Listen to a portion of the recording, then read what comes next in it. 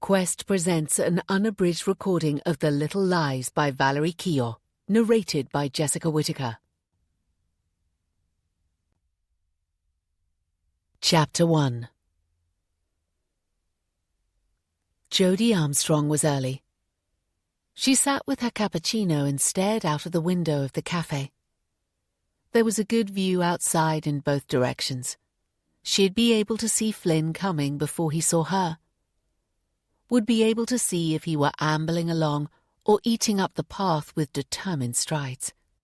There was so much she would know by looking at him, this man she loved more than life itself. He was a happy man. He knew some of what she had done to ensure his happiness, but he didn't know it all. He couldn't. It was a secret she had to keep. And if there were times in the quiet of the night when it haunted her, when the morning came, she knew she'd do it all again. She was a different person now. Love will do that to you. It will turn you into a different version of yourself. Fate must have been having a laugh the day they met. It had lured them into the same place, watched with glee as they became entwined, then chuckled wickedly as everything began to unravel. But if she could turn back the clock, if she had known then what she knew now, would she have done things differently? Lost in her thoughts, Jodie hadn't noticed Flynn coming until the cafe door opened and he burst through in his usual last-minute rush, a big smile on his strikingly handsome face. He had a sling across his chest, and the plump cheeks of the baby tucked inside were rosy from the heat. "Here you are," Flynn said, joining her. He undid the sling carefully, unwrapped the baby, and passed him across the table to Jodie's waiting hands. "I'll go and get coffee. Another cappuccino?" "Please," she said, as she held the baby close to her cheek, inhaling the scent of him. The queue for service was long and slow. Jodie held the sleeping baby tightly, glancing down at his face now and then, but mostly keeping her eyes on Flynn, the man she loved with every breath she took and every beat of her heart. Music was playing in the background. Staff, obviously deciding the cafe was too quiet, turned the volume up as a song Jodie recognized came on. She rocked the baby in her arms and smiled as she hummed along to the old Dean Martin classic, whispering the last words of the refrain, "That's amore," her eyes softening as she remembered. It had been playing that day she and Flynn had met. A different cafe, a different time. If she'd known then what she knew now. The baby in her arms snuffled softly. Jodie cooed soft nonsense words, then looked back to where Flynn was swaying gently in time to the music. The refrain of the song faded away on the final simple words, "That's amore." That's love. That was what it came down to, wasn't it? What you were willing to do for love? She stared at Flynn, the man for whom she had sacrificed so much, and for whom she'd gladly sacrificed more, and thought back to the first time they'd met.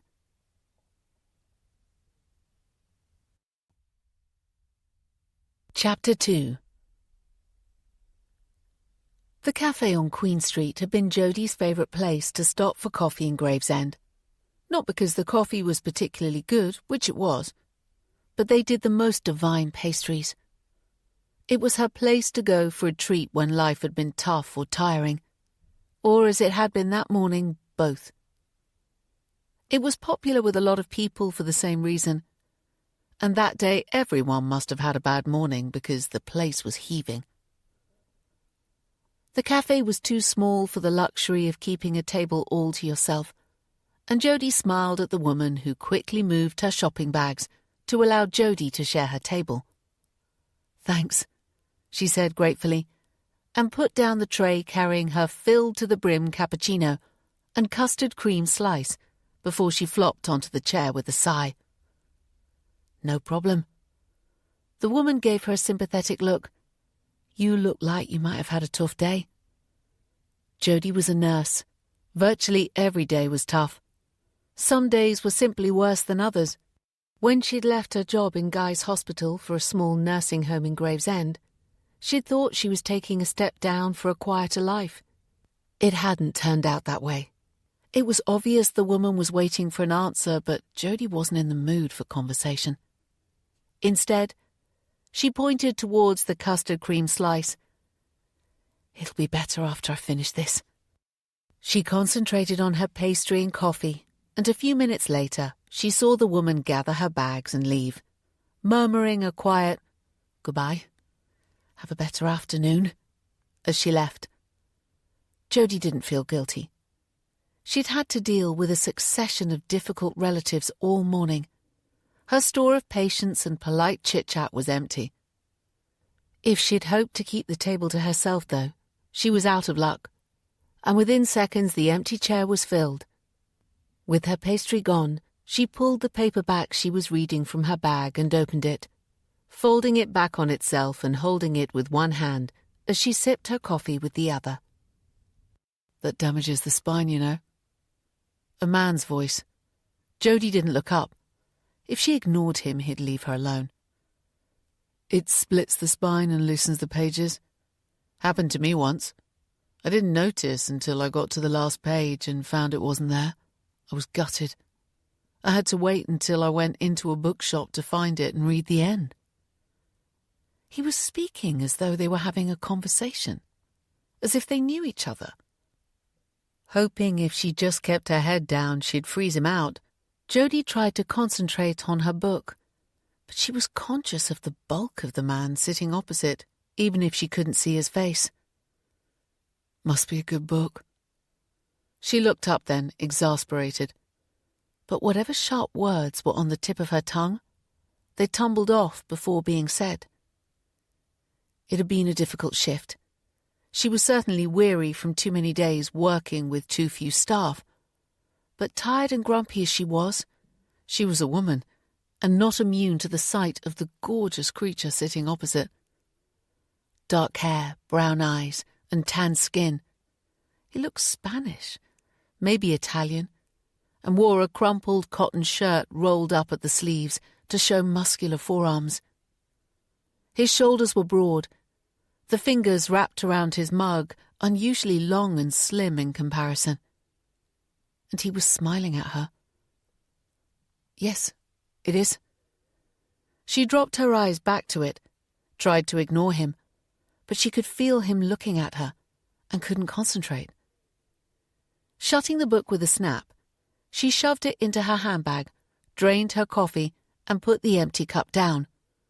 "Well, time to go," she said with a nod in his direction, feeling for her jacket, wanting to get up and leave before she did or said anything stupid. Like staying when he asked her to. Like saying yes when he offered to get her another coffee. Like humming along to the silly Dean Martin song that was playing. And feeling a certain rush of pleasure when he turned to look across the cafe at her as he stood waiting in the queue. When he returned with another cappuccino for her and an Americano for himself, he managed to slide his chair a little closer to her. "Easier to hear you. It's a bit noisy in here." "It's not a place for conversation, really." She added sugar to her drink and took a sip. "You've not been here before, obviously, or you'd know." He shook his head. "I was here on a works outing at the Gravesend Golf Club. We played yesterday. I was supposed to play this morning, but chickened out and said I'd make my own way home." "So home's not Gravesend, then?" The question was out before she could stop it. She hoped he'd see it as natural curiosity, nothing more. "No, Woolwich. Originally from Bristol, though. And you?" "Living here in Gravesend now, originally from Hampstead." "What brought you here?" He put his mug down and leaned forwards, looking at her intently as if really interested in her answer. "I'm a nurse. I worked as a theatre nurse in a hospital in Dubai for several years, and when I came home, I got a job in Guy's." She found herself drowning in his eyes, and gave herself a mental kick, dropping her gaze to her coffee and picking it up to take a sip. "I know, guys. You're still there?" He sounded so genuinely interested that Jody smiled. "No, I wanted to change and moved into care of the elderly. I work in a nursing home not far from here." "A big change," he said, echoing her smile. "Has it worked out for you?" She put her cup down and shook her head. "I love what I do, but I hadn't anticipated how difficult the job itself would be. We're always short-staffed. The home is part of a big conglomerate.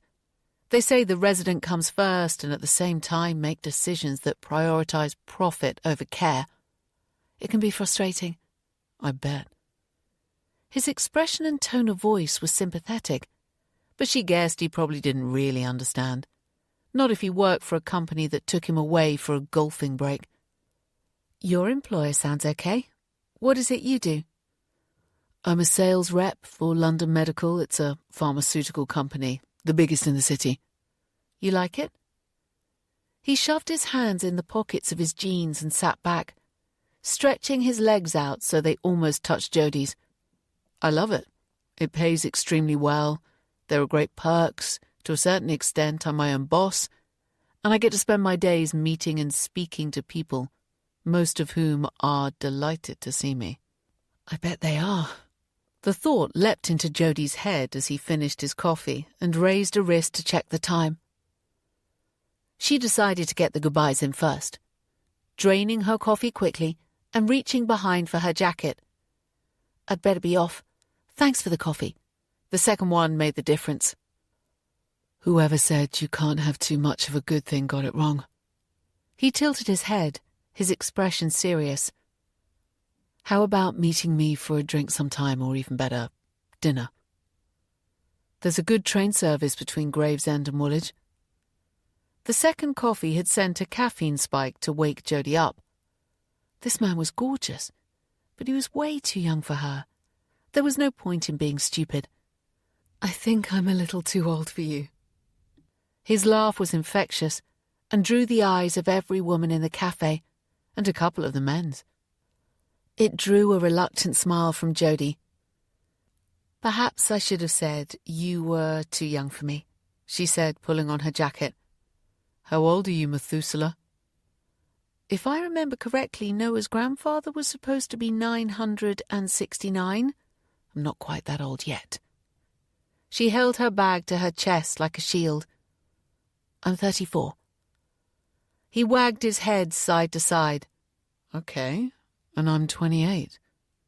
Are you going to deprive us both of what might turn out to be the best relationship we've ever had, either of us, for the sake of 6 years?" When he put it like that, it did seem petty. She relaxed her grip on her bag. "Okay, then.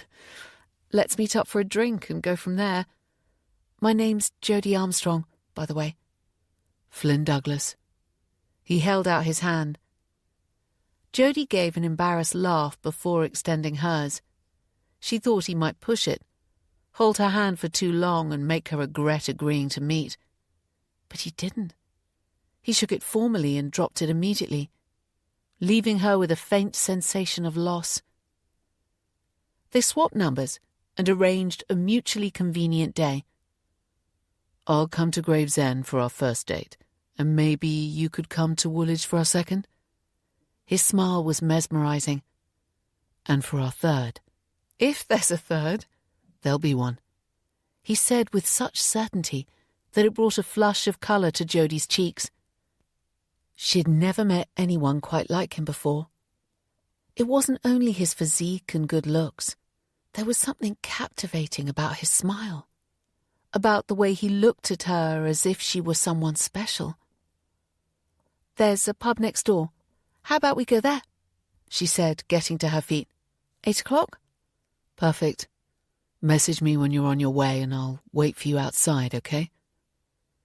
She should have argued that she could easily have waited inside the pub, that she wasn't helpless, but she didn't. Finding his consideration charming, she might as well make the most of it in case, despite his certainty, there wasn't a third date. As she made her way from the cafe, she could feel him watching, and she concentrated on putting one foot in front of the other without falling over and making a fool of herself. When she was outside, out of his line of vision, she let her breath out in a puff of relief and slumped for a few seconds against a wall, before hurrying away in case he came out and saw her. Her weariness and bad mood had faded, to be replaced by sensations that made her float along the path, a smile flitting, brightness in her eyes. The rational part of her was insisting it was a sugar rush from the pastry, but her heart was arguing otherwise. The time spent with Flynn Douglas, that brief meeting, had been magical. Chapter 3. Flynn Douglas sat and watched the woman leave. Jodie Armstrong, he murmured, liking the feel of her name on his lips. He'd seen her while he was queuing for his coffee, watched her lost in her book as if she were alone in an empty room, rather than squashed in a small, overcrowded cafe. She wasn't the type of woman he normally went for, the elegant, sophisticated type who would have given this cafe a wide berth and certainly wouldn't be tucking into what looked to be a very fattening pastry. As the queue moved slowly, he continued to stare. Her brown hair was untidily swept into a bun on the back of her head. The T-shirt she was wearing had probably been white at some stage, but no longer. But there was something about the curve of her cheek, the arch of her neck, the way she lifted a piece of the pastry with her fork and held it for a second in front of her mouth before her lips parted. The seat opposite her was vacant. Flynn watched the 4 people in the queue before him pick up their trays and turn with searching eyes for somewhere to sit. And every time, he hoped they wouldn't pick that seat. Then it was his turn. He ordered the simplest thing on the menu, a filter coffee, took the mug in his hand and made his way to her table. She didn't look up as he sat. It gave him time to decide if close up she was as interesting as he'd hoped. This near, he could see her creamy skin was without makeup. Her fingernails were short and unpainted, and she wore no wedding ring. In fact, she wore no jewelry of any kind, not like Carly, the last woman he'd been seeing, with her collection of diamond rings and silver bangles that had to be taken off before they made love. When he'd suggested that maybe she shouldn't put them on, she looked at him as though he'd taken leave of his senses. It wasn't surprising the relationship didn't last more than a month. He wished the woman would lift her head from her book. It would be nice to see her eyes. Flynn sipped his coffee. He needed to say something neutral, not the usual lines he'd try in a bar or a club. He considered the book she was so engrossed in. It was bent back on itself, her hand holding it down as she read. Perfect. "That damages the spine, you know," he said, raising his voice to be heard over the general hullabaloo. As an opening gambit, it had the advantage of being unusual. But it didn't work. She continued to ignore him. Now, more determined, he carried on as if she'd replied. "It splits the spine and loosens the pages." He chatted on about his experience, but there was still no reaction. He decided to give it one more go. It must be a good book. She looked up then, and his perseverance was rewarded. Her eyes were sunny sky blue. They sparkled with irritation for a second before clouding with confusion. He wasn't surprised. He'd felt it too, an instant attraction. It was so sudden it caught him unawares.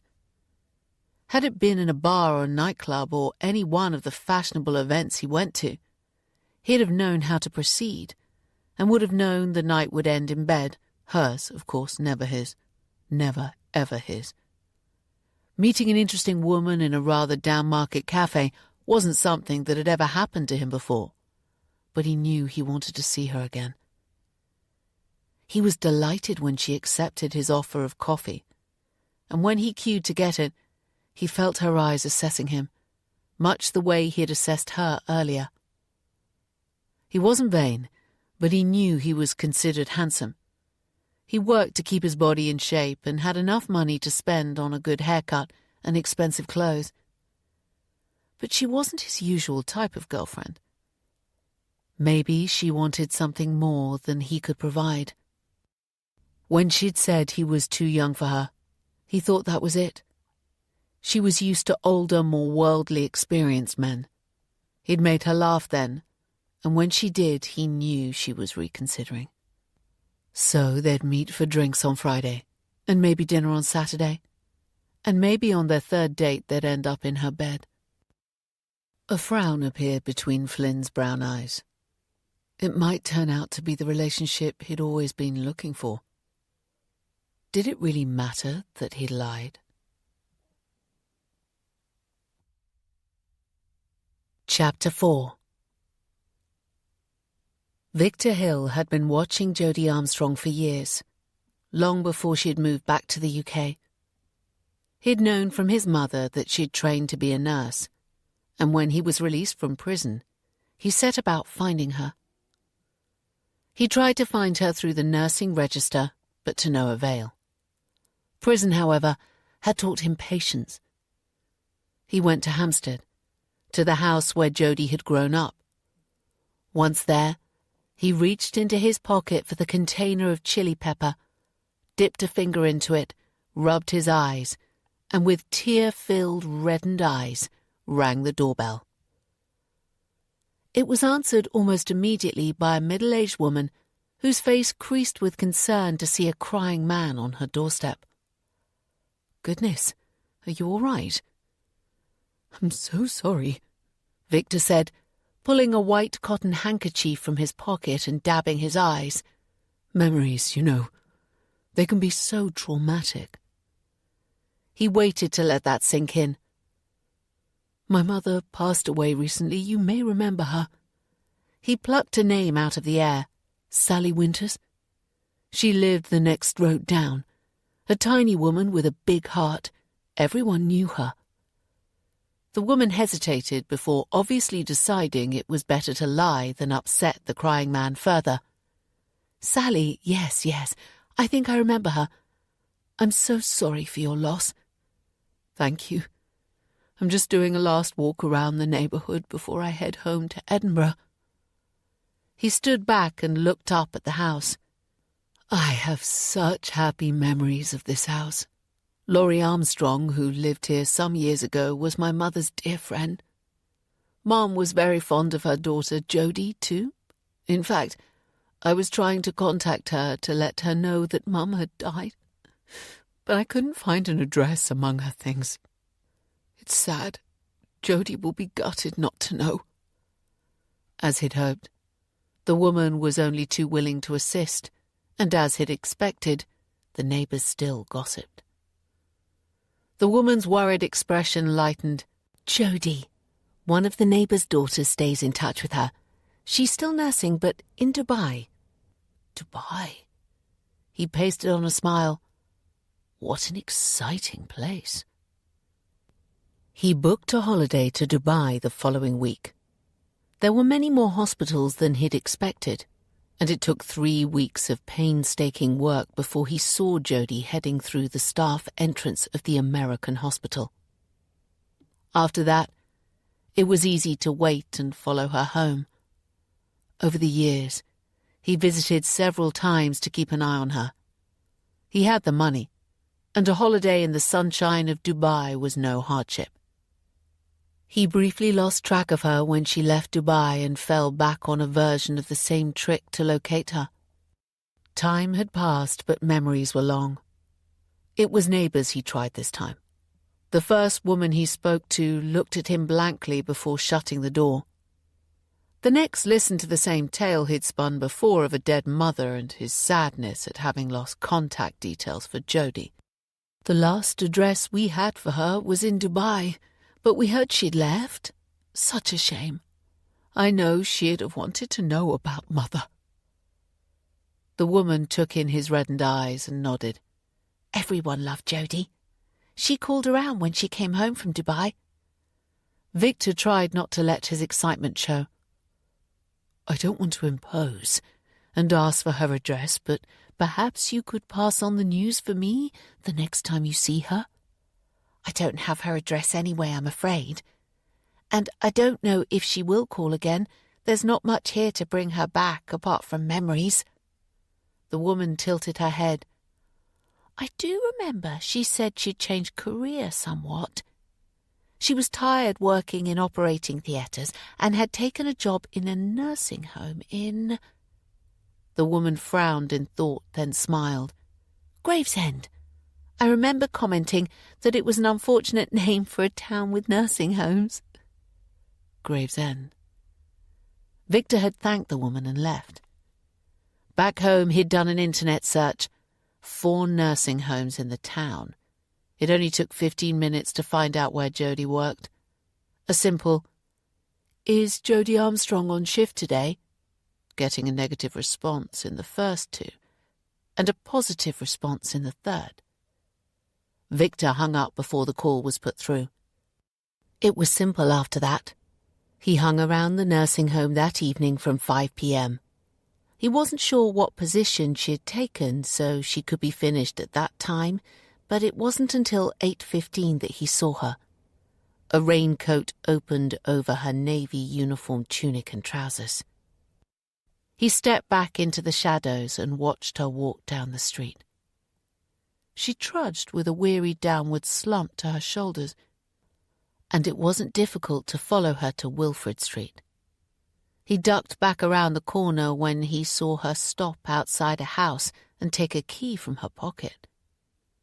When he looked seconds later, she had gone inside. Victor lived too far away to do more than call back the odd day. It was too risky to move closer.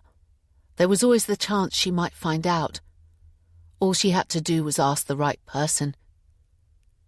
Being on the register of sex offenders was a burden he carried, with an angry resentment that grew at each refusal to have his name removed. He'd been sceptical when he'd read about the course of treatment in a private clinic, and stunned at the cost. But he was lucky. His mother had died while he was in prison, and everything she had, including her London house, was left to him. He'd had the house sold as soon as probate had cleared, and had left prison with a healthy bank balance. Money as a result wasn't an issue. Begrudgingly, he applied to do the course, thinking, rightly as it turned out, that showing willingness to correct his alleged problems would be seen by those who sat in judgment as a good step. The course of treatment was mundane. Days of excruciatingly boring lectures and one-to-one counselling sessions where he had to chew the inside of his lip in order not to yawn, or worse, laugh hysterically. But the live-in course was held in an old country manor within acres of parkland. The food was excellent, and wine, if not precisely plentiful, was at least served with dinner. As in prison, he kept himself to himself and counted down the days. 28 days of utter boredom, but it had worked. The report stating that he had fully engaged with treatment went with the application to have his name removed from the register, and this time it was successful. The same day it was removed, he'd packed his belongings and headed to Gravesend. His needs were simple. Prison had taught him a complete disregard for possessions, and a cheap bedsit suited him fine. Over the next few weeks, Victor watched and followed, took notes, and worked out Jodie's duty rota. It was easy then. He saw her almost every day, walking behind her on the way to work, sometimes waiting until she came off duty and following her home. When, on sunny days, he noticed that the front door of the nursing home was frequently left open, it was too tempting to take his observation a step further. He checked the weather forecast, tallied the sunnier days against Jodie's shift pattern, and chose a day.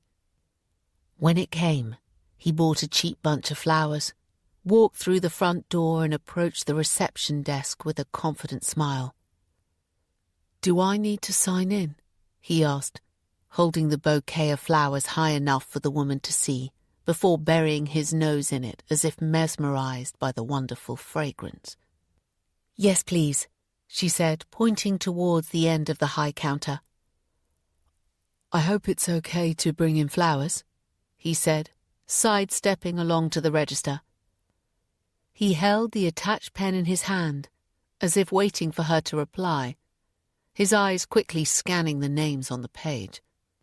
"They really are rather lovely," he said, holding the bunch towards her, hiding his sleight of hand as he turned the page back and skimmed over the names until he found what he wanted. The name of a resident who hadn't had any visitors for a couple of days. Therefore, Elsie Gleason. She was a friend of my mother who died recently. I promised I'd come and visit. "How lovely," the receptionist had said, leaning forward to sniff the flowers. "She'll love them. And we have no restrictions. Do you know where to go?" He shook his head. "Nope. It's my first visit." "Room 8, ground floor. The last room on the left. She should be there at this time of the day." And it was as easy as that. Elsie Gleason, delighted with the flowers and the company, professed to remember the deceased Sally Winters well. Victor using the same made-up name for convenience. Elsie was also delighted when Victor asked if he could come again. By his 5th visit, he was on first-name terms with some of the care staff, and had even smiled at Jodie when he passed her in the corridor. He found out all he could about her, followed her to the cafes she frequented, to the pubs where she met her friends, even to the cinema, taking a seat nearby, his eyes on her rather than the screen. It became the best part of his dreary life, the only part that had any meaning. There was no real plan to his obsession. He was content to be around her, to know what she was doing. Her life didn't appear to be very much more exciting than his, and for that he was strangely grateful. Not even the occasional romantic interlude impacted. They never, after all, lasted long. That day, the day everything changed, he followed her into the cafe, stood in the queue one person behind her and ordered food and a pot of tea. He didn't bother with a disguise. She'd never recognize him. Why would she? He'd changed a lot from the gangly, immature, round-faced young man she had met so many years before. He spotted a free seat in the corner of the cafe at a table where 2 elderly women were setting the world to rights over a small coffee. They'd looked at him askance when he'd asked if the seat was free. He could see it was on the tip of their tongues to lie and say they were waiting for a friend or any of the many excuses they could have used. But instead they huffed and puffed and moved their bags and coats from it, with less than good grace and lots of drama. When he sat, they huddled closer and ignored him. It suited him. He wasn't there for the chat. He was there only for Jodie. As usual, she kept her head down, never one for making polite small talk with strangers. He saw an older woman sitting opposite her try, saw her quickly give up when she got no response and leave a moment later. It amused Victor how well he knew her. He looked at the vacant seat opposite her and wondered about taking the opportunity himself. He'd slide onto it, start a conversation, and remind her about their shared past. They might even become friends. He pinned on his best smile, the one that made him look almost handsome, and shuffled to the edge of the chair, preparing to stand and take that first colossal step. There was little space to maneuver in the crowded cafe. Awkwardly, with his hands flat on the table, he levered himself upwards, then froze and sat heavily as if his legs had been chopped off at the knee. It startled the 2 women opposite. They pushed away their long empty mugs, gathered their multiple belongings and left, throwing him wary glances as they did. "Weirdo," one muttered, the word falling into one of those sudden silences that occur for no reason, causing her friend to giggle nervously and grab her arm to pull her along. Both hurried to the exit and were gone before Victor had even noticed. He'd not heard the insult, nor would he have been bothered if he had. He'd been called a lot worse. Anyway, he wasn't interested in the two women. What had abruptly changed his plans and held his gaze was the man who'd taken the free seat opposite Jodie. He wasn't surprised. Jodie was still beautiful. But then she had not had the life of hardship he had. Over the years, Victor had seen lots of men try to lure her into conversation, had smiled at her blunt knockbacks, and snickered when the men had skulked off embarrassed. It would happen here too. Victor was sure of it. This man wasn't her type. Handsome, but in an obvious way. Too young for her too.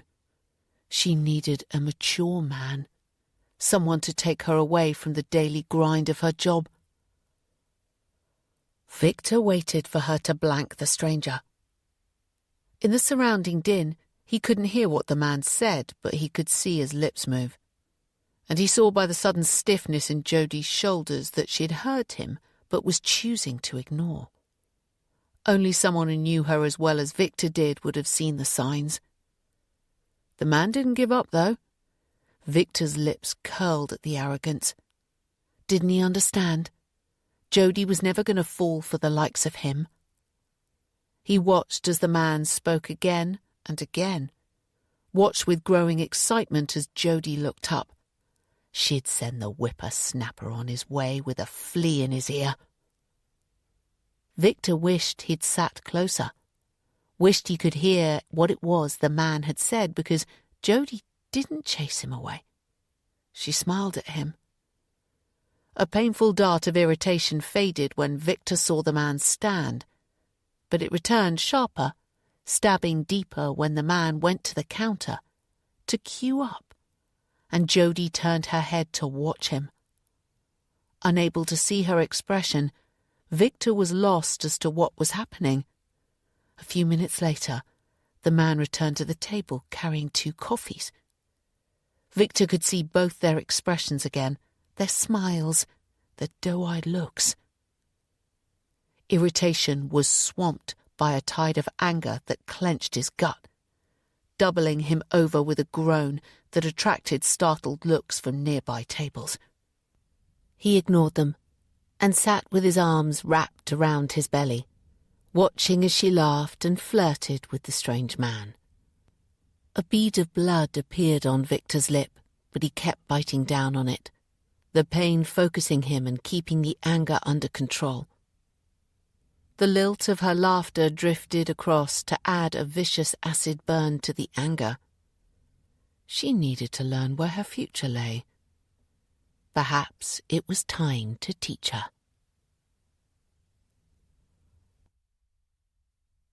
Chapter 5. Jodie and Flynn went on 3 dates in quick succession. The Friday night meeting for drinks leading to dinner on Saturday and Sunday.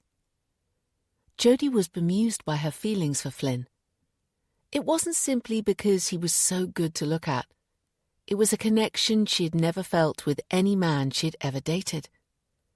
She wasn't normally given to airy-fairy stuff, but it was something almost mystical. "I feel the same," he'd said when she tried to explain. "Almost from the first moment I saw you, I knew I had to be with you."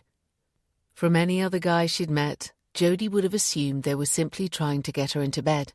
But Flynn was different. She knew he was. For starters, he wasn't pressing her to sleep with him. In fact, when she explained that she was working an early shift on Sunday, he'd insisted that they ate early in Gravesend on the Saturday, after which he walked her home and kissed her gently on the lips before leaving to catch the train home. On Sunday afternoon, They'd met in London and gone for a stroll along the embankment, holding hands, stopping now and then to kiss like teenagers. Jodie was working a 12-hour shift on the Monday, so once again, they'd had an early dinner. Afterwards, he had walked her to her train and waved till it was out of sight. Feeling blissfully content, Jodie rested her shoulder against the window. She was oblivious to the city as it trundled past, seeing only Finn's face in her mind's eye. And when her phone beeped, she smiled, knowing it was him. "Miss you already.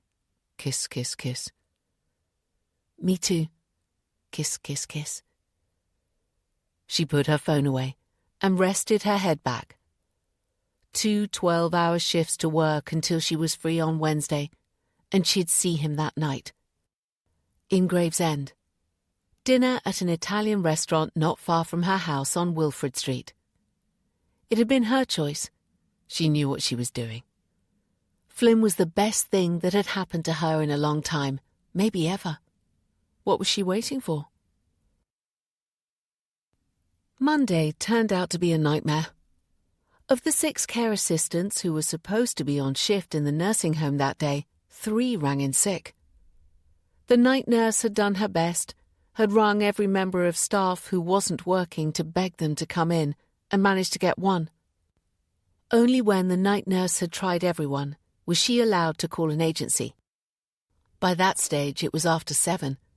The shift started at 8, and any agency staff available had already been allocated work. A 12-hour shift with 2 staff less than she should have was a nightmare. Jodie filled in where she could, but even working flat out, corners were cut. The manager, Katie Dobson, was sympathetic and told Jodie she was doing a great job before she toddled back to her office and shut the door. To add to Jodie's woes, there appeared to be more visitors than usual. Family and friends who all wanted to discuss the care of their nearest and dearest.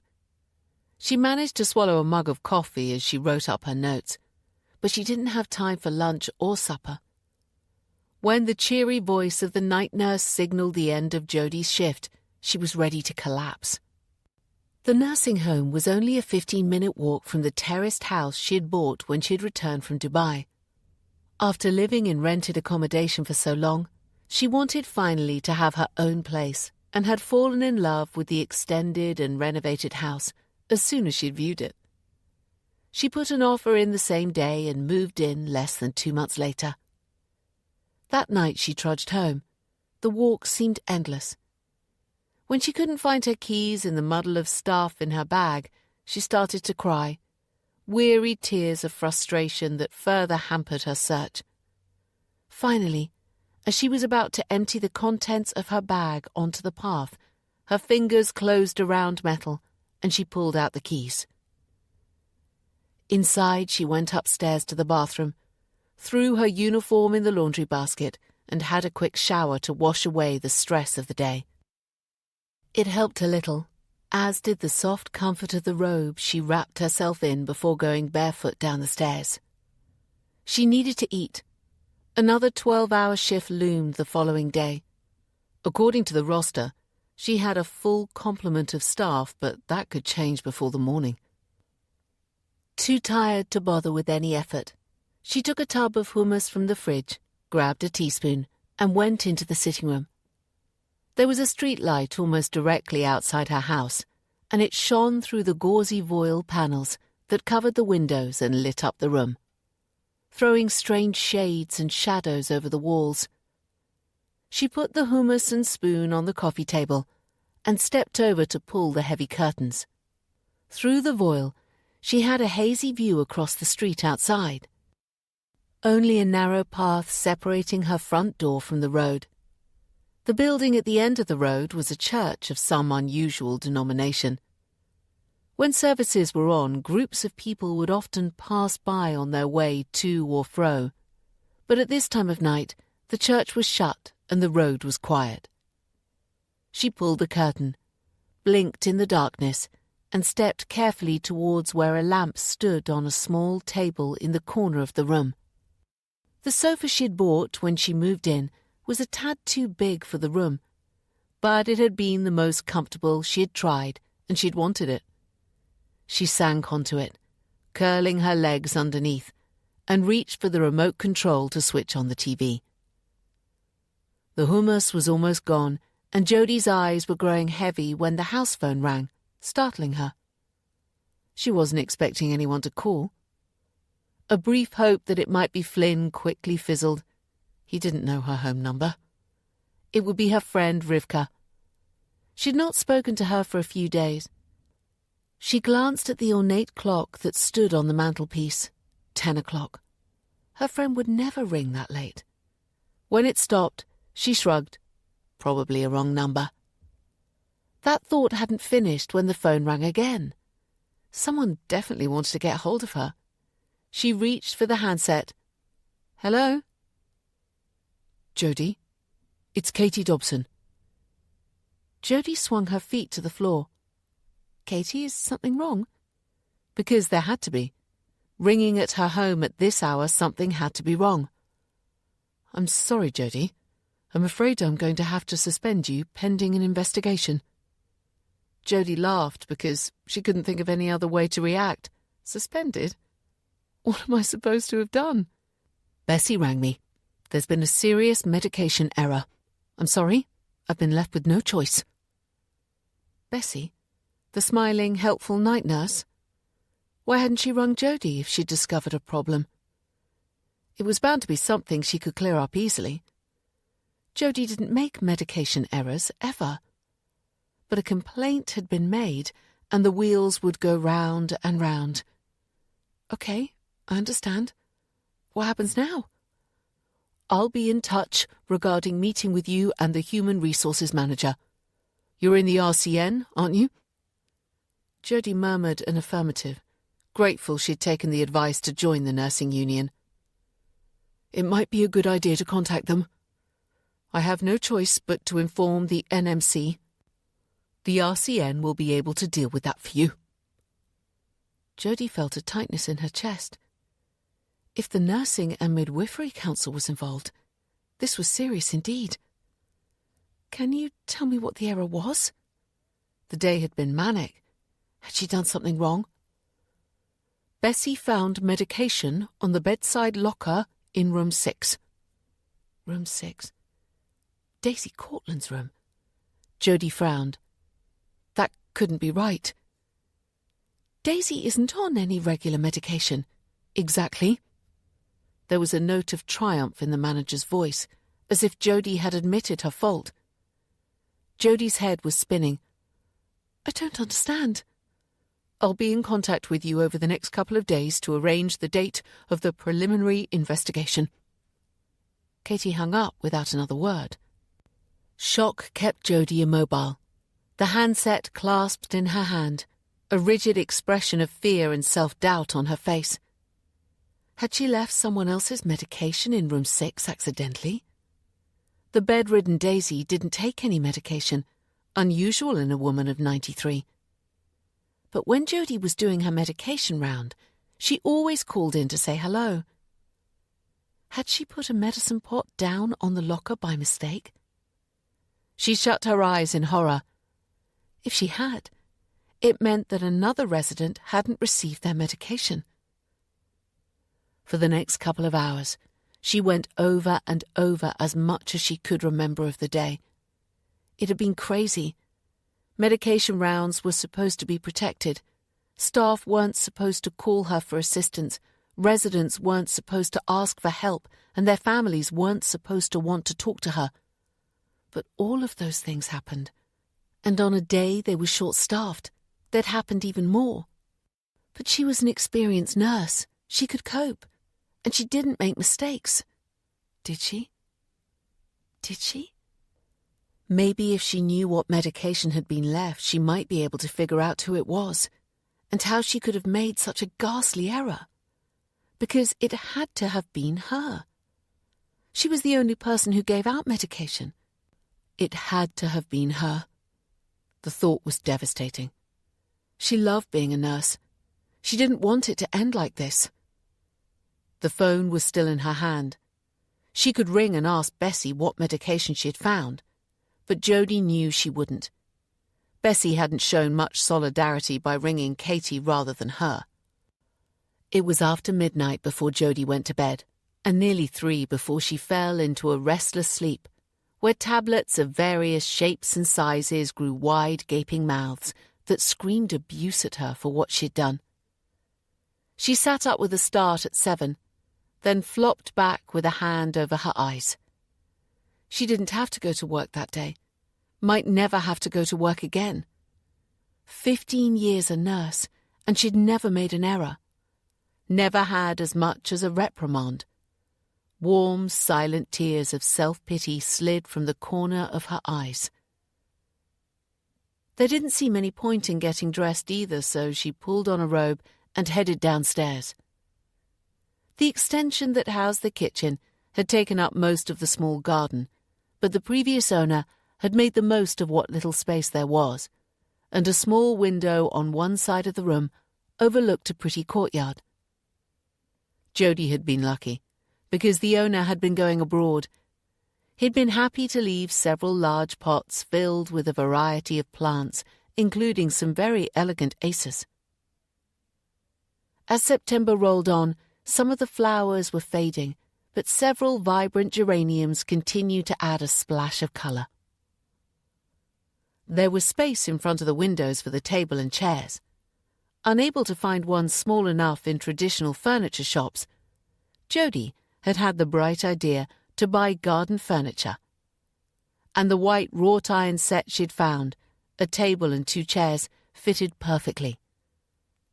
She made a pot of tea and sat drinking it while she looked out of the window and tried not to think of what had happened. There was no point in going over it again and again until she knew all the facts. As soon as it hit 9, she phoned her union to see what advice they had to offer her.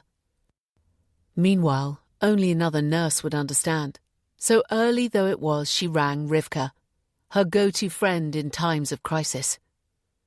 She and her partner tended to be up at first light, so Jody wasn't afraid of disturbing her.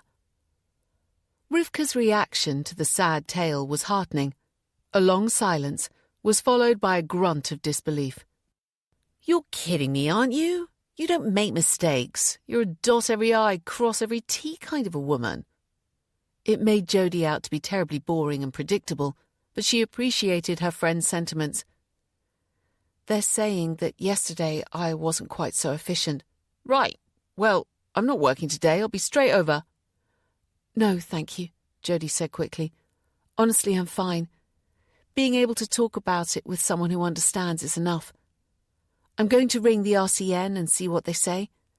Then I'm going to treat the rest of the day like an unexpected day off and laze around reading and watching TV. She managed to inject so much enthusiasm into her plans for the day that she almost succeeded in fooling herself. "If you're sure." Rivka didn't seem quite convinced. "Ring me if you hear anything or if you want to chat, okay? I'm here for you. And keep your chin up. You're a brilliant nurse. Remember that." "Thanks. That's what I needed to hear." Jody hung up with a smile that faded as she picked up her mobile and did an internet search for the RCN phone number. Her union was as efficient and supportive as she'd expected. They assured her that if she wanted a rep to attend the investigative meeting with her, one would be provided, and spoke about it as if it was all routine. Perhaps it was to them, but to Jody it was a horrifying nightmare. She was always so sure of herself, of her competence. Now that was being called into question, and even though she knew she'd done nothing, doubts were beginning to creep in. She had been overworked, stretched too much. She knew corners were being cut. Had she made a mistake? Weighed down by worry, she sat in a daze for several minutes, then picked up her phone and sent Flynn a text. "Are you free for a chat?" She held the phone in her hand, hoping for a reply, and when it came, she drew a shuddering breath. "Give me 5 minutes." True to his word, 5 minutes later the phone buzzed, and she heard Flynn's deep, steady voice saying, "Hello." And suddenly, her worries were a little less frightening. "Hi," she said. "I hope I didn't drag you away from anything important." "No, it's fine. You okay? You're not cancelling tomorrow, I hope." "No, it's not that." Now that she was speaking to him, she wasn't sure why she'd rung. What did she expect him to say? He wouldn't understand anyway. "I'm having a bad day work-wise and wanted to hear a friendly voice." It wasn't exactly the truth, but it wasn't a lie either. Oh, poor you. His quick sympathy brought a lump to her throat. This had been a bad idea. She was going to start bawling any moment. "I'll tell you about it when I see you tomorrow. I better go. Thanks for getting back to me. That was all I needed. Bye." She hung up. But she didn't bawl. Flynn Douglas was good for her. A brief chat with him had done what the conversation with her union had failed to do. It had given her back her belief in herself. She had done nothing wrong. When she went to the meeting with Katie and the human resources manager, she'd prove it. Chapter 6. Jodie spent the rest of that Tuesday keeping herself busy. She washed the inside of all the windows, changed the bed linen, put a wash on, and did the pile of ironing that had built up over the last week, feeling resolute as she ironed her uniforms. She'd be needing them again soon. Rivka rang late afternoon. "You doing okay?" "More positive, thanks. It's all a load of nonsense. It'll be sorted. I'm not going to worry about it anymore." "That's the spirit. Honestly, we have enough crap to deal with without adding to it." When I told Tash, she was horrified. I'd only been talking about you recently, telling her what a brilliant nurse you are. Jodie smiled. She'd seen Tasha's eyes glaze over when Rivka and Jodie drifted down nursing memory lane, and could picture her rolling her eyes to be told what a great nurse Jodie was. It was hard for a girlfriend of 2 years to understand a platonic friendship of 18. They chatted for another 30 minutes, and by the time Jodie put the phone down, she was convinced she had made a fuss about nothing. It was a frame of mind that stayed with her, allowing a more comfortable night's sleep, and when she woke in the morning and panic fluttered through her mind, she was able to squash it down. Down, not away. If her upbeat mood required a lot of propping, she thought that was okay too. And she'd have managed to keep strong if she hadn't come down the stairs to see the white envelope sitting on the floor by the front door. She did everything online, so post was an increasing rarity.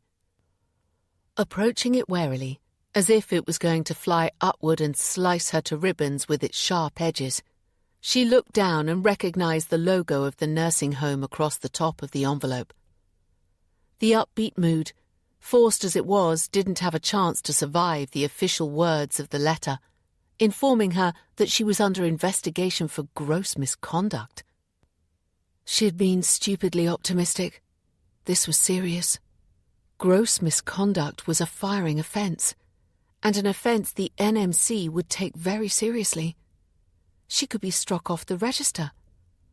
What would she do then?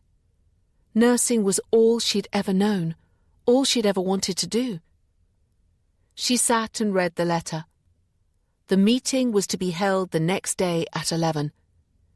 She was entitled, it stated, to bring her union representative with her, or to choose to be accompanied by a friend. A friend? She could ask Rivka. She'd take a day off work to help her. But Jodie shook her head. Strangely, although she had known him such a short period of time, she knew exactly who she wanted by her side. She picked up her phone to tap out a quick message. "Can you take tomorrow morning off?" It was over an hour later before her phone buzzed. She stared at it, willing it to have the answer she wanted, sighing in satisfaction when she read, "Sounds like a good plan." Flynn had agreed without even asking why. Okay, he probably was thinking of a night of passion followed by a relaxing breakfast somewhere, rather than being dragged to an investigatory meeting. She'd explained that night over dinner, but she knew he wouldn't let her down. It was odd how she knew she could trust him completely. Unwilling to spend the day mooching around the house worrying, Jodie ran back upstairs. 20 minutes later, she was back down wearing comfortable clothes and her walking shoes. Fresh air and exercise would help keep her sane. She decided to have breakfast along the way and stopped at the first cafe she came to on Harmless Street. The prospect of the next day's meeting was the perfect excuse for indulging, so she ordered her favourite, smoked salmon and scrambled eggs on sourdough toast, washed down with a large cappuccino. When it arrived, looking delicious, she discovered that worry wasn't a good aperitif. She ate a few mouthfuls before pushing it away, and a few minutes later, without finishing her coffee, she left. The sky was a cloudless blue, the temperature warm enough for Jodie to take off and carry her light jacket, as she walked along Gordon Promenade and the Thames and Medway Canal. But she pulled it on again when she reached the flat, exposed Saxon shoreway, turning her collar up to protect her from the chilly breeze that blew across the broad expanse of the Thames. Sometimes she'd walk only as far as Seanmead Fort, but today she kept going to Cliff Fort, over a 10-mile walk there and back. It would give her the exercise she needed, and, if she were lucky, it might calm her rattled brain. Both abandoned buildings were disused artillery forts, and neither held much allure, but the views across the river and back towards Gravesend were worth the walk, and usually she'd stand and stare, but not that day. Despite her hopes that exercise would lighten her mood, it didn't appear to be working. After 4 hours she arrived home, tired and philosophical. The next day she'd know what the case against her was and be able to address it. Until then, she was driving herself crazy thinking about it. She'd also been mulling over what to tell Flynn, or more to the point, when to tell him. Finally, she decided she wasn't going to say anything until the morning. She was going to have a good evening. She was going to sleep with her gorgeous boyfriend for the first time, and nothing was going to interfere with that. With that thought firmly set in her head, she had a long shower and spent more time than usual choosing what to wear. She pulled out a dress she'd bought a few months before, slipped it on and smoothed the fabric over her hips. It felt good and the colour suited her. She left her hair loose, applied a lick of mascara and a pale pink lipstick, and she was ready. Too early, of course, and for the next 20 minutes she sat staring at the TV. For the first time since that Monday night phone call, she wasn't thinking about the horrendous situation she'd been thrown into. Instead, she fizzed with anticipation. When the doorbell rang at 6 on the button, despite expecting it, she jumped. She giggled nervously then, reminded herself that she wasn't 16, and answered the door with a relaxed smile pinned in place. "Hello," she said, standing back and waving him inside, quivering with surprise when instead of passing, his hand snaked around her waist and pulled her close to him. She could feel the heat of his hand through the fine material of her dress, the heat spreading as his lips came down on hers. An hour later, Jodie sat up in bed and looked down on the sleeping man beside her, a smile playing on her lips. Wow. She liked sex, had few if any inhibitions, and had had numerous lovers over the years, but without doubt, Flynn was the best, most giving lover she'd ever had. His eyes opened, and he turned to look at her. His expression was serious, intent. "You are something else," he said softly. "I was thinking much the same about you." She pushed her tangled hair back from her face. "Luckily, the restaurant I booked is very easy about reservations. They'll have kept our table." She grinned down at him, Suddenly, I'm ravenous. Leaning forward, she kissed him lightly on the mouth, then swung her legs from the bed. Give me 10 minutes, and the bathroom's all yours. We could shower together, save time and water. Her laugh was deep and earthy. I somehow doubt it would save time. No, I'll be out in 5, and you can have it. Euphoria sent her floating across the landing. Happiness kept her smiling as she hopped under the jet of hot water. No sooner in, she was out, and wrapping a towel around herself. She opened the door to find Flynn standing there, his nakedness taking her breath away and making her weak with longing. Maybe they should stay home, make love all night and all day tomorrow. She could forget about the meeting, forget about everything, except this unbelievably beautiful man.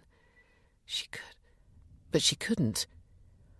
I'll go get dressed, she said, reaching up to plant a kiss on his cheek. They walked hand in hand to the restaurant. As Jody had expected, the staff made no comment on their being an hour and a half late, greeting her with obvious pleasure before showing them to their table. You come here a lot, I gather, Flynn said, taking his seat. It's close, it's good, so yes, I suppose I do, actually. She amended, I usually get a takeaway. Sometimes if friends come to visit, I'll take them here, but more often we'll meet in the city. They ordered wine and food, and sat sipping the wine when it arrived, and chatted about nothing in particular. It was only when the food was finished, and the second bottle half drunk, that Flynn put his glass down and reached across the table to clasp her hand. We hardly know each other, but strangely I feel something's troubling you. He squeezed her hand gently. If you don't want to talk about it, it's fine, but I'm a good listener. She thought she'd been doing such a good job of hiding her worry about the next day. The amazing sex, the lovely evening, and more wine than she normally drank had certainly pushed it to a tiny corner of her mind, but now and then she could feel it reminding her it hadn't gone away. It's a work issue, she said, trying to make light of it. Tell me. His eyes intent on hers, his hand still holding hers tightly. She shrugged, took a sip of her wine and gave him a quick summary of the accusation against her. Flynn frowned. Okay, so this resident, Daisy, she doesn't take medication. You were merely dropping in on her to see she was comfortable. Yes, that's it. She doesn't see many people during the day, especially if we're busy, so I like to drop in when I can. But you were under pressure. Would it be a case that you had the next person's medication in your hand and put it down for a second to speak to Daisy and simply forgot about it? It was one of the scenarios Jody had considered. It would have been so unlike her to be that careless, but she supposed it was possible. This Daisy. Flynn was still mulling over it. Would she have been likely to have picked them up and taken them? No, poor Daisy has arthritic fingers. She'd not be able to pick up anything, even if she were able to reach over the bed rails. Well then. He released her hand and spread both of his in what's all the fuss about gesture. Sounds like they're making a big to-do about nothing. Yes, Jody agreed and smiled at him. He hadn't a clue how bad this could be. There was no point in trying to explain.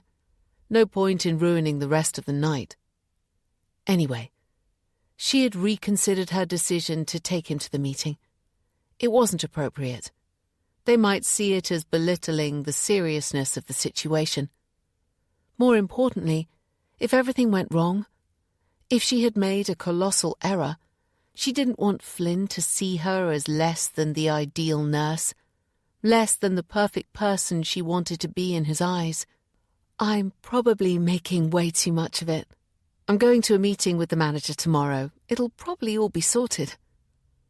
Of course it will be. There'll be a reasonable explanation, and they'll apologize for putting you through so much grief. He reached for her hand again. I'm glad I was here for you, though. Jody returned the pressure of his hand. She had made light of it. It wasn't a meeting with the manager. It was a formal disciplinary procedure, which could have huge implications for her career.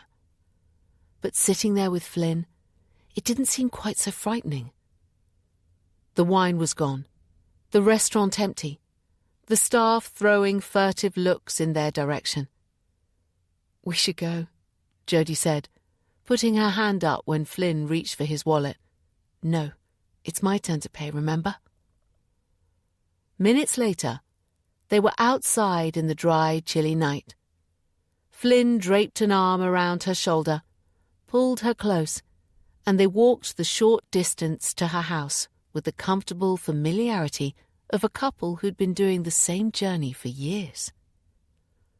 In bed, they explored each other's bodies, discovered what each other liked, loved, wasn't keen on, laughing at the latter as they made love through the night, falling asleep and waking in a delicious cycle of desire. When Jody woke again, she saw a line of light around the edges of the blackout curtains. Her brain wanted to start preparing for the meeting at 11.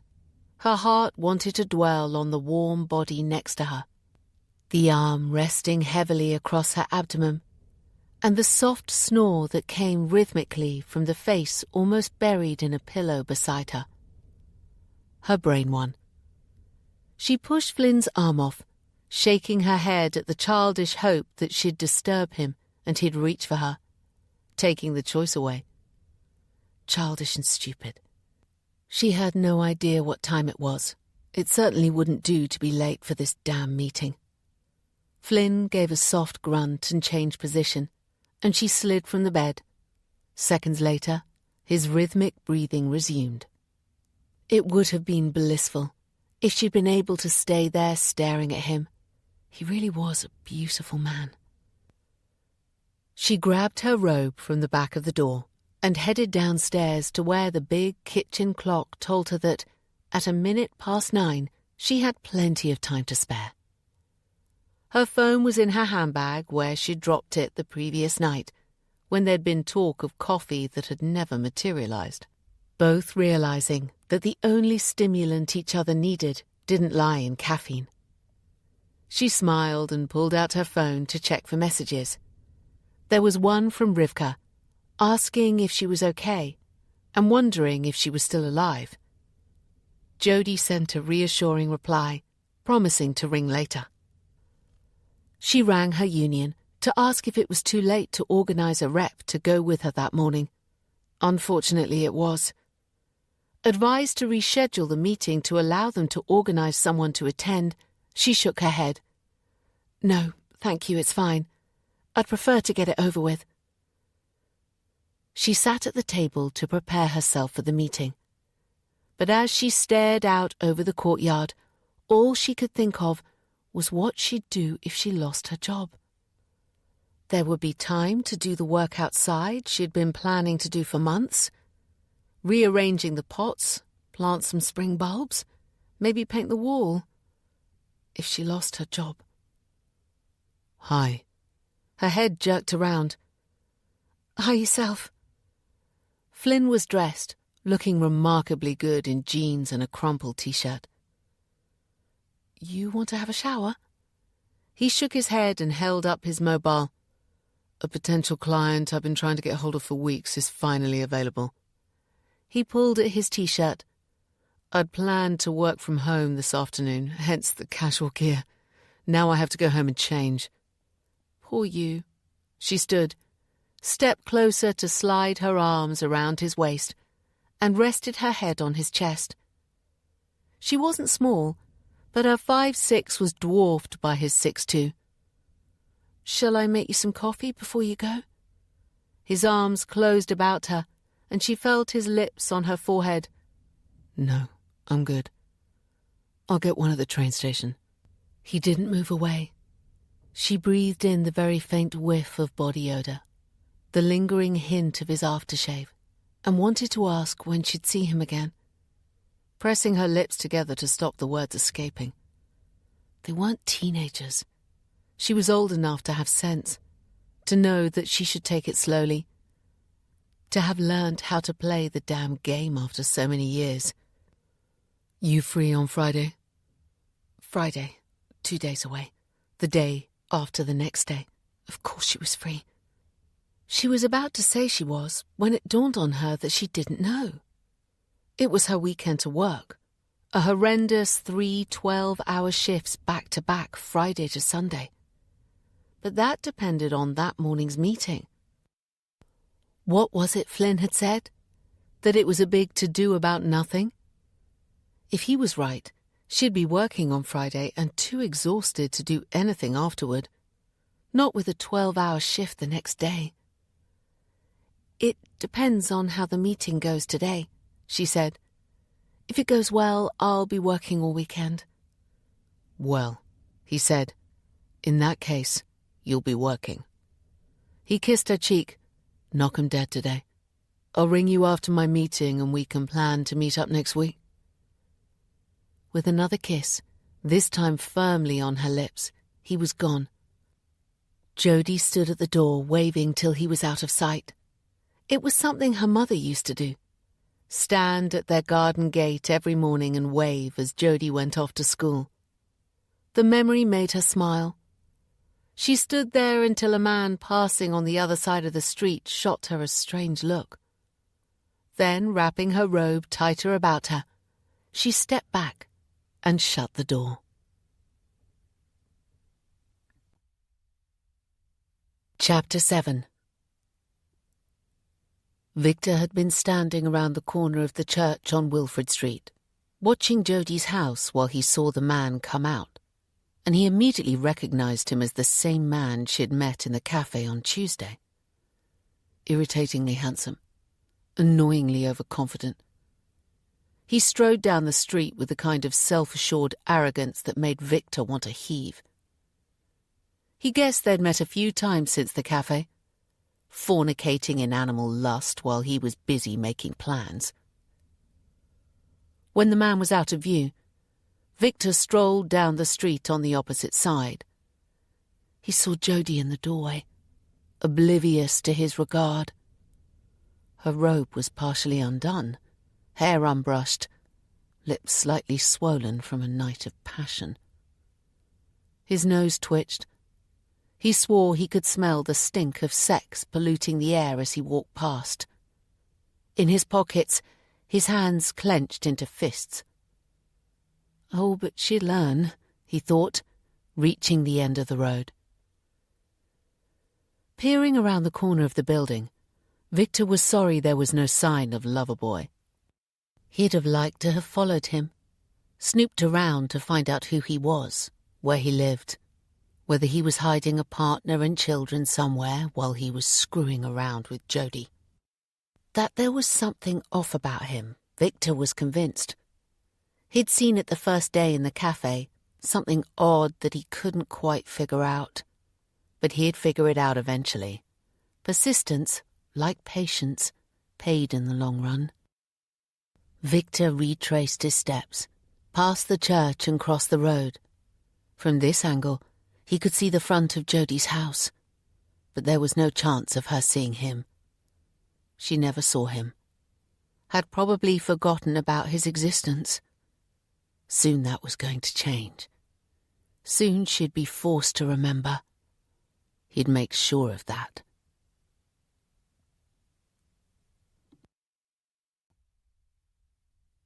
Chapter 8. At 10:30, Jody stepped out and locked the front door behind her. She'd chosen her clothes with care and hoped the navy trousers, white shirt and pale blue linen jacket made her look efficient and professional. Not the kind of person who'd have made a silly error about anything. She carried a large tote with a notebook and pen inside to take notes. It seemed like the right thing to do. This whole situation was so outside anything she'd ever known that she felt queasy, a sensation that increased as she neared the nursing home. There was a keypad to the side of the door, and she pressed the 4-digit code without thinking, her hand raised to push the door as soon as she heard the beep. But it didn't come. She bit back a grunt of frustration and tried again, pressing each key slowly. It wasn't till the fourth attempt that realization slammed her across the face. The entrance code had been changed. She had worked at the home for 6 years. It had been the same code the whole time. Was it too much of a coincidence that she'd been accused of a serious medication error and the code had been changed? Or was she a little paranoid? She glanced at the time. 10 minutes to 11. She needed to get a grip on her rising panic. A few steps took her to a small garden, where a stone seat was set amongst tall, ornamental grasses. It was all for effect, and she'd never seen anyone from the home using it, but it was the ideal place to spend a few minutes. She sat on the cold stone and listened to the breeze shushing through the grasses behind her, a hypnotic sound that helped settle her nerves. At 2 minutes to 11, she returned and rang the front doorbell, waiting for it to be answered as if it was all routine, even managing a smile for Audrey, the receptionist, who pulled the door open with a concerned expression on her normally jovial face. "Good morning." Jody was pleased to hear her voice sounding normal, strong and firm. No sign of the tremor she could feel in her belly. "Oh, Jody." The using sympathy in Audrey's voice was almost her undoing. She had hoped the error she was being accused of would be kept confidential, making it easier to return to work with some level of authority. But if the receptionist, the home's town crier, knew about it, then everyone did. Audrey's eyes were bright with curiosity as they searched Jody's face for signs of her devastation, for anything to gossip about in hushed whispers over coffee later. It was time for Jody to brazen it out. She mightn't stop the gossip, but she could change the script. She gave a shrug, indicating she hoped, her unconcern for this silly situation, and her total confidence she would be cleared of any wrongdoing. A door opened to the right of the reception area to instantly claim both women's attention. Audrey scooted back behind her desk, and Jody, with a lift of her chin, turned to face the manager. "Good morning, Jody," Katie Dobson said, standing back and waving into the office behind her. "Come in, please." The office was spacious and bright. A floor-to-ceiling window on one side overlooked the garden where Jody had sat only moments before. The arching flower spikes of the grasses directly outside, providing some privacy for both room and garden. There were 2 other people present. Jody recognized the dumpy woman with the overlarge glasses perched on the end of a pert nose as Ivy Skellin, the human resources manager. The other woman, staring at her with suspicious, almost condemnatory eyes, was a stranger. Katie sat behind her desk and nodded to the remaining vacant chair. "Have a seat." Jody sat. She'd have liked to have hugged her bag to her chest in protection. Instead, she opened it, took out her notebook and pen, dropped the bag to the floor beside her, and sat back expectantly. "This is a preliminary investigative meeting to discuss the allegation against you." Katie linked her hands on the desk in front of her. "You know Ivy, of course, and this," she waved towards where the second woman sat, "is Ms. Yolden from the company's legal team." Jody's smile to both wasn't returned. She kept it pinned in place for a while longer before letting it fade away. "At the end of this meeting, we will ask you to wait outside while we discuss how to proceed and let you know our decision." Katie unclasped her hands and met Jody's eyes. "Do you have any questions?"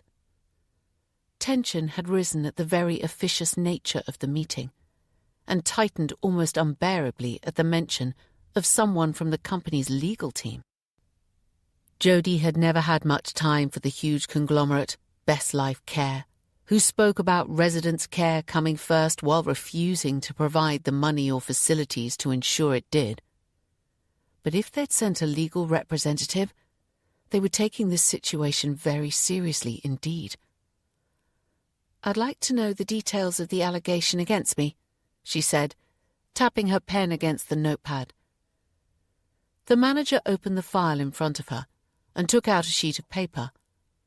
She ran her eyes over it, her eyes widening as if shocked, as if reading it for the first time. It was an affectation.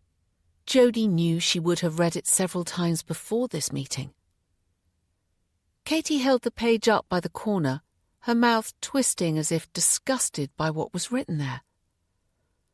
"This is Nurse Bessie Abbott's statement." She placed the page on the desk and adjusted the glasses that sat on the edge of her snub nose. "On the night of Monday, 16th September, she read aloud, "I, Bessie Abbott, the registered night nurse, did a routine check of all the residents following handover from the day staff nurse, Jody Armstrong. In room 6, I approached the sleeping Daisy Cortland to check she was comfortable, then turned to exit the room. I spotted a medicine pot on her bedside locker. Surprised to find it half full with medication, I removed it and took it to the treatment room. To my horror—" Katie looked up from the sheet and caught Jody's gaze. Without looking down at the page, she continued, "I discovered that there were several different pills in the container, ranging from cardiac to diuretic. I followed protocol and rang the manager." Katie looked towards the other two women. "Following which, I immediately suspended Miss Armstrong." The world was buckling under Jody. She wanted to throw her notepad and pen down and grip the sides of the chair. This couldn't be happening. There was no reason that several pills would be in a medicine pot in Daisy's room. None at all. She felt the stickiness of perspiration in her armpits, the cold sweat of fear on her forehead. "I don't understand." The manager withdrew another sheet of paper. "We did a medication audit. It was checked and double-checked." She slid the report across the desk. "That's a copy of the results." Jody picked it up, but the numbers and words danced on the page. "As you can see," Katie explained, "the medication in stock tallies with the medication received and dispersed." Worse, far worse than Jody had expected. She kept her eyes on the page as if she were reading, her mind whirling in a void. She had no explanation. There was none. The woman from the legal team lifted a hand and waved an index finger between herself and the human resources manager. "Perhaps you could explain the implication of that to us, Katie." The manager tapped the report. "Since everything tallies, how do we explain the medicine pot of medication?" She looked across the desk, her face pinched into lines of disdain. "The only explanation is that some medication wasn't dispensed to the residents during the day.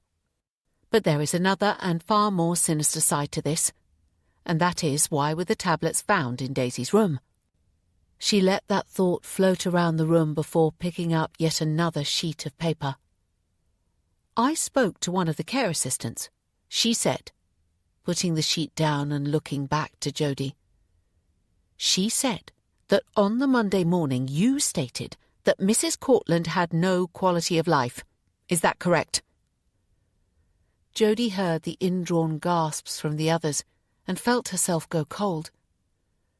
Katie's insinuation that Jody had planned to give the medication to poor Daisy was breathtaking. There was no need to ask who the care assistant was. A woman a little older than Jody, who started work in the home only a few months before. New to care work, her previous employment having been in the retail sector, she'd been on a lengthy induction and was reasonably adept. But her attitude was appalling. Only a wet week in the place, and while still on induction, she was telling other more experienced staff what to do. Jody had noticed, too, that she was nicer and kinder to the residents when their family members were present. Jody remembered the conversation she had had with her, remembered asking her to spend more time with the less fortunate of their residents, those who had nobody to visit. They'd been near room 6 at the time, and Jody had indicated the room as an example. She had said poor Daisy had no quality of life, but that was only part of the sentence. I remember telling one of the care staff that Mrs. Cortland had no quality of life unless we ensured she had by spending time with her, sitting with her when we could, trying to engage with her. She lifted her chin. It sounds like your care assistant has a very selective memory. She is a very valued member of the team, Katie said. But since we're discussing selective memories, what are your thoughts on why a container of medication was found in Mrs. Cortland's room? Could they have been left there the previous day? Ivy Skellin spoke into the silence. Jody's eyes brightened. Of course that must be it. Not her fault at all. But Katie shook her head emphatically. I spoke to the housekeeper who checked with the household staff. The person who cleaned the room that day said she'd not seen anything out of the way, and furthermore says that had she seen medication lying around, she would have brought it to the nurse's attention immediately. Jody felt all eyes focus on her. Were they expecting her to launch into a confession? To say that yes, she'd held back several residents' medications and kept them to give to poor Daisy to help her shuffle off this mortal coil? To admit she'd done that, then was so unbelievably stupid that instead of giving them, she'd left them sitting there for someone to find? To admit to being that incompetent? She drew a breath and let it out. Then calmly, with her chin in the air and exaggerated emphasis on certain words, she spoke. Every resident in my care was given the correct medication at the correct time. I have no idea how or why medication was found in Mrs. Cortland's room, except to state without a hint of doubt they were not left there by me. Did you leave the medication keys unattended at any stage during your shift? Jody looked across the room to where the legal representative sat with her legs crossed, painted, manicured nails, tapping the notepad balanced on her knee. Was she offering Jody a way out? She grasped at it, but felt the immediate sting. It wouldn't work, because even if, by some wild flight of fancy, some unknown person got their hands on her keys and withdrew medication from her trolley, how would they account for the medication audit tallying? No, I didn't. They were in my pocket at all times until I handed them over to the night nurse. She looked from one to the other deliberately. I am careful with all aspects of medication. I know the importance and don't make errors. Nevertheless, medication was found where it shouldn't have been. Katie looked towards the other women. Do you have any further questions? Both shook their heads. If you'd like to wait outside for a few minutes, Miss Armstrong, we can discuss how we're going to proceed. Jody grabbed hold of the notebook she'd not written a word in, picked up her handbag and left the room. Audrey was busy on the phone, but her eyes followed Jody as she walked across the reception to the front door. She'd have liked to have waited outside, but she didn't know the code to get back in. She'd reached the door and was considering what to do when the door behind opened once more. Their considerations hadn't taken long. Jody hoped that was a good sign. We're ready. There wasn't much to be learned from Katie's closed expression, nor was there any clarity on the faces of the other two women who looked Jody's way when she entered. She sat in the same chair, this time keeping her handbag on her knee. There didn't seem to be any reason to take out her notebook. Even if there was something to write, she wasn't sure her trembling hands would be able to grasp a pen. This is a grave matter. We did wonder if we should involve the police, but since we have no proof of any criminal intent, we decided it wasn't in the home's interest. She nodded towards Miss Youlden. in acknowledgement of what had to have been her input. But in view of the seriousness of what has occurred, we have no choice but to terminate your employment forthwith. Jodie felt the blood rush from her face and peripheries in a mad dash to shore up her heart, which she thought might have stopped. She refused to faint in front of this triad of condemnatory women. You are entitled to your holiday payment, but, as of today, you are no longer in the employment of Best Life Care. We will be letting the NMC know of our decision, and there is no doubt that they will carry out their own investigations. Of course they would. And if Jodie were found guilty by the governing body, she might be suspended or worse, struck off, and never be able to work as a registered nurse again. There was nothing more to be said. No gratitude for the 6 years of unblemished service Jodie had given. The long hours, the unpaid overtime, the soul-destroying days when staff was short and the work unending. She left the office, shut the door behind her and took one step after the other across the reception to the front door. Somewhere, as if at a great distance, she heard her name called. She didn't know who was calling or why or care, simply kept going, out the door, through the car park, out onto the footpath, then onward to home. It was hours later, time spent curled up on the sofa with her arms wrapped around herself and tears falling unheeded, when a thought came to her. She knew she hadn't left the tablets in Daisy's room, but somebody had. Chapter 9. Strangely, rather than panicking, the idea that someone had deliberately framed her for the medication error made Jodie sit up and think. If she were right, if someone had done such a terrible thing, surely it would be easy to prove. Her eyes flicked to the clock. Rivka would be home. She pulled her bag across and took out her phone, smiling when she saw messages from Flynn, 3 of them. Hope the meeting goes well. Kiss, kiss. Followed by, thinking of you.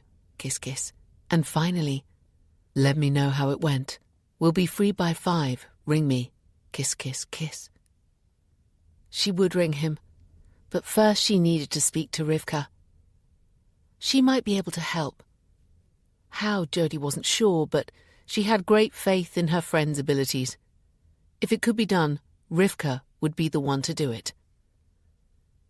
Her phone was answered on the first ring, her friend's breathy, "How did it go?" tumbling out before she had a chance to say hello. Ghastly. Worse than I could possibly have imagined. Jodie filled her in on the meeting and the accusation against her. They fired me. Bloody hell. Can they do that? Unfortunately, yes, since they're accusing me of gross misconduct and putting residents' health at risk. Never mind that they virtually accused me of having designs on a resident's life. Bloody hell. Jodie was almost amused. She couldn't remember her friend being stuck for words before.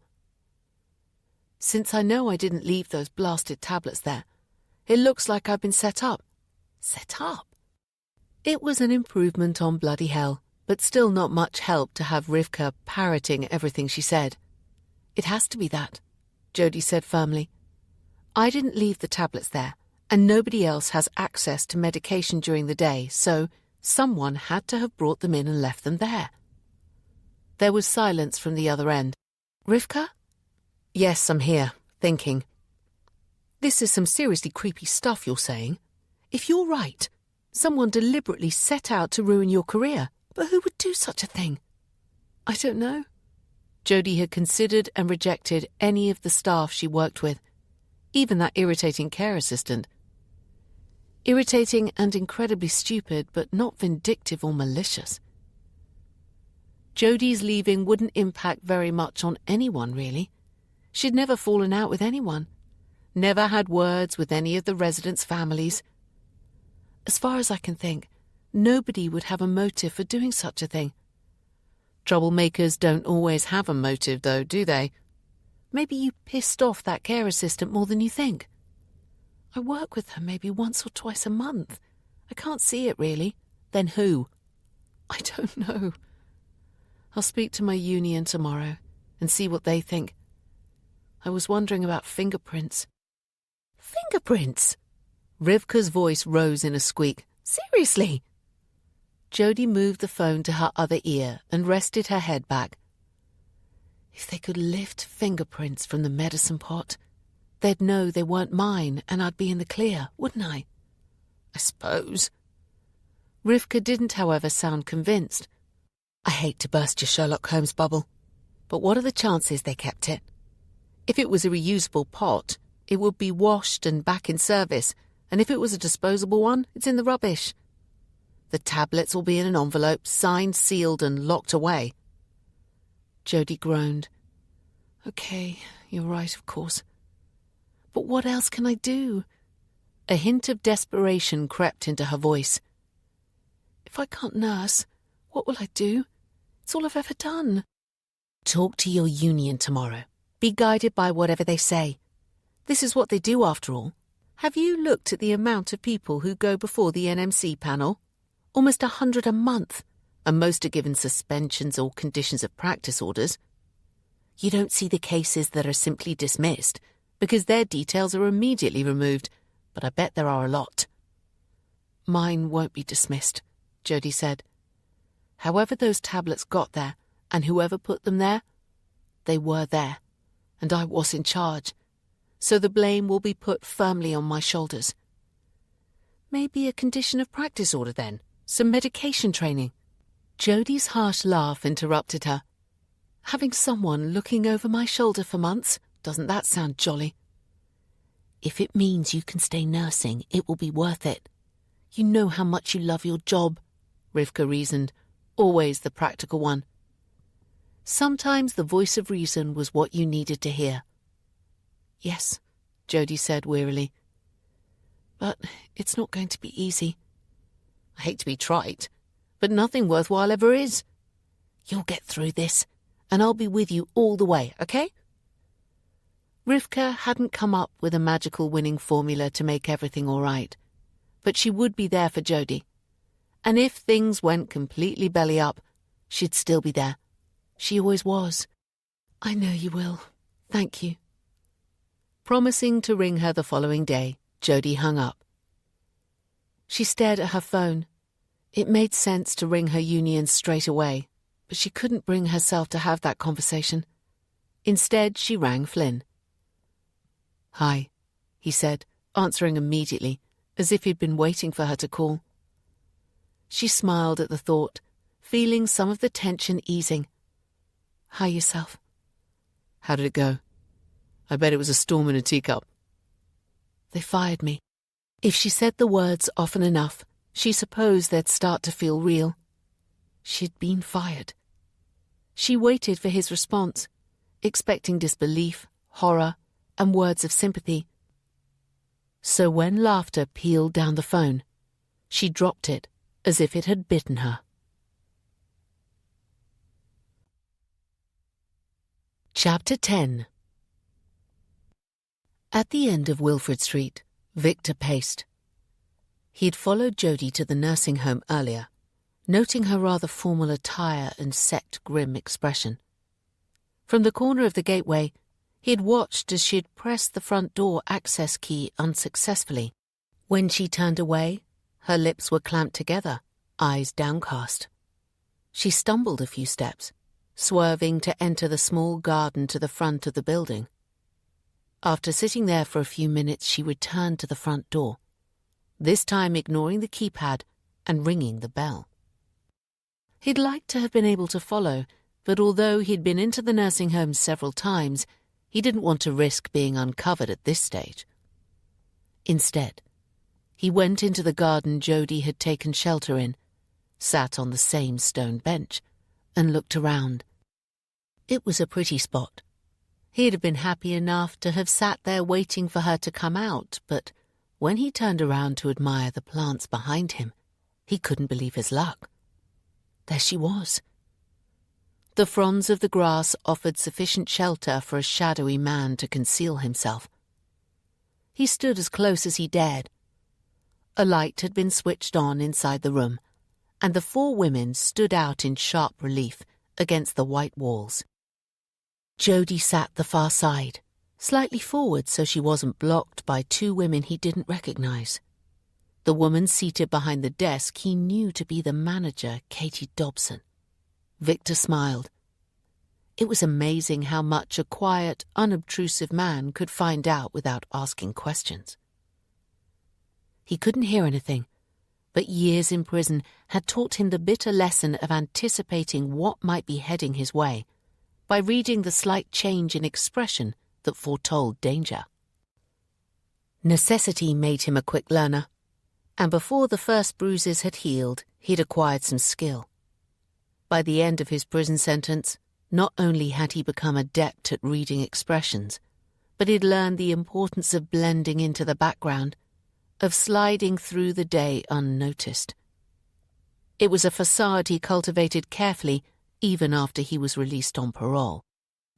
From where he stood, the two women's faces nearest him were hidden, but he could see Jody's profile and the manager's face. The manager's expression was disdainful, disappointed, angry. And as hers became more entrenched, so Jody became more beaten and subdued. Victor smiled again. It looked like Jody was in trouble.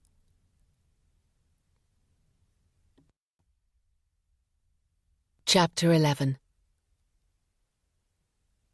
Jody stared at the phone in disbelief, until into the silence she heard her name called, a hint of panic in Flynn's voice.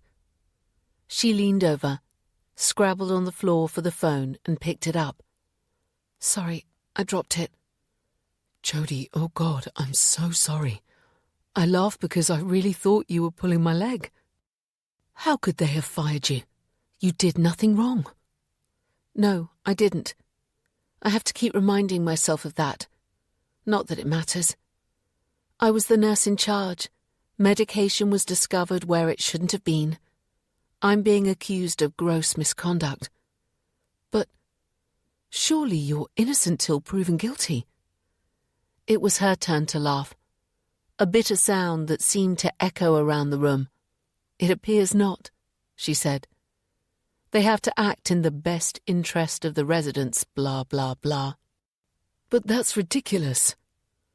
"There'll be an NMC investigation too. I could be struck off." "What? What's an NMC?" Jody wanted sympathy, not an interrogation.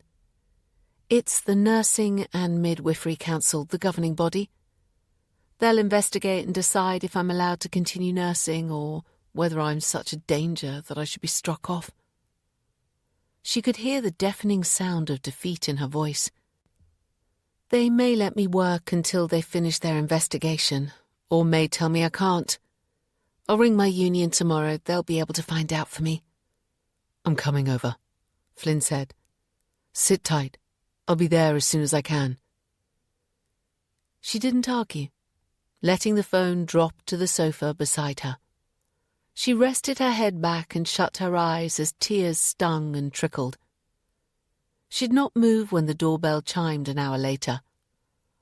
"I can't believe this," Flynn said as soon as she opened the door.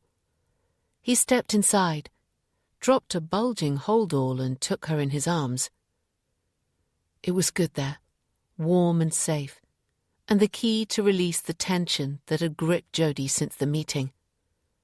Within seconds she was sobbing. Flynn did what he should. He held her without saying a word until finally she hiccuped and was quiet. She didn't move, though. His arms were wrapped around her, holding her together. She took comfort in their strength.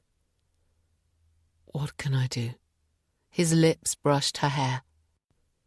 "You did it," she said, pulling away reluctantly. "Coming here and being with me. That was what I needed. Thank you." She looked down at the bag he'd dropped. "Looks like you're planning on staying a while too." "Sounded like you needed me. Sounds like you're going to for a while. He brushed hair back from her cheeks and tucked it behind her ears. I like to be needed. I'm not sure I like being so needy, but it's just for today. I'll talk to the union tomorrow and see what the next step will be. Together they walked to the kitchen where Jody filled the kettle and switched it on. I'm hoping they'll allow me to work, otherwise I'll be sitting around for months twiddling my thumbs. Flynn propped himself against the wall as she filled mugs with coffee and poured water and milk. How will you manage if they don't let you work?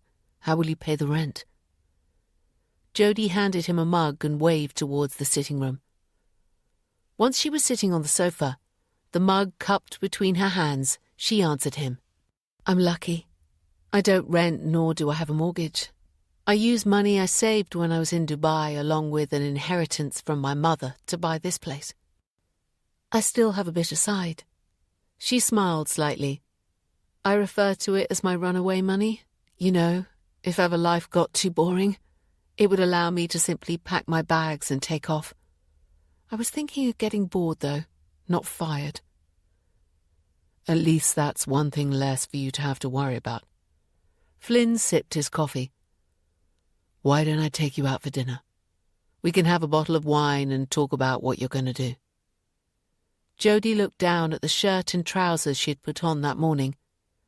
Okay, but let me change into something more comfortable. She pulled at the material of her shirt. I was trying to look professional and efficient. You look amazing, but change if you want to. She put her mug down. I'll be a minute. In fact, it was 15 before she returned. She had had a shower to freshen up and applied heavier makeup to cover the pallor that shocked her when she looked in the mirror. Better? You looked wonderful before, but you look stunning now. Flynn stood and put an arm around her waist to pull her close. Plus, you smell divine. Maybe we don't need dinner after all. Jody laughed and pushed him away. I need food, and I most definitely need wine. She leaned forward and planted a kiss on his cheek. But thank you. You've made it a lot easier. They went to the Italian for convenience, and were in luck getting the last free table. They both went for pizza, agreed on red wine, and within minutes were sitting back with a glass in hand. Here's to you being cleared of any wrongdoing, Flynn said, raising his glass to her.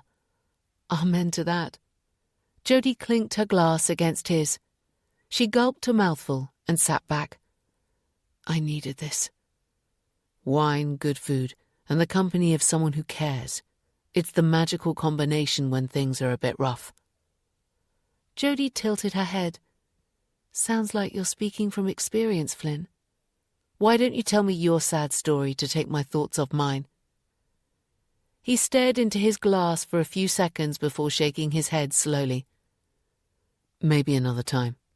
Tonight it's all about you. Tell me, where will you look for a job if that MNC crowd tell you that you can continue working? Jody smiled. It's the NMC. The smile faded, and she gave a weary shrug. Even if they tell me I can work while they're carrying out the investigation, I'll have to tell any prospective employer that the investigation is ongoing. It won't make it impossible to get another position, but it may make it difficult. Would you think about doing something else? She lifted her glass and swirled the wine around.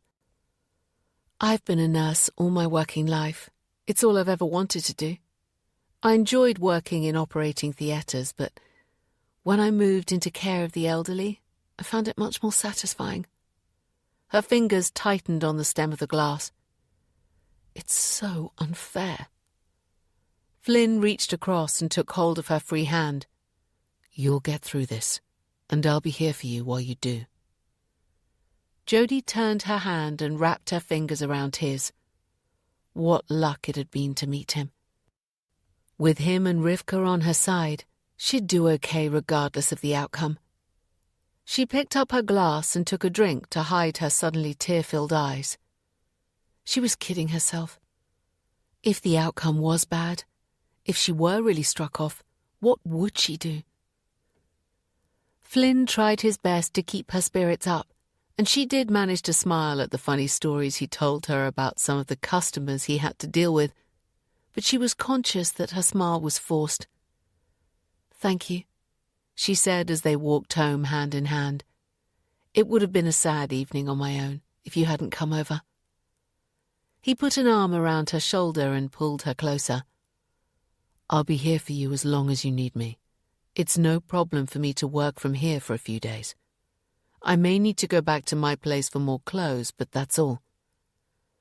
"Maybe I could go with you. We could stay at your place for a while. I could go out to the galleries or go shopping." "My apartment's only a studio, didn't I tell you? It's fine for one, but definitely not big enough for two."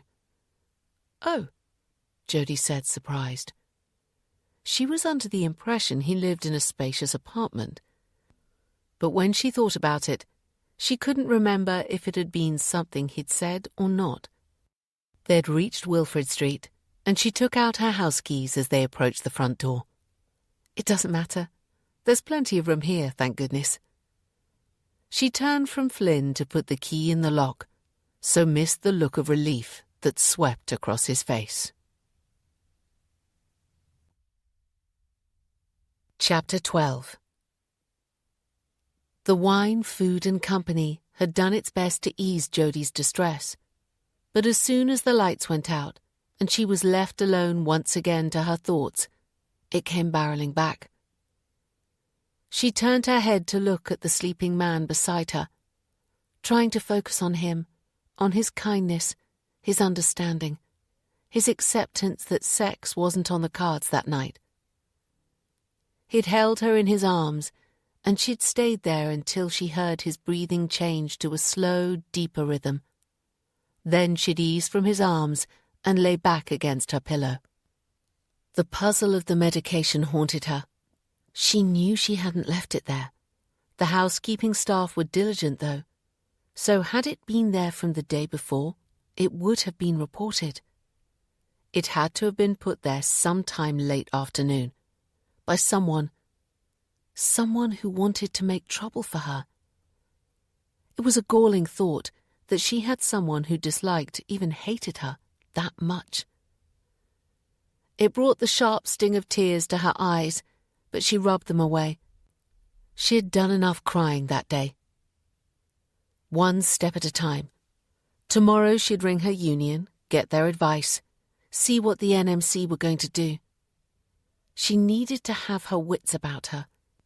Sleep was essential, but as soon as the thoughts swept through her head, anxiety tightened its evil claws, rendering sleep impossible. After an hour, she slipped from the bed, pulled on her robe and crept downstairs. Sometimes when she couldn't sleep, she'd switch on the TV and watch something mindless, but her bedroom was directly above the sitting room.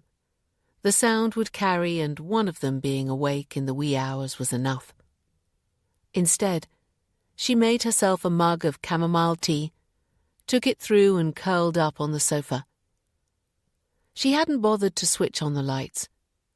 The heavy curtains had been left open, and the room was bathed in a hazy orange glow from the street lights outside. She tried to keep things in perspective, and reminded herself that she'd done nothing wrong. But her head insisted on focusing on the simple fact that she had been fired. The chamomile tea wasn't helping at all. Maybe something stronger was in order. Alcohol, she knew, wasn't the answer. But as she got to her feet and headed to the cabinet where she kept her small supply, she thought it would be a good short-term one. With a small glass of brandy in her hand, she curled up again. She tried to keep her thoughts on the good things in her life, her friends, her lovely home, Flynn. But the insistent thought that someone wanted to do her wrong wouldn't go away. It certainly hadn't gone away after her third brandy, but neither had sleep come. Restless, Jodie switched on the lamp beside her and reached for a book she'd been reading. She tried to lose herself in it. the words blurring on the page as alcohol and tiredness took effect. Minutes later, the book dropped from her hand as her head bounced once, twice, before slumping on her chest. But even as she registered that she'd at last fallen asleep, her eyes snapped open. And on it went until the orange glow vanished and the colder light of daybreak filled the room. At 7, she heard the distinct sound of an alarm from the room above, followed by the creak of floorboards, the opening and closing of doors, and the hum of the electric shower in the bathroom. Comfortable, homely sounds. It had been a long time since she'd shared her living space. Few boyfriends had been invited to spend the night since she'd moved there. She couldn't, in fact, remember the last time. Maybe 2 or 3 years before. Certainly nobody had ever arrived with a huge holdall, intent on staying for the foreseeable. The thought brought a smile to her lips. It felt so right. She stood and stretched wearily. It was time for coffee, gallons of it. In the kitchen, she set the little table with mugs and plates, switched on the kettle and made toast, slipping the slices into a rack as they were done. Perfect timing, she said as the door opened. "Did you get any sleep?" Flynn asked, sliding a hand around her waist and planting a kiss on her lips. He leaned back. "You tasted brandy." "I hoped it would help, but it didn't." She smiled again and sat at the table. "Sit, have breakfast before you go."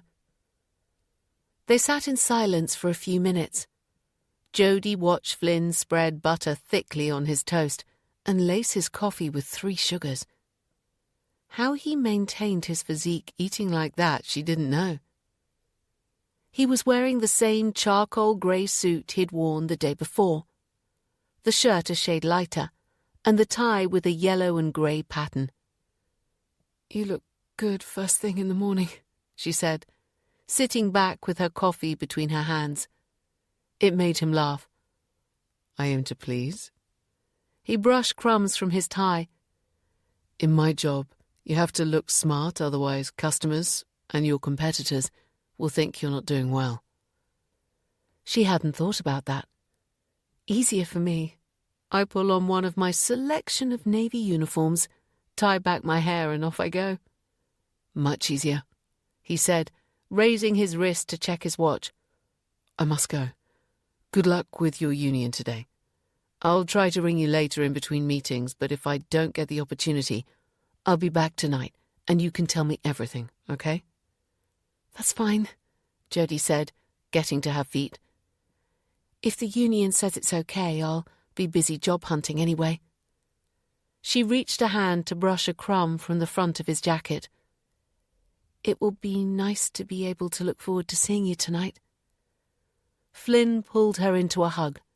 She felt the strength of his lean body and soaked some of it up to keep her going for the day. "Stay strong," he said, and with a final kiss, he opened the door and left. She waved until he'd rounded the corner and disappeared from view, then shut the door and went back to the kitchen.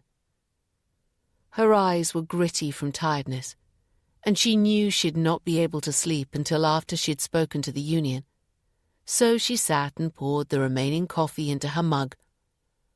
It was only 8:15, and it was unlikely they'd start work before 9. Taking her coffee through to the sitting room, she switched on the TV and sat back to watch the breakfast programs without any real interest, losing focus after only a few minutes.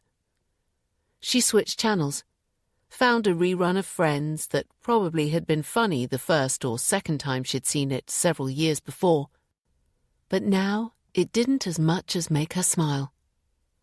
Irritated, she switched off the TV. Trying to fill in the time, she had a long shower, washed her hair and blow-dried it rather than tying it up wet, as she usually did. By the time she was done, it was almost 9, and she ran downstairs and picked up her phone to dial the number she'd saved. It was answered almost immediately. When Jody gave her name, She was told she'd been allocated a representative. "If you hold, please," the pleasant voice continued. "I'll see if he's free to speak to you." Jodie listened to the silence. The phone pressed to her ear. "Hi, Jodie," a deep voice said. "My name is Taylor Bennett. I'll be handling everything to do with the NMC investigation. I'm sorry I wasn't free to go with you yesterday. Now, tell me everything you remember, everything that happened and was said." It didn't take long. "That's it," she said finally, slumping a little in her seat. "And you have no idea how that medication appeared on the bedside table of that resident?" "Absolutely none." Her voice was firm. It was the one thing in this mess that she was 100% clear on. "Okay. They're not saying that any medication was given in error, and any theories they have seem a tad far-fetched. If you were going to do something dishonest and unprofessional, would you have been stupid enough to have left a container of tablets lying around?" Exactly. The same thought had been going round and round Jodie's head since the previous day. Someone had to have put them there. Before you ask, I have no idea who would have done such a terrible thing. "Let's not worry about that. Our aim is to clear you, not to find out who's responsible." There was a crackle of paper before Taylor spoke again. "You can choose to receive the NMC reports yourself and forward them to me, or you can nominate me to receive them directly." "Oh, yes, please. I'll nominate you," Jodie hurried to say. The less she had to do with the NMC, the better she liked it. "Okay. I'll send the relevant document for you to sign. Now, do you have any questions?" "What about getting another job? Is that allowed?" "Absolutely. You do, as you probably know, need to inform any prospective employer that you're under investigation. Tell them as much as you feel you need to." The thought of having to tell an employer that she was under NMC investigation was galling. "I have savings. I might not bother." "If you want to continue nursing," Taylor interrupted, "if you want to put the best case forward, it's in your interest to get another job ASAP. You'll then be able to get positive feedback so that we can prove you're a good, reliable, efficient nurse and a credit to the profession." She had to prove she was what she was. Once again, Jodie felt a bitter twinge at the unfairness of it all. "Okay then, I'll get another job." "Good. Right. We'll keep you informed of our progress. But I will warn you, these things take months, so try and get on with your life. And don't worry. That's what we're here for." Easy words, Jodie thought, hanging up. So damn easy to say, "Don't worry." A hell of a lot harder to do. With another mug of coffee to hand, she fired up her computer and started the job search. When she'd returned from Dubai, she'd rented in the city while she worked in Guy's. It was her decision to move into the care of the elderly that had made her decide to look further afield. She'd chosen Gravesend for several reasons, the proximity to good transport and reasonable house prices being the biggest two. But also for the number of nursing homes in the area. Best Life Care had been the first she'd contacted.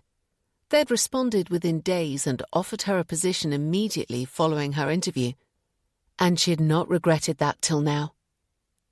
It had been convenient to where she lived, but there were others, 3 to be exact, all within half an hour's walk of her home. She looked them up, one after the other, wrote down the details, and checked their vacancies, pleased to see that they all had nursing positions available. There was nothing to choose between the 3 homes.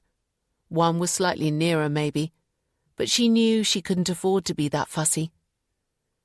It was no harm to send an updated CV to each and see what happened. She put her finishing date with Best Life Care as the previous day, but no further information. If they wanted to know why she'd left, they'd have to ask her.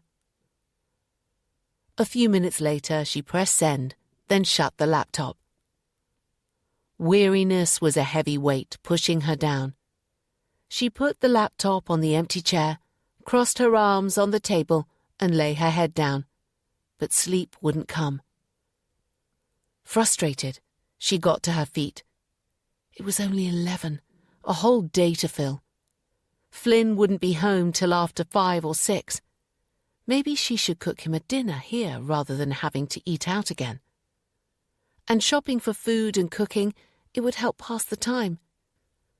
Decision made, she pushed to her feet and trudged up the stairs for her coat and purse, stopping to peer out the bedroom window to assess the weather. Blue skies and sunshine. Something was working in her favour. She was considering what to cook when she opened her front door. And lost in thought as she was, it took a few seconds before she realised there was something tied to her doorknob. A small box, wrapped in blue paper and tied with a matching wide ribbon, the bow of which was hooked over the knob. She stood staring at it, a frown creasing her forehead. She hadn't ordered anything recently from anywhere, and even if she had done, crazy as the delivery companies could be at times, this was surely beyond them. Her frown faded. Flynn. It had to have been him. He must have got to the train station, bought something and dashed back to leave it there as a surprise for her. And what a wonderful, thoughtful surprise it was. She was lucky it hadn't been stolen. It was easy to unhook the bow, and she lifted the package looking for a card. There was nothing, nor was there anything written on the paper. She took it inside and shut the door. Her fingers itched to tear off the ribbon and wrapping to find out what was inside. But half the fun was in the anticipation, delayed gratification. There was a lot to be said for it. Anyway, the blue ribbon was too pretty to waste. Jody sat at the kitchen table, undid the bow, and put the ribbon to one side. The box was neatly wrapped, the edges tidy, the joins taped over. It was light, too. She shook it, but whatever was inside didn't rattle or clink. Something soft. Reluctant to tear the paper, she stood, took a knife from the cutlery drawer, slid it along the join, and peeled it back. Underneath the paper was a plain white box with a lid. With a dart of excitement, Jody lifted it off. Flynn had gone to a lot of trouble and expense. The gift was folded in tissue paper. She hoped he hadn't been too extravagant. Taking it out, she smoothed the tissue paper back with her fingers, already smiling in the expectation of finding something pleasing. A smile that froze in place when she saw what it was. 2 little baby shoes. Soft blue fabric, little straps with tiny pearl buttons holding them shut. A dark blue heart embroidered on the front of each. Jody stared as the blood leached from her face, a shaking hand reaching out to touch the first one, then the other, ever so gently, as if there was a baby wearing them. Her baby. She picked up the shoes and pressed them to her lips. A long, low, keening sound came from a place she had forgotten, from a time she had forced herself to forget.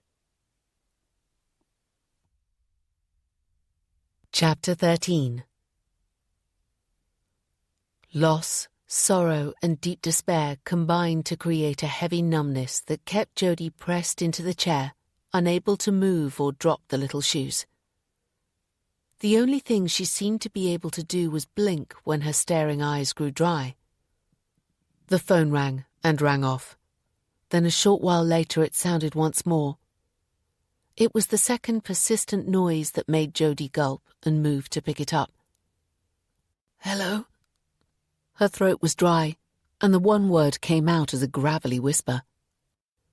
"Hello." She tried again. "Jody, are you okay? I've been ringing and ringing." Rivka's voice was tight with concern. "You promised to ring me, remember? I've been worried." Hadn't she spoken to her union rep only minutes before? Jody looked up at the round red clock that hung over the kitchen door and blinked in disbelief when she saw it was 2 o'clock. She had been sitting there for hours, Wait, she managed to say before putting the phone down and struggling to her feet. She picked up the coffee mug she'd left on the counter and took a mouthful of the cold drink, then sat and picked up the phone again. Sorry, I rang my union first thing and spoke to my rep. Then I put my head down and must have fallen asleep. I bet you were awake most of the night worrying, Rivka said, her voice soft with sympathy. Listen, why don't I come over? I'll pick up a couple of cream cakes and we can indulge while you tell me all about it. Jody looked at the baby shoes she still held in one hand. Rivka was her oldest friend. She knew all about her past. Maybe it would be good to talk. That would be great, actually. There's something else I need to talk to you about. Say no more. I'll be over in about an hour. She hung up without another word. Jody dropped the phone and looked again at the shoes. So pretty, and so small to hold such painful memories. Memories that had never faded, despite being locked away for nearly, she had to think, more than 23 years. She felt herself drifting back into that fug state she'd been in, and shook her head before getting to her feet. With the shoes in her hands, she climbed the stairs and went to the spare bedroom. Narrow built-in wardrobes with cupboards overhead were set into alcoves either side of the chimney breast. They provided valuable storage, but access to the top shelves in the cupboards was hampered by their height. As a result, she used the space for things she rarely needed or things she wanted to remain hidden. She left the shoes on the undressed bed and dragged a chair through from the bedroom to stand on. It had been a while since she'd opened the top cupboard, and was surprised to find the box closer than she remembered. She pulled it out and climbed down. It had originally contained perfume and moisturizer, given to her mother one Christmas. Jody had begged for the pretty box, and had kept cinema tickets, photographs, and various other memorabilia in it for years. Before she'd left for Dubai, she'd burnt the lot, apart from one thing. She sat on the bed with the box on her knee, but it was several minutes before she could brace herself to lift the lid. There it was, wrapped in white tissue paper that had discoloured with the passing of time. Reaching in, Jody gently folded the paper back to reveal the 2 small blue shoes. These were knitted ones, blue ribbons laced through and tied in a bow at the front. They were possibly smaller than the ones that had arrived today. She picked them up carefully as if afraid they would disintegrate under her touch, and held them to her face, smelling them as if in the hopes they'd have a scent of her child. Not that they could have. She'd never been permitted to see him, touch him, certainly never been able to put the little shoes on his tiny, tiny feet. A deep sense of longing swept over her, as it always did in the rare times she allowed herself to think of the child she'd had when still a child herself. Giving him up had been the best thing to do. Her mother had convinced her of that then. She was still convinced of it now. It had given him the best chance in life. She had to believe that. She put both pairs of shoes into the box and took it with her as she went back to the kitchen. Her friend would arrive soon. A smile quivered. Rivka thought she was coming to discuss her career disaster. Little did she know it had been put into second place of the things she had to worry about. Because the person who had left the baby shoes had to be the person who had given her the first ones. Victor Hill, the man Jody had helped put in prison. Chapter 14. Jody almost smiled at the look of shock on Rivka's face when she put the open box in front of her. This pair, her fingers brushed over the blue ribbon of the older pair, were the ones Victor gave me when I told him I was pregnant. The other pair came this morning. She pushed the box gently. You can touch them, they won't bite. That doesn't make them any less dangerous. Rivka moved the box away and looked at Jody with a worried crease between her eyes. You think Victor left them? You should go to the police. Isn't this stalking or something? I can't see them taking the leaving of a pretty gift on my doorknob as being any kind of threat, Jody said with an attempt at humour. She reached for the lid of the box and shut the contents away from sight. I haven't seen or heard from Victor since the day he was sentenced. But you must have been notified when he was released. I didn't have any direct contact with the family liaison officer that was assigned to us. It all went through Mum. I've no doubt that she was told when he was released, but she'd never have told me. Jody smoothed her hands over the lid of the box. She never mentioned what happened again, not in all the years. Rivka popped the last piece of chocolate eclair into her mouth. I should have bought 2 each, she said, running a finger over the chocolate that stained the plate. She licked it off, then stood to rinse her sticky fingers under the tap. Wasn't there anything among her papers about it? There was a writing desk in the living room of our house, an ugly piece of furniture with every drawer crammed with old bills, tax forms and bank statements going back decades. Her eyes softened at the memory. Honestly, everything was shoved into it. She stayed lost in time for a moment, then felt Rivka's eyes on her pulling her back.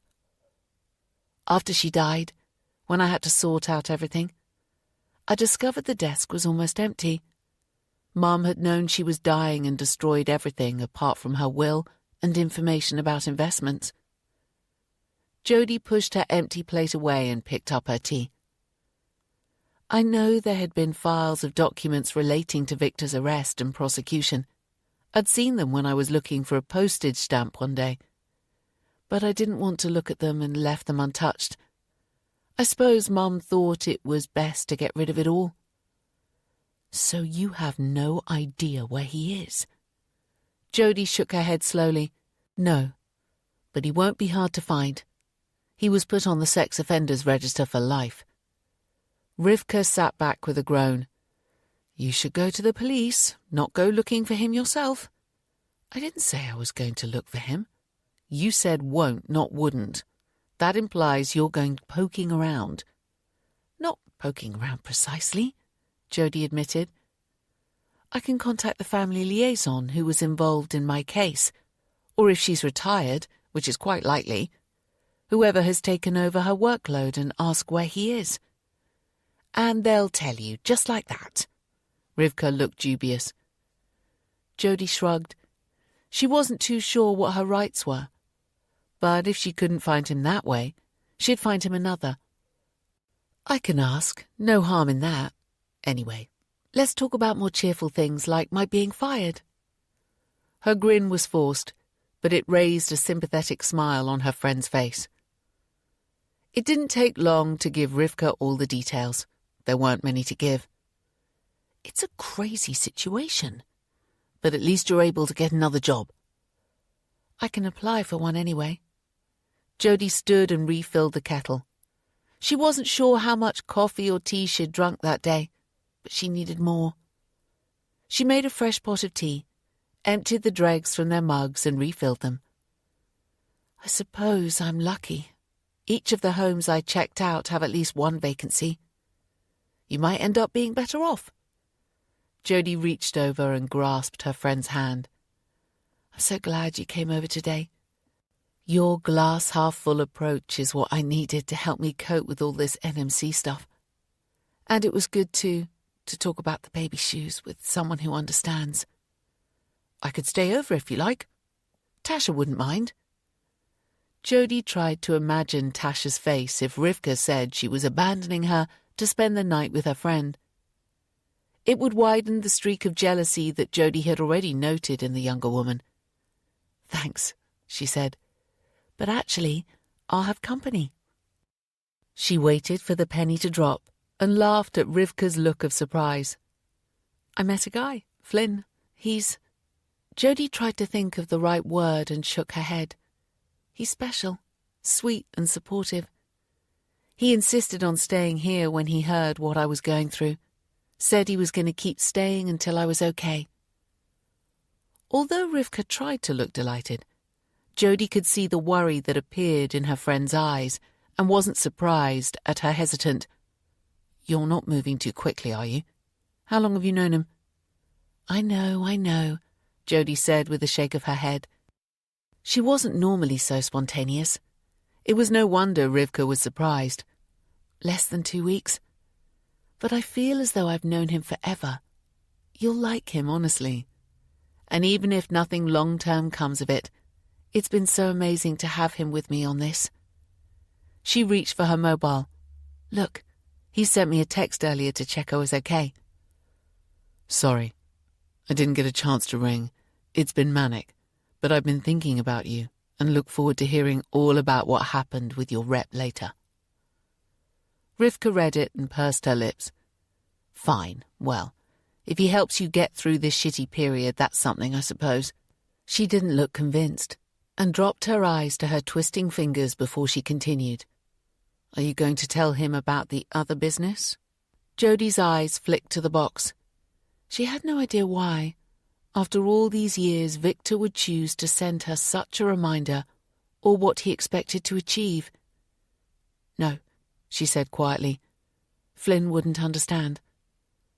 You did nothing wrong, Rivka said, leaning across to take hold of Jody's hand. You've always been too hard on yourself for something you had no control over. Jody felt the warmth of the hand holding hers. She'd never wanted to tell her secret, but a weak moment combined with an excess of alcohol had lowered her defences, and she'd spilled her sad tale to a group of nursing friends. They'd been understanding and supportive.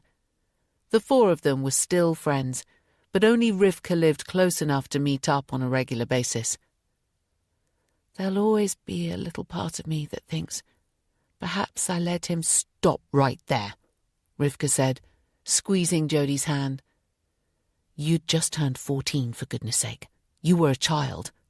Victor was 28, an adult. Her face contorted in lines of disgust. A rapist. Jody nodded. It was easier. Rivka thought she understood, but she didn't. Not really. I won't tell Flynn. Not yet, anyway. Maybe someday. She shrugged. I think a girlfriend who was fired for gross misconduct is enough for him to take on. That will be cleared up. I'm convinced of it. It'll probably turn out to be that night nurse trying to cause trouble. Bessie Abbott? Jody hadn't given her much thought, but it was she who'd found the tablets after all. They'd had a good professional rapport, or at least Jody had thought so. But maybe there was something nasty lurking beneath Bessie's genial exterior. We may never know.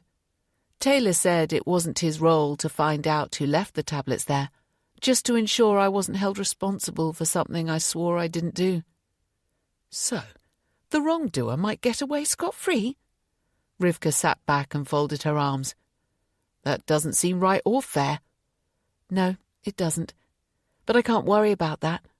I have enough on my plate between the medication issue and that package tied to my doorknob. It's almost as if the fates were conspiring against me. She saw an alert expression on her friend's face. What is it? Maybe not the fates. Rivka sat quietly. She unfolded her arms and leaned forward, her lips pressed in a tight line. How difficult would it be for someone to gain access to that resident's room in the nursing home and leave those tablets where they would be found? Jody rubbed a hand over her mouth. How easy would it be? Visitors have to sign in. And does someone check that they are who they say they are? Jody had been in reception on occasion and observed people she'd never seen before walk through the home's open door. They'd sign the book that was left helpfully on the countertop and carry on inside. It never occurred to her to question who they were, and if they didn't know the code for the internal keypad that opened the door between reception and the nursing floor. The receptionist would call it out without questioning their right of entry. No, nobody checks. If they looked respectable, it would be assumed they were visiting someone. Okay, Rivka said, excitement lighting her eyes. Then someone could simply walk in, go into that room, and leave a container of medication, couldn't they? Of course they could. Jody had weighed up the likelihood of one of her colleagues bearing a grudge against her. She had not thought of an outsider. She locked eyes with Rivka, a grim certainty creeping over her. Victor?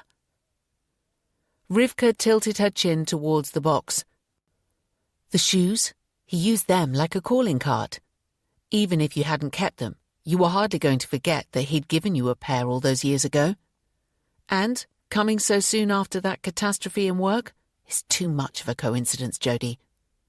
Maybe he's trying to destroy your career, and he wants you to know it's him. Chapter 15. Jody was exhausted from the mental strain of trying to put it all together by the time Rivka looked at her watch and said she had to go. Are you sure you wouldn't like me to stay? I know you have this Flynn fellow coming, but if you're not going to tell him about Victor, it means you have to bottle that part of your problems up. Maybe you should... Jody held a hand up to stop her friend. No, I'm not going to tell him. Honestly, it will be a relief not to have to keep talking about it. She saw a quick look of hurt cross Rivka's face. I didn't mean that to sound the way it did. I'm sorry. I meant what I said. It helped to be able to talk about it with you. Rivka stood and pulled on her raincoat. I'm at the end of the phone if you need me. Try to get some rest over the weekend. You look exhausted. She bent to kiss Jody gently on the cheek. Enjoy this new man in your life. If he makes you happy, he's okay with me. I'll walk to the train station with you, Jody said, getting to her feet. I was heading out to the shops earlier when I found that package. I was going to cook something. That isn't going to happen now. That's what takeaways were invented for. Jody smiled. Very true. It wasn't a long walk to the train station, and less than 10 minutes after leaving home, Jody was saying goodbye to her friend. I'll talk to you over the weekend, she said, giving her a hug. Thanks again so much for coming. You're a lifesaver. Remember, if you need me, I'm here for you. Tasha won't mind if you want me to come and stay for a few days. Love was definitely blind. Tasha would mind a lot. In fact, she'd probably be furious. Jody gave her friend's arm a squeeze. Thank you, but honestly, I'll be fine. Okay, but ring if you need to. Rivka gave a wave and headed into the station. Jody stopped at a local shop. She wasn't going to cook, but she still needed some food in the house. Bread, milk, beer and wine. The necessary staples of life. There were a few takeaways in Gravesend. She'd find out what Flynn liked when he arrived and order something. She'd turn the corner into Wilfrid Street, her house in view, when anxiety hit her and set her heart thumping. Victor knew where she lived. She peered down the short road. It seemed quiet, but maybe he was hiding behind one of the parked cars, waiting to jump out at her. She'd not been afraid of him when she was 14. Looking back from the vantage point of maturity, she saw what a wonderful job he'd done in persuading her to trust him, to believe he was godlike, to fall in love with him. That she had done so was something she'd never shared with Rivka, who would have argued that she'd been a child, incapable of love. Jody knew Victor had groomed her, and he'd done a good job. But she knew what she'd felt for him had been love. Recognizing that it had been wrong, that she had been too young, didn't change the basic truth. But she wasn't 14 anymore. And if they were right, if Victor had deliberately set out to destroy her career by planting those tablets, he wasn't the man she remembered, the charming Adonis. He was the rapist who had taken advantage of a vulnerable child. Now, for some reason, he'd come looking for her. It was sensible to be afraid. Lengthening her stride, she hurried along Wilfrid Street, taking her keys out as she walked, slipping them into the lock and taking a quick look around before pushing the door open. How had he found out where she lived? Dumping the shopping bag in the kitchen, she went into the sitting room and pulled the curtains. Had he been peering in her windows, straining to see through the voile she'd thought had been a sufficient barrier to prying eyes? Maybe Venetian blinds or shutters would have been a better option. She turned, feeling suddenly claustrophobic, and hurried from the room to the brighter, airier kitchen. When her life returned to normal, she'd see about getting some shutters. Now, though, her priority was finding out where Victor was living. She checked the time and frowned. It was almost 6. Too late to open that particular can of worms today. Anyway, perhaps it was something best done in person. She remembered the family liaison officer well, her name immediately coming to mind, even after all these years of trying to forget. Emma Carlton. In Jodie's memory, she'd been an old woman, but to a 14-year-old, anyone over 30 was ancient. It was possible she'd only been in her 20s, so she might still be working in some capacity. On Monday, Jodie would head to West Hampstead Police Station and find out. Her anxiety had faded, but she was restless and wished Flynn would get there. To keep herself busy, she unpacked the shopping and put the beer and wine in the fridge to chill. Looking around for something else to do, it crossed her mind that she should make some room for Flynn's clothes. His hold-all was sitting on the floor of the bedroom.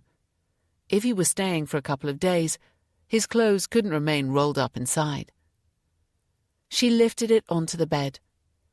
Wouldn't it be nice to surprise him by unpacking, maybe ironing shirts if there were more inside and making room in the drawers for his things? He'd been so kind to come and spend time with her, and it wasn't as if she were rewarding him with earth-shattering sex. The thought brought a smile to her lips. Humming, she squashed the contents of the top drawer of her chest of drawers into the one below, then turned and unpacked the hold-all. It was tightly packed, the contents bouncing upward as soon as the zip was opened and spilling dark socks onto the bed. She picked them up and put them into the drawer, then quickly unpacked the rest. Boxer shorts, a couple of T-shirts, and a pair of jeans were all folded neatly away. The 2 white shirts on the bottom she slipped onto hangers, frowning at the creases. It would only take a minute to run an iron over them. She kept her iron and ironing board in the spare bedroom, and she was soon at work, the steam iron smoothing out every line. It would be nice if she could do the same with her life. A few minutes later, she hung them in the space she'd made in the wardrobe, running her hands along the sleeves. She didn't recognize the make, but she knew quality when she saw it, and felt it, and these were quality. Flynn was a man with expensive taste. He was probably more used to going out with glamorous, successful women, not a woman who'd been fired or who was being stalked by a rapist. That she'd done nothing wrong in either case didn't make her situation easier to accept, or make it all any the less frustrating. She closed the wardrobe door, and satisfied that the hold-all was empty, she zipped it shut and pushed it under the bed. The ring of the doorbell brought her head up with a jerk. Flynn. Her feet barely touched the ground as she dashed down the stairs and grabbed the doorknob, grinning in excitement.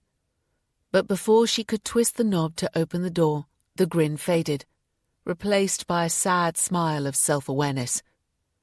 She was looking on Flynn as her saviour.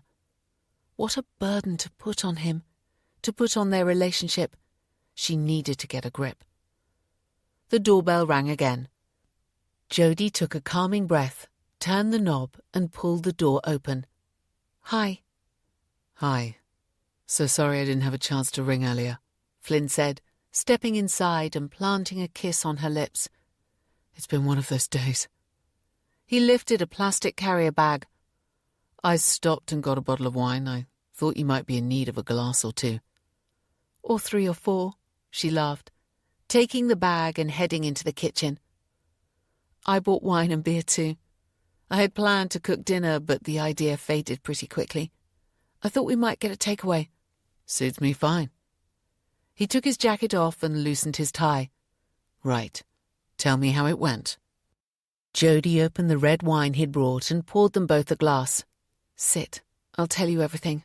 Not that there's much to tell. When she'd finished, she sat back and took a gulp of her wine.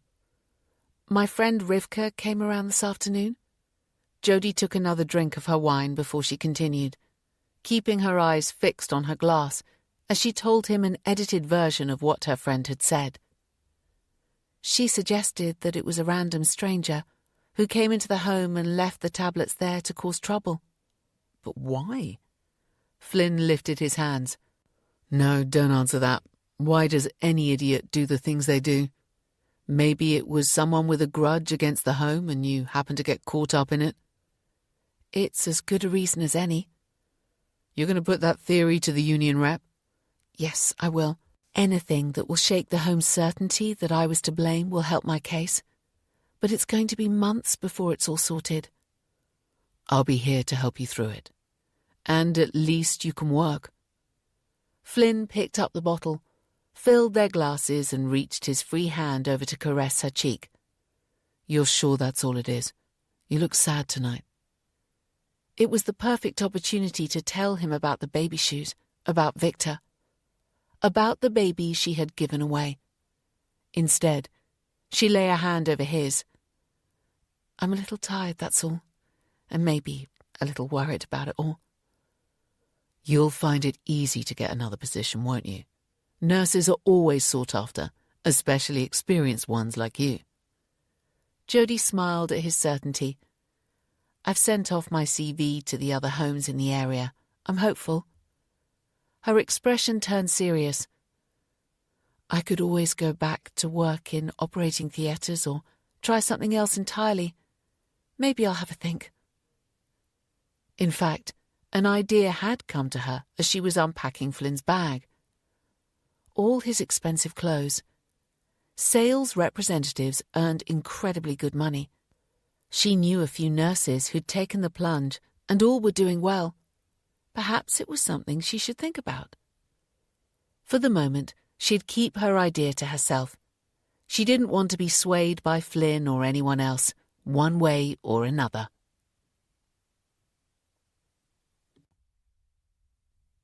Chapter 16.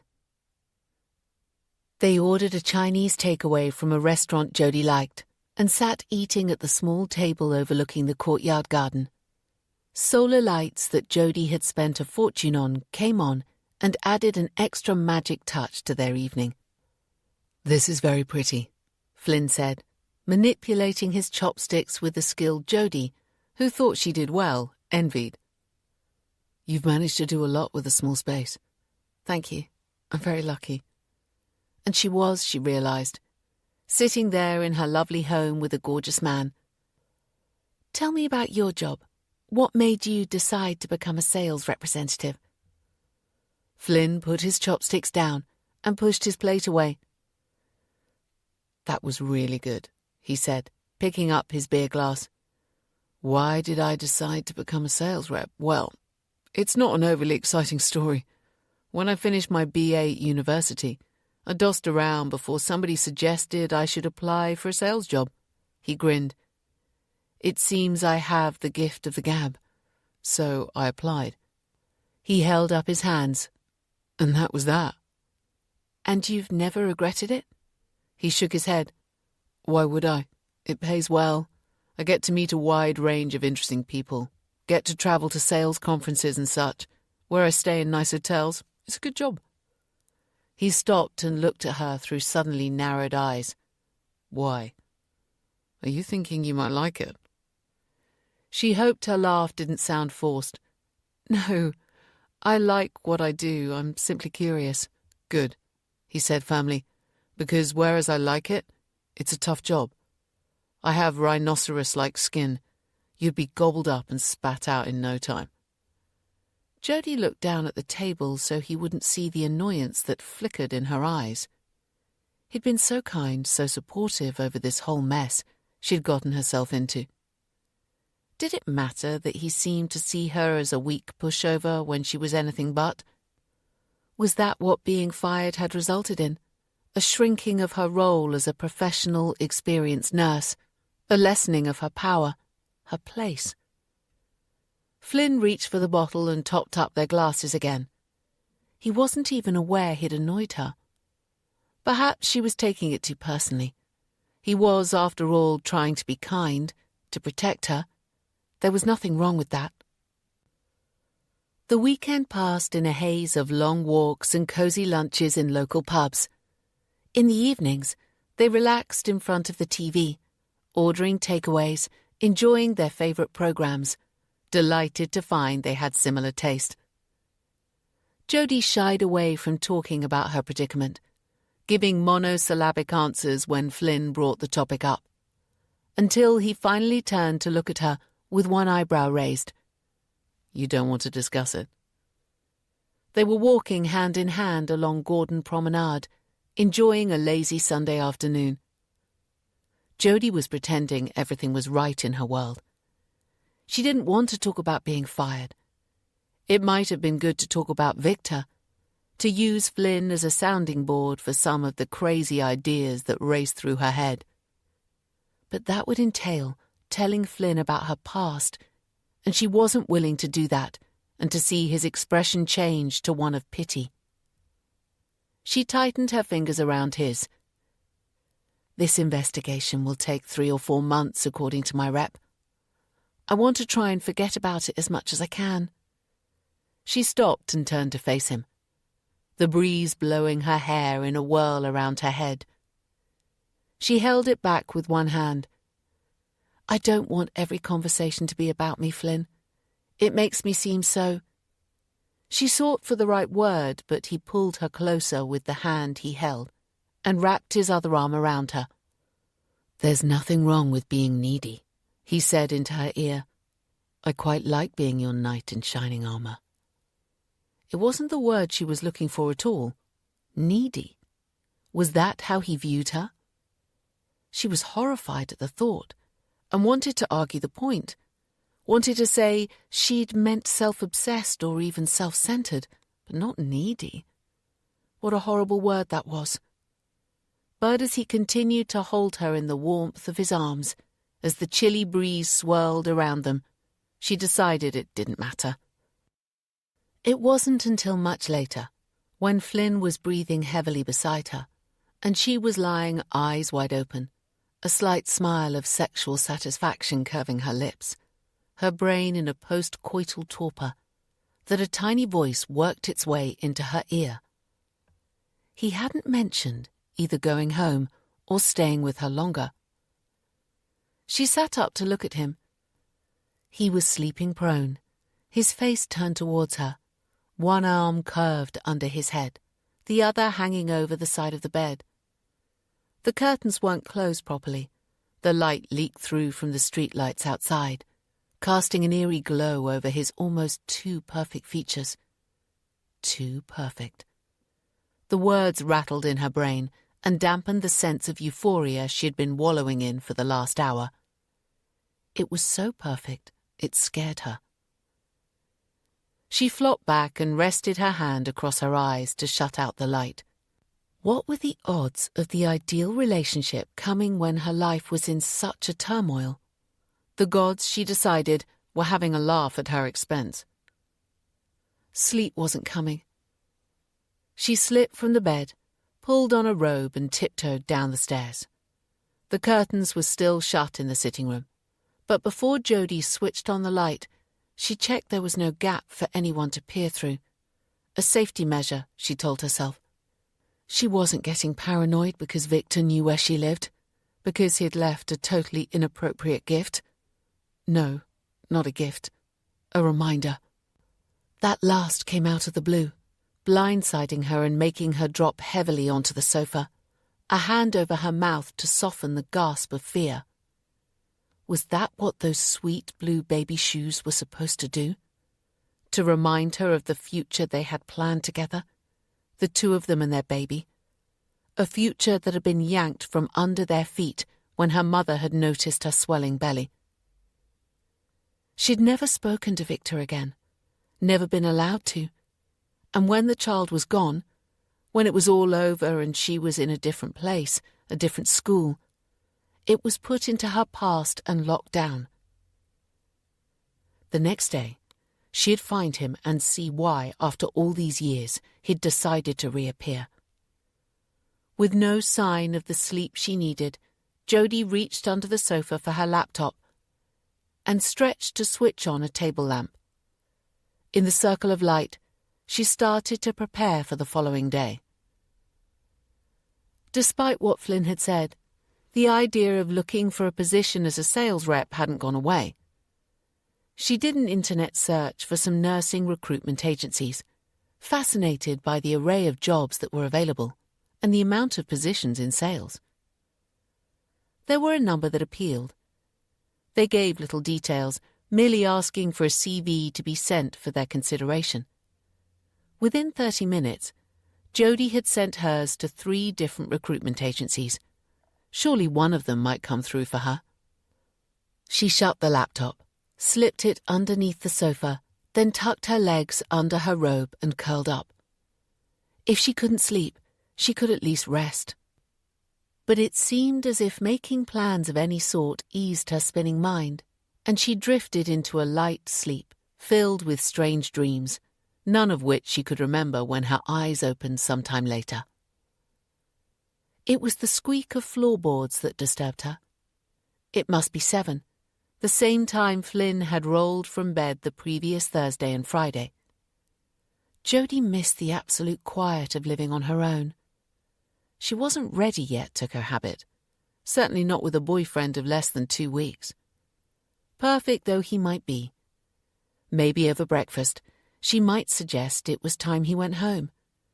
The catastrophic shock of being fired had eased. It was time to grab on to some semblance of normality. But the opportunity for discussion didn't come. 20 minutes later, she heard hurried steps on the stairs, and the door jerked open to show Flynn, still in the act of tying his tie, harried lines creasing his brow. "I'm late," he said. "Have to dash. See you later." He crossed to her side, bent and brushed his lips against her cheeks. With a final wave, he rushed out the door. Jody hadn't had a chance to say a word, and was still struggling to get to her feet, when she heard the front door slam shut. Puzzled, she picked up her phone, her eyes widening when she saw the time. Not 7:30 as she'd thought, but 8:30. He was leaving much later than usual. She hoped he didn't have an important meeting lined up. Her fingers flew over the phone keys. "I hope you catch up with your day. Kiss, kiss." The text sent, she lay back and shut her eyes. She'd have a talk with him that night. He'd probably be relieved to get back to his Swish City apartment. Her plans for that morning pushed her work problems and Flynn from her head. Now, instead of his handsome face, Victor's was there. As it had been all those years before, handsome, charming, and utterly compelling. She wondered what sort of man he'd grown into. Less than an hour later, wearing her smartest jeans, white t-shirt, and pale blue linen jacket, her damp hair pinned up in a tight knot, she was ready to go. A constant churning in her stomach made her decide against breakfast. She'd get a takeaway coffee in the station and have it on the train. Gravesend Station was a bustling, heaving mass of commuters arriving, leaving, standing about getting in the way. Jody, with her priorities right, bought her coffee before heading to the automatic ticket machines for a return ticket to West Hampstead, and hurried to the platform with minutes to spare before the southeastern train pulled out. She was in luck and managed to find a seat. As the train chugged along, her thoughts drifted back to a period of her life that was fraught with conflicting emotions of love and hate. She had been convinced she'd loved Victor. Her mother, the social worker, and even the prosecuting team had told her she was too young to understand, that she was a child. She'd cupped her hands around her baby bump and argued that she loved him, that she was old enough to know what she wanted. She smiled at her naivety. She'd been just a child, a confused and very young 14-year-old, desperately trying to replace the father who had died so suddenly the year before. The ideal vulnerable candidate for a manipulative man like Victor.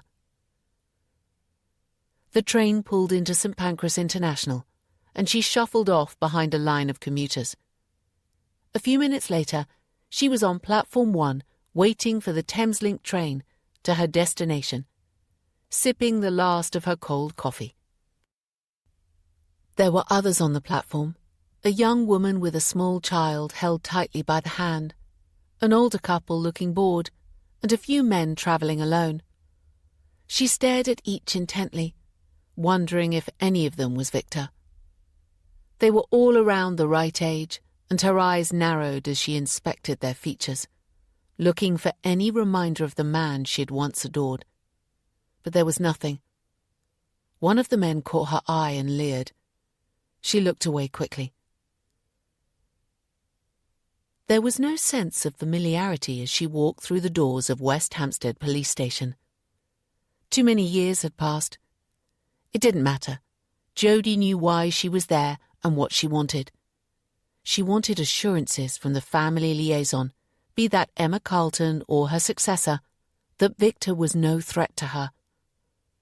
Jodie wanted them to arrange a meeting with him, where she could discuss their shared unfortunate past and lay to bed any worries that he was implicated in her trouble at work. Maybe he had confessed to leaving the baby shoes for some strange reason of his own. He'd apologize, promised to leave her alone, and that would be that. That was what she wanted. What she got was shockingly different. Chapter 17. Emma Carlton had been a relatively inexperienced 26-year-old when she had been appointed family liaison for the Armstrongs. Almost 30 years in the service had changed her physically and mentally.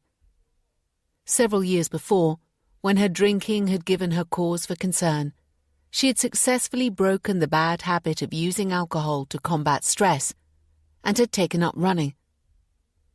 As with her drinking, she took it to excess, and as a result, her physique was wiry, her face gaunt, and her skin wrinkled from too many hours in the sun. Running had allowed her to cope with the stress of her job, but the cause of it remained. The endless stories of sorrow and suffering, the terrible pain that one person had inflicted on another, sometimes simply because they could.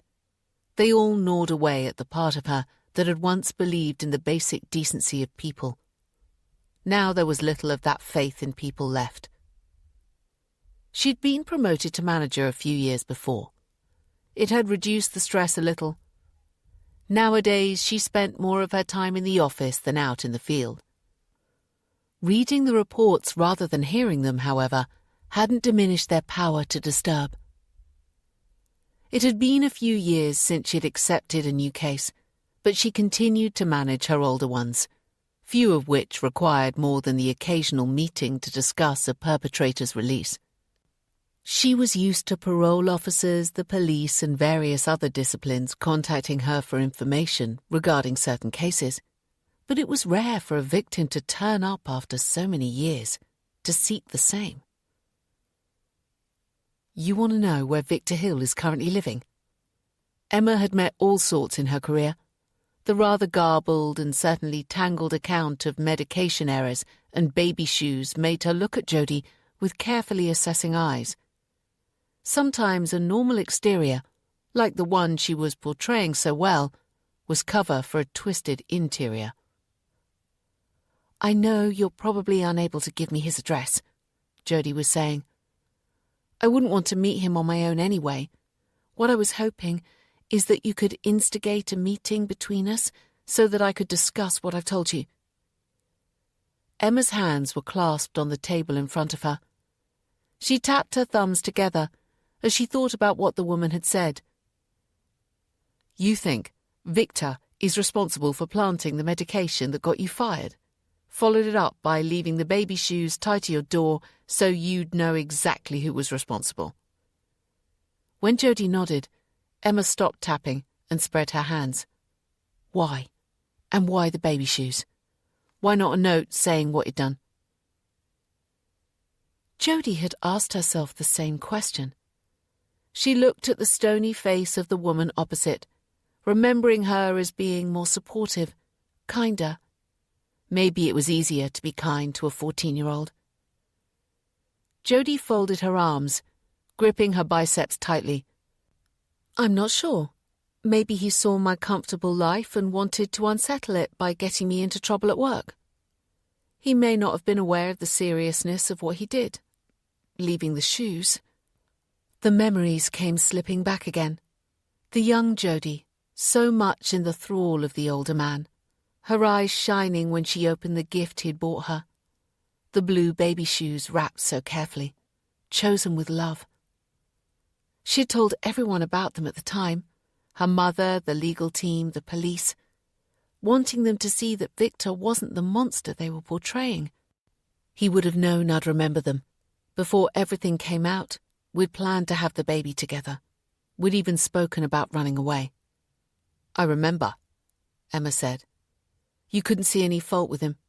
Even when other victims came forward to claim he'd molested them, you refused to see it." "Yes, it was my testimony that put him away." Jodie remembered the kindly judge sitting down with her and asking her to tell her everything. The subtle nudging questions when she'd been reluctant to go into details about the increasing sexualization of her relationship with Victor, culminating in what she remembered as being a less than pleasant experience of sex on the rough ground behind the shrubs and trees on the heath. Not painful, Victor had made sure of that, but not particularly nice. "You did the right thing," Emma insisted. Had she? She had been so conflicted then, a confused, frightened child. Now she might be confused, even a little frightened, but she wasn't conflicted.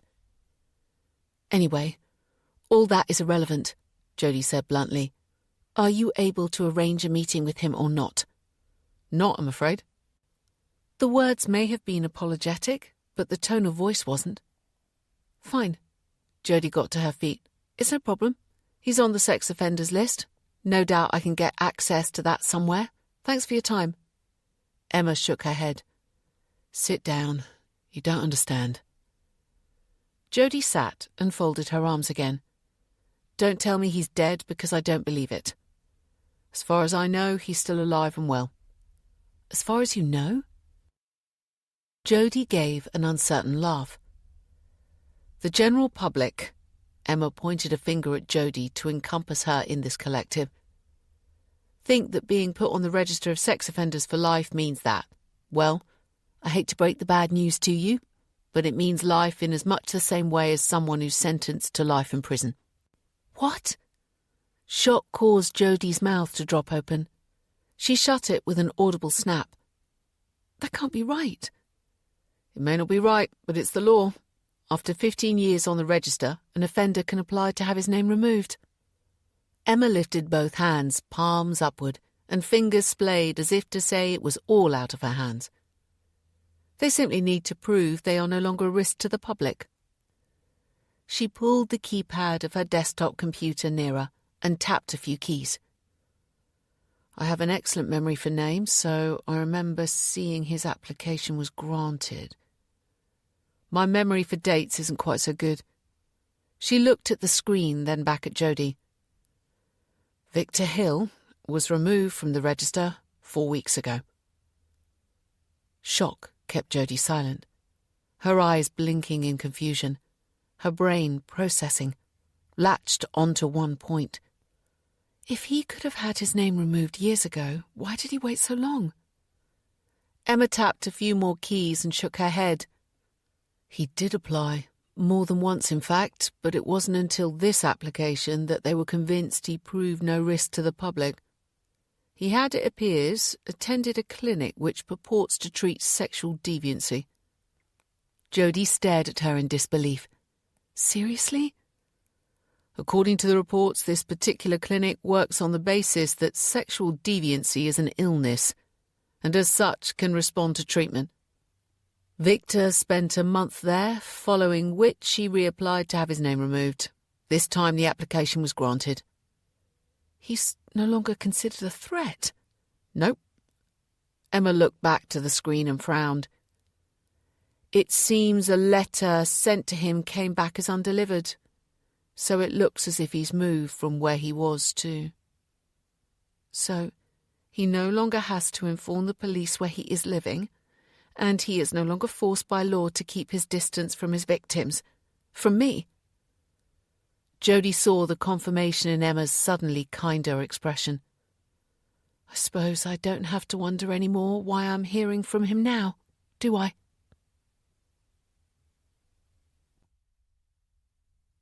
Chapter 18. All Emma Carlton could do was advise Jody to report the baby shoes to the police. As for your theory that he may have planted the medication to incriminate you, she shrugged. I think you'd have a hard job proving that. Jody got to her feet and extended her hand. Thank you for your help, and for being kind to me all those years ago. I'm not sure I ever did thank you then. A smile transformed Emma's face, and Jody saw the woman she was before life had left its mark. Actually, Emma said, you thanked me a number of times. You were a sweet child. You were so unbelievably malleable. It was easy to see why Hill had chosen you. She stood, took Jody's hand, and held it in a firm grip. I wondered what would become of you. It looks to me as though you've turned out very well.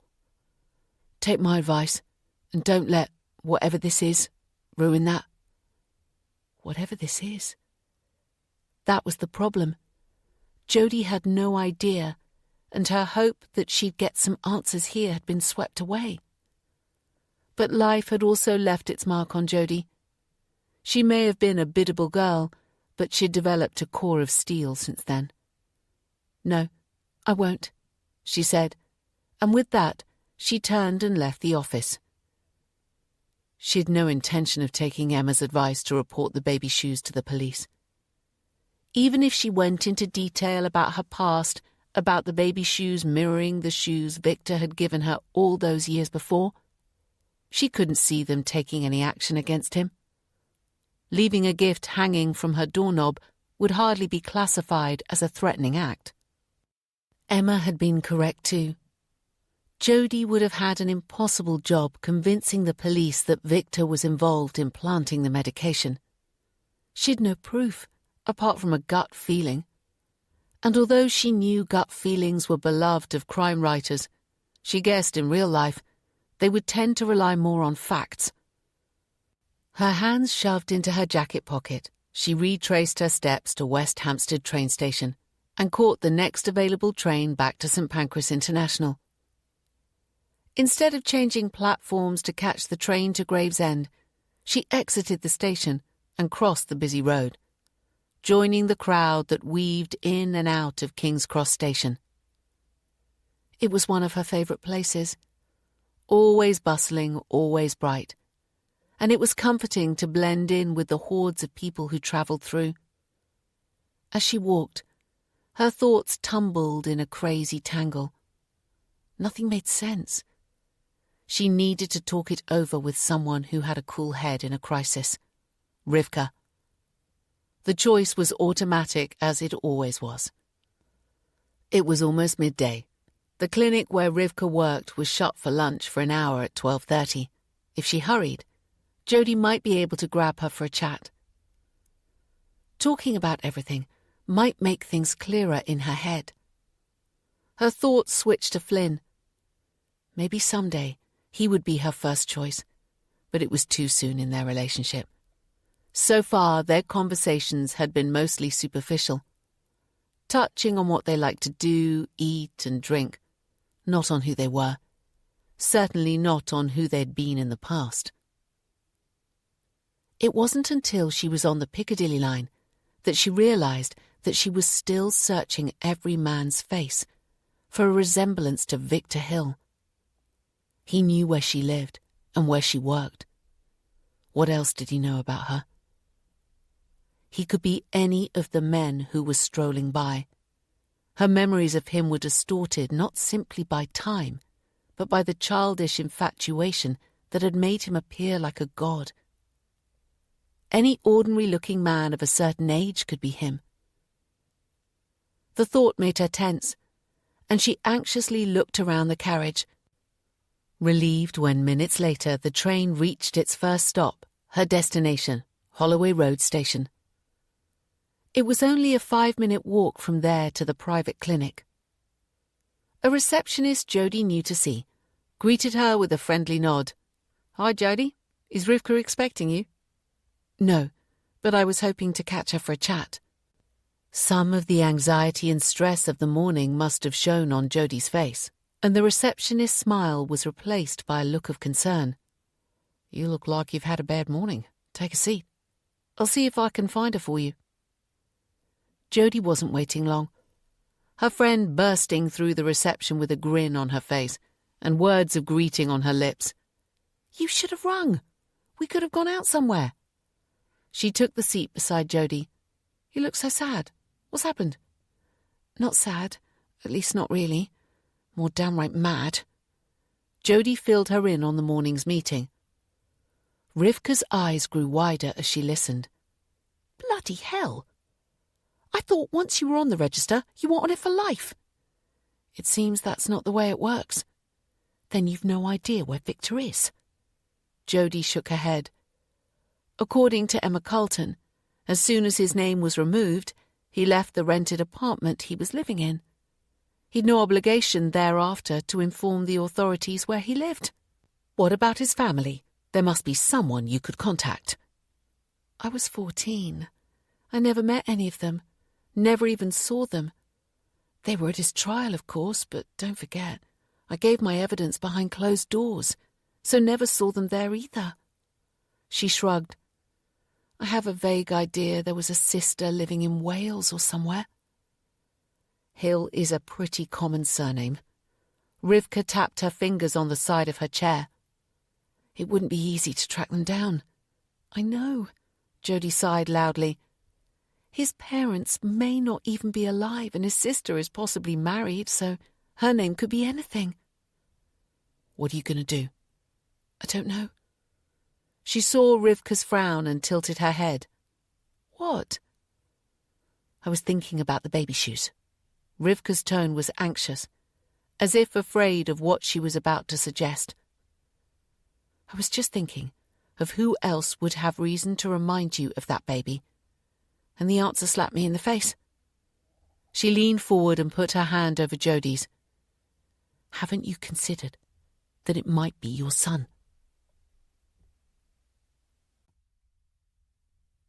Chapter 19. Jodie remembered the tears, the tantrums, the vocal demands. She had begged and pleaded with her mother to tell her where her son had gone, swore to her that she simply wanted one look before he vanished forever. One look. She'd never seen him. Her mother holding her hands tightly over the sobbing Jodie's eyes when the baby, after one gut-wrenching push, was finally delivered into a world that swirled around his mother. A maelstrom of pain for a 14-year-old to cope with. Jodie hadn't seen him then, and the long and difficult birth had rendered her incapable of fighting her cause for days. It wasn't until the pain of the birth had faded that Jodie fought to take one look at her son, fought in vain. Her mother remained adamant that it was for the best, that it would be easier for her to forget, easier to push the whole terrible ordeal behind her. Finally, she grabbed the weeping Jodie by the shoulders and told her bluntly, "He's gone away. The family that adopted him emigrated as soon as the paperwork was signed." It wasn't until years later that Jody found out that her mother had lied, that the paperwork didn't happen that quickly. But then she'd believed everything she was told, and she'd howled her loss. Australia, her mother had said when Jody had begged to know where he'd gone. And she'd taken some comfort when she'd visited her local library and sat with every book they had on the continent, poring over photographs, imagining the baby growing up among koala bears and kangaroos. When she was older, she'd had a longer conversation with her mother about the baby and the adoption, and Jody had learned the harrowing truth. Her eyes filled at the memory. She looked across to Rivka's expectant face. No, it wouldn't be him. Jody saw the receptionist's curious face and leaned closer. You remember my mother?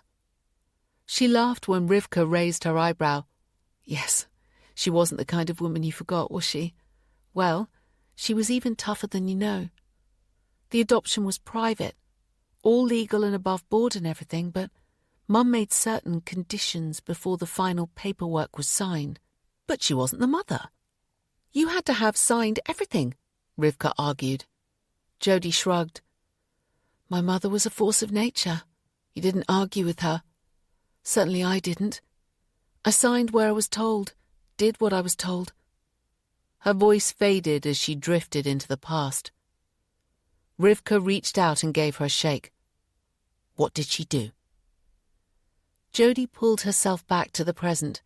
Sorry, there's an adoption contacts register, Rivka? The adopted person or the birth parents can choose to be on it so that if either wants to contact the other, it's possible. She took a deep breath. The register also has another option.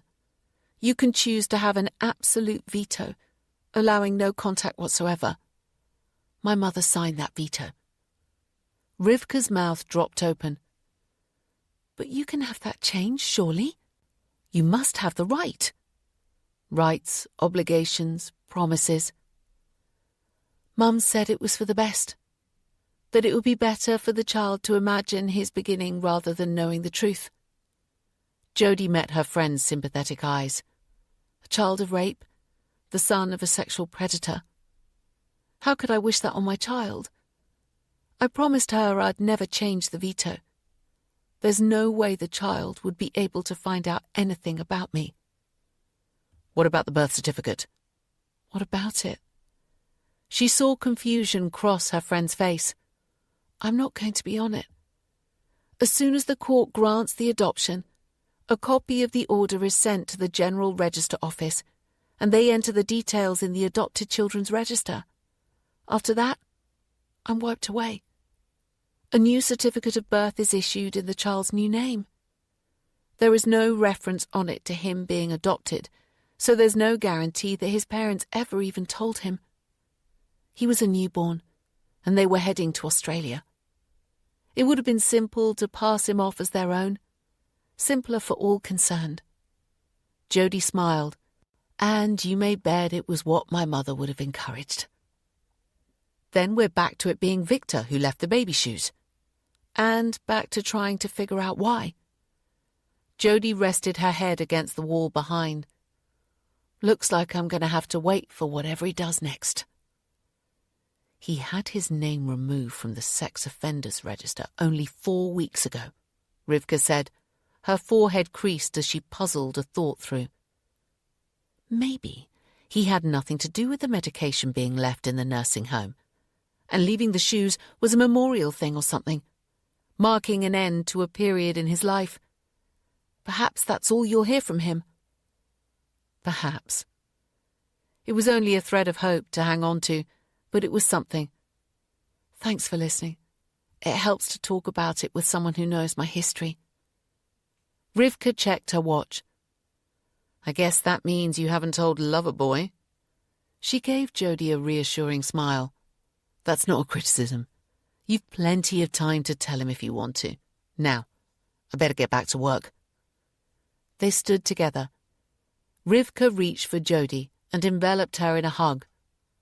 I want to hear all about him next time we meet.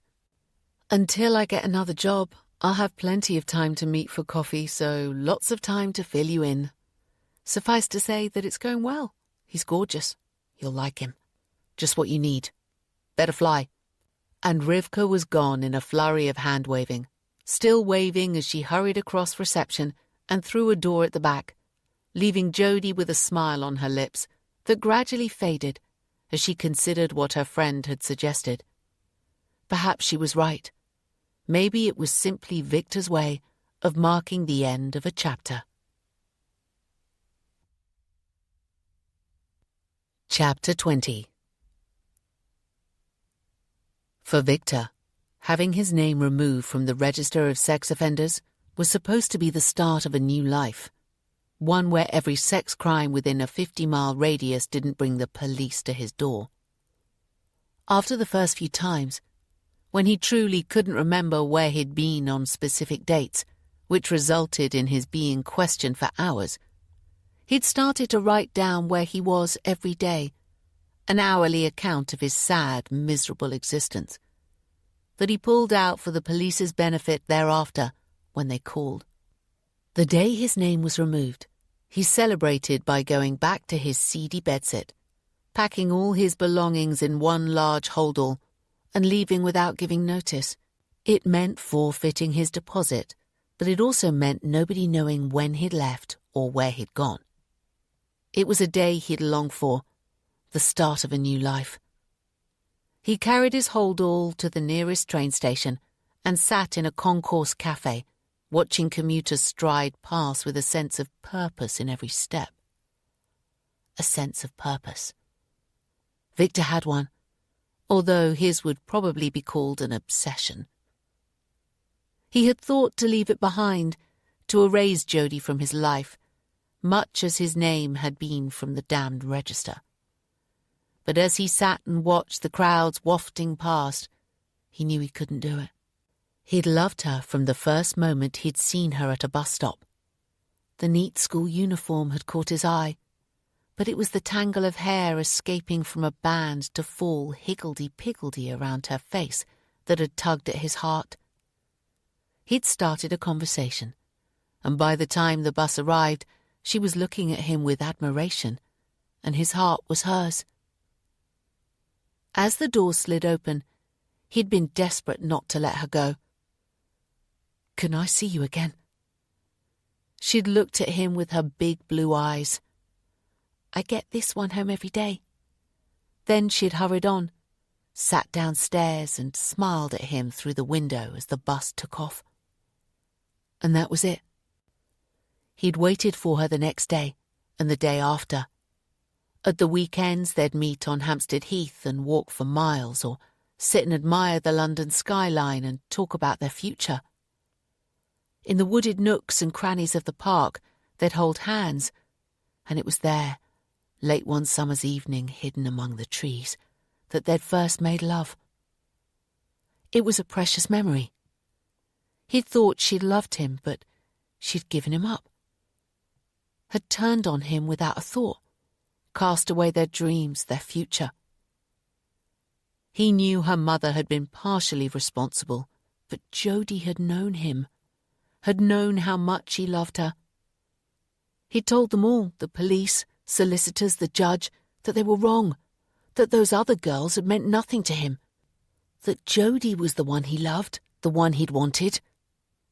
He'd remembered their scornful, hateful looks, their quick use of the word rapist to describe him, a word that had shocked him to the core. That wasn't who he was at all. Chapter 21. Back home, following her meeting with Rivka, weariness settled over Jody, and she plodded up the stairs, kicked off her shoes and lay fully clothed on the bed. She shut her eyes and begged sleep to come. It didn't, of course. After almost an hour of trying, she groaned, sat up and swung her feet to the floor. Anyway, she had the pressing matter of finding herself another job. She switched on her laptop, in the hope that one of the 3 homes she had emailed had replied. 2 had, and a flicker of excitement washed away a little of the tiredness. But opening the first, she saw that their only current vacancy was for a night nurse. Nights. She hated them. The second was more hopeful. They were looking for a part-time day nurse. 24 hours a week, with the possibility of more to cover holidays and sick leave. 24 hours. Almost half the hours she wanted. But she didn't have a mortgage on the house, her needs were low and she could lower them. It was something she'd have to consider. There was no reply from the third nursing home, but more interestingly, there was one from one of the recruitment agencies. They'd love to have a chat with her, gave her a contact name and asked her to ring. Jodie sat staring at the screen for a few seconds. Maybe this was fate taking a hand and this was going to turn out to be the silver lining to that darkly brooding cloud that was hanging over her. She reached for her phone, dialed the number on the screen and asked to speak to Nate Bisbee. Nate here. How can I help? Hi, Jodie said nervously. I'm Jodie Armstrong. I had an email asking me to ring. Jodie, yes, hello. Thank you for getting back to me so quickly. I read your CV and was impressed with it, especially. Jodie heard the faint tap of keys. Your experience in operating theatres. I have an exciting position with a pharmaceutical company, one specialising in anaesthetic drugs. Would that be something that would interest you? Would it? Jodie was taken aback. Yes, she guessed it would. It sounds interesting, she said, hoping he wouldn't think her reply lacked enthusiasm. Actually, it sounds like exactly what I'm looking for. Great. How soon can you come in for a chat? Feeling slightly bewildered by the speed this was all happening, Jodie took a deep breath. Maybe this was the wrong idea. Flynn was probably right. She wasn't tough enough for this whirlwind world. Just a chat, no commitment. And if you decide it doesn't suit, perhaps there's something else that might. What harm could it do to go and speak to him? Tomorrow. I could come in tomorrow. Agreeing on a time, she put the phone down and laughed in surprised disbelief. She wasn't sure if it was a silver lining or not, but maybe getting fired would catapult her into a better life. She'd been a nurse for almost 16 years. Maybe it was time to try something else. Flynn might not approve, but there was no point in telling him until there was reason to. She was going for a chat and might not be interested when she heard the details. There was also the possibility that they might not be interested when they heard about the NMC investigation. That thought rocked her. Maybe she was wasting her time. She rested her head back on the sofa. There was no harm in going. It was as good a way as any to fill her day. When her mobile phone rang, she picked it up, saw Flynn's name on the screen and pressed to accept the call. Hi. Jodie, hi. Sorry for not ringing earlier. It's been a crazy day. Listen, I think I'll stay at my place tonight. Earlier, she'd have been pleased to have heard this. Now, contrarily, she was disappointed. Okay. I'm glad you sound disappointed. Miss me? I certainly miss you. I'd come over, but I have an early meeting tomorrow and I need to be on time. No, that's fine. I'm really tired anyway. Gonna have an early night. How's the job hunt going? It was tempting to tell him about the recruitment agency, and maybe she would when they met, face to face. I had a reply from 2 of the homes. One has a vacancy that might be an option. Oh, good. That must be a relief. Stuff that other place. That nursing body will soon clear you, and everything will be back to normal. Normal? She almost laughed.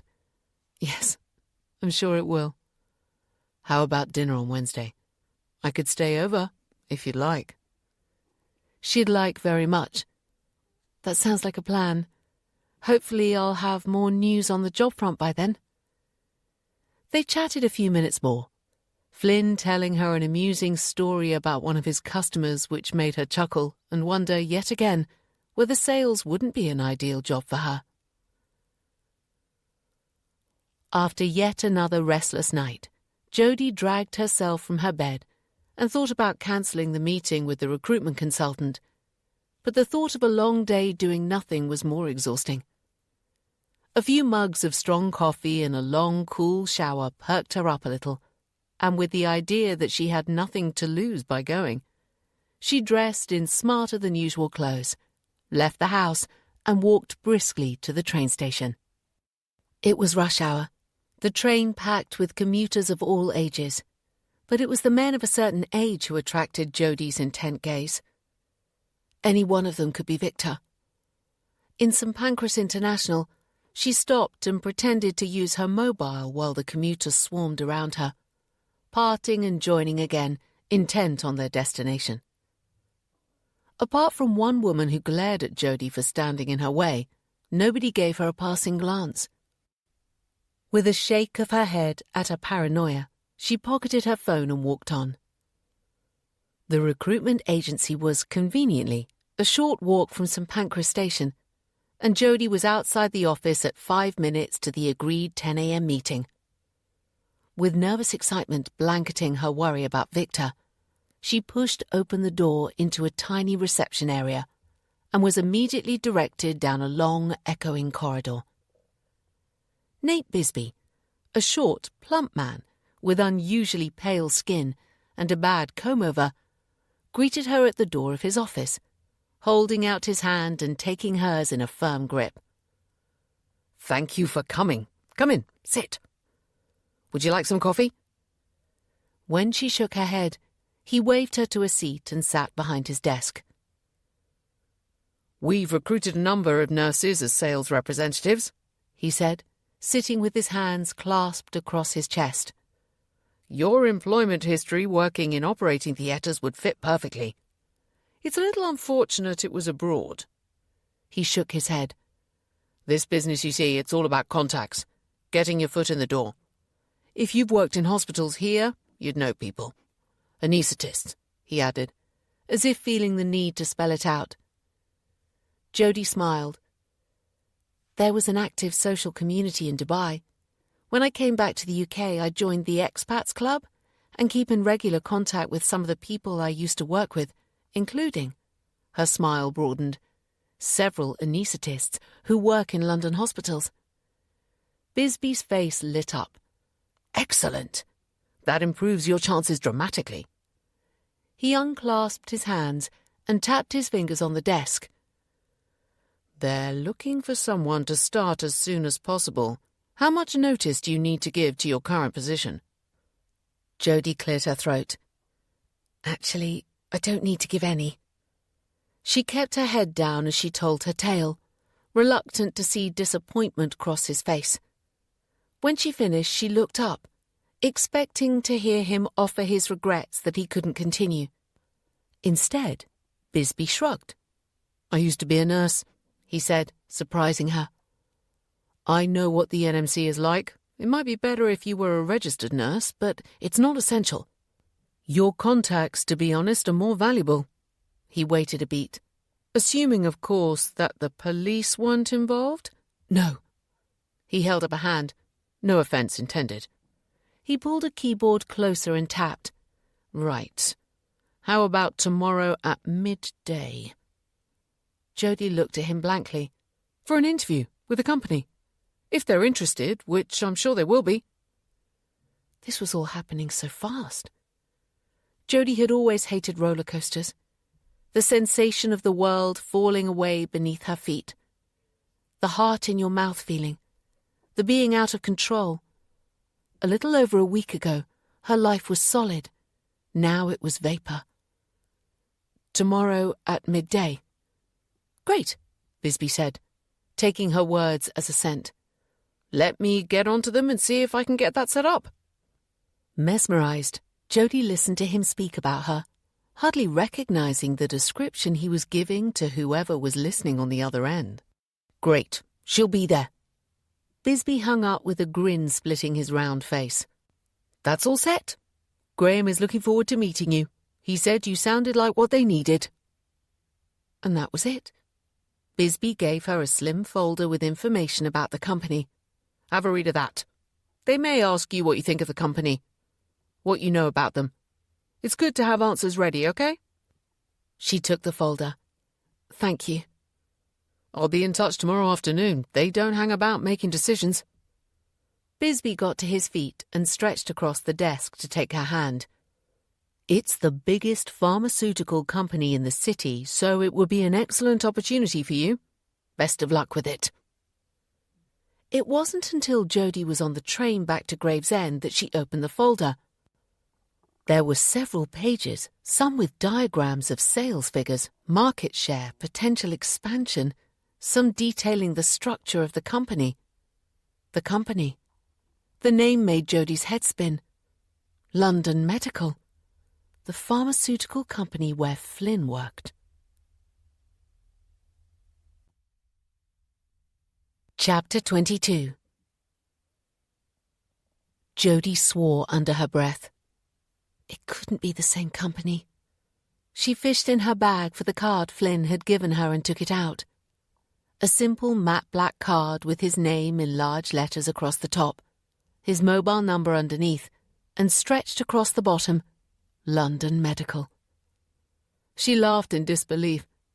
The sound loud enough to draw attention from a woman further down the carriage who looked at her warily before turning away. The phone number of the recruitment agency was in her mobile. She'd ring Nate Bisbee and tell him she'd changed her mind. It had been a crazy idea anyway. Crazy. But why then did she feel such disappointment? Perhaps because he'd said that being a nurse wasn't essential. After all, if the NMC ruled against her, she might not be one for much longer. She flicked the corner of Flynn's card. It would be no harm in going along for the interview. They probably wouldn't offer her the position anyway, but it would be a good experience. By the time the train reached Gravesend, she'd finished reading the information in the file. It seemed such a great company to work for. No wonder Flynn loved it.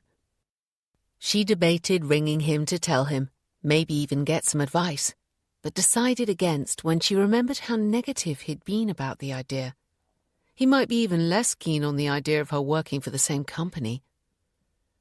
She could ring Rivka or any of her other girlfriends for advice, but she knew what they'd say, that she shouldn't make a decision about her future based on pleasing a man she barely knew, and one who may drift out of her life as quickly as he'd drifted in. It was exactly what she'd have said to them in the same situation. Her thoughts stuck on the job conundrum. She walked on automatic and was barely aware she'd turned into Wilford Street. Only when she was standing outside her house, with the key in her hand, did she notice the package hanging from the door. "Shit," she said, stepping backwards, stumbling from the curb onto the road. Like the last package, this one was blue, neatly tied with a matching ribbon, a loop of which hung over the doorknob, the slight breeze billowing down the street making it sway gently. Jody looked up and down the street. Was Victor standing somewhere watching? "Bastard!" She shouted the word. It echoed and drew no answer. The package taunted her. She yanked it from the doorknob and flung it away as far as she could, then opened the door and hurried inside. But there was no comfort on that side of the door. She pictured the shoes lying there, perhaps being run over by a passing car or being drenched from the threatening rain. With a cry of frustration, she went back out again, ran to pick the package up and took it inside. Already the ribbon was grubby, and the neat parcel dented from where it had hit the road. She dropped it on the table and looked at it, anger fizzing through her veins. She'd really had enough. It was several minutes before she reached for it, undoing the ribbon with trembling hands. The contents were no surprise. 2 blue baby shoes, these even smaller, more delicate than the last. Jody took them out, held them in one hand. So tiny. Why was Victor doing this? Revenge for her part in his sentence? She'd had no choice, and she knew from their solicitor that Victor had been given none either. giving up the rights to his child in return for a lighter sentence. Maybe he held her and her mother responsible for that, and the shoes were a symbol of loss. She pushed her hair back with an unsteady hand. Impossible to know what he meant. As a 14-year-old child, she had adored Victor, but she didn't know a thing about the man he was now. He obviously knew where she lived. Why didn't he simply knock on her door? Because he wanted to make her suffer. It was the only explanation. Perhaps Emma Carlton was right, and she should go to the police. They might have found one pair of baby shoes amusing. Perhaps the delivery of the second would have more impact. Or would they simply dismiss it as a foolish prank that wasn't causing any harm? Jodie held the shoes to her cheek, feeling the softness, a symbol of loss. A reminder of what they'd had, what they'd made together. A baby boy born, despite what everyone had said of their love. She put the shoes on the table, crossed her arms around them, and laid her head down and wept. Chapter 23. Jodie allowed herself a few minutes' self-pity before straightening. She was tempted to throw the baby shoes out. It would have been the sensible thing to do, but instead, she brought them upstairs, put them with the others and shut the lid of the box with a snap. She was tired trying to second-guess Victor. She'd no idea what he hoped to achieve by sending her the damn shoes. If it was simply to unsettle her, he was doing a good job. She'd liked to have spoken to Flynn, but wasn't sure she could keep the sadness from her voice, so was half glad, half disappointed, when he sent a text rather than ringing. "I hope you're missing me. Looking forward to seeing you on Wednesday." It wasn't quite as satisfying as hearing his voice, but it cheered her a little all the same, and she considered ringing him for all of 2 seconds before deciding against it. She might be tempted to tell him about the interview and, worse, who it was with. They barely knew each other. He didn't think she was tough enough to be a sales rep, but then he knew little about her. She read his text again and tapped out a reply, keeping it simple. "Yes, and me too. Kiss." Determined to do her best at the interview the following day, Jodie picked up the file she had been given, read through the information again, and did an internet search to see what else she could find out. Everything she read was good. They seemed to be a great company to work for, but she'd already known that thanks to Flynn. Flynn. He was special. She had never felt this right with someone, and she'd been searching for a long time. There was something about him that appealed to her. She'd be honest with him about everything, eventually. Dinner was a frozen pizza and a glass of wine on the sofa in front of the TV. She watched a documentary but switched it off when her attention wandered and curled up with her eyes shut instead. Questions popped into her head almost instantly. What was she going to do about Victor? How many shoes was he going to send before giving up? Her tired and muddled brain couldn't answer. She dragged herself up to bed, slipped naked under the duvet and rolled over to the side where Flynn had slept. His scent gave her comfort, but despite her worries, she fell asleep. It was the beep-beep of a van reversing outside that woke her. She listened to it, to the faint sound of distant traffic and the gentle pattering of rain against the window. Her world sounded normal, but it wasn't. Reluctantly, she opened her eyes, surprised to see it was 9 a.m. She hadn't slept so well in days. It was time to get up, get breakfast, read over that information again, plan some questions to ask at the interview, get on with her life. An hour later, wearing a plain white shirt and navy trousers, she sat with a mug of coffee and skimmed through the file, jotting down key points and framing some questions to ask. The headquarters of London Medical was in Ealing. She did an internet search, located the address and planned her journey. Almost an hour and a half. She checked her watch. Time to get ready to leave. The worst of the rush hour was over, but the train station was still busy.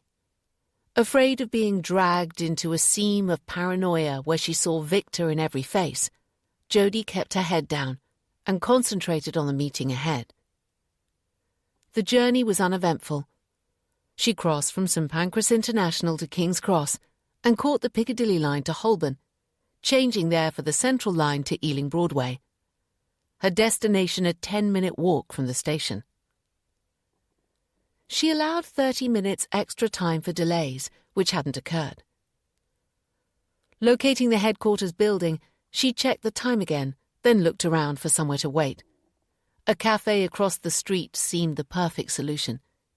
She sat with a cappuccino and kept her eyes on the front door of the building, hoping to catch a glimpse of Flynn coming or going. She gathered he didn't spend much time in the office, but she might be lucky. At 5 to the hour she stood, straightened her jacket and backbone, left the cafe, and dashed through the traffic to the front door of the office building. Inside, a glossy reception area held several chairs and a desk staffed by one elegant woman of indeterminate age, who looked up from her computer as Jodie approached. "I have an appointment with Graham Barker." The woman looked at a clipboard on her desk. "You must be Jodie Armstrong. Welcome to London Medical." She indicated the chairs behind with a wave of beautifully manicured fingernails. "Please take a seat, and I'll tell him you're here." Jodie had barely sat before a door to one side opened, and an attractive man with grey-streaked dark hair and a disarming smile crossed to her, with his hand extended. "Miss Armstrong, welcome to London Medical." His grip was firm and dry. She felt the tension ease and managed to smile in return. "Thank you." "My office is on the next floor. If you follow me."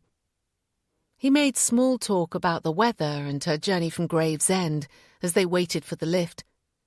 She tried to think of something intelligent and clever to say, but couldn't think of anything more interesting than there'd been no delays. Good, he said, waving her ahead of him into the lift when it arrived, and out onto the first floor. "Through here." The office was large and bright.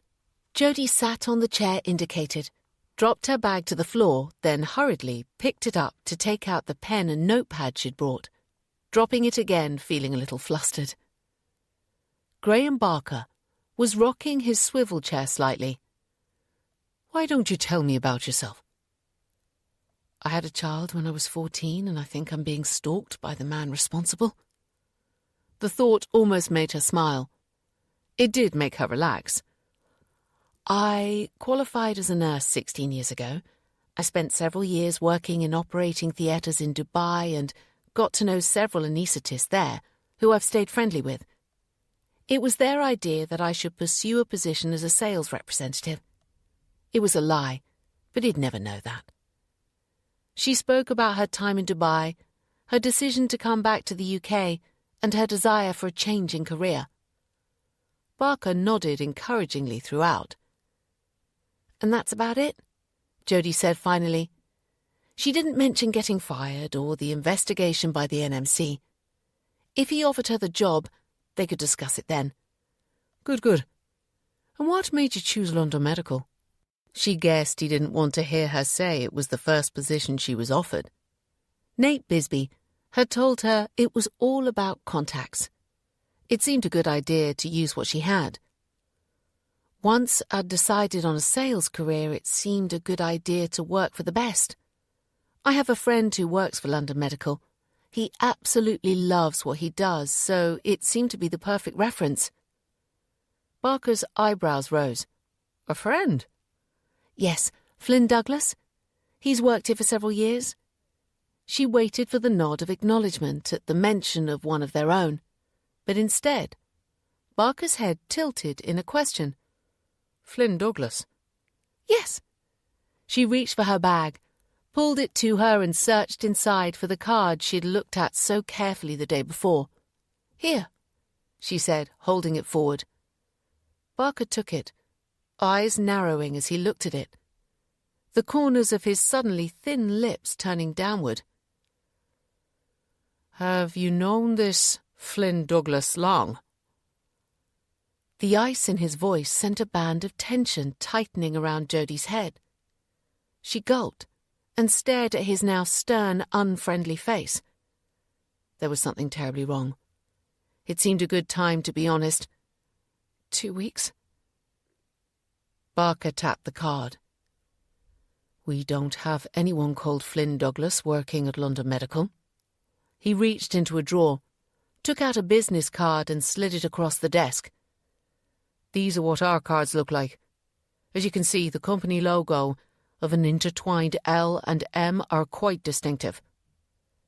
Jodie picked up the grey card with trembling fingers. It was a distinctive design. There was no similar logo on Flynn's card. "Maybe I've made a mistake. Maybe it's a different company." She wasn't really surprised when Barker shook his head. "That's impossible.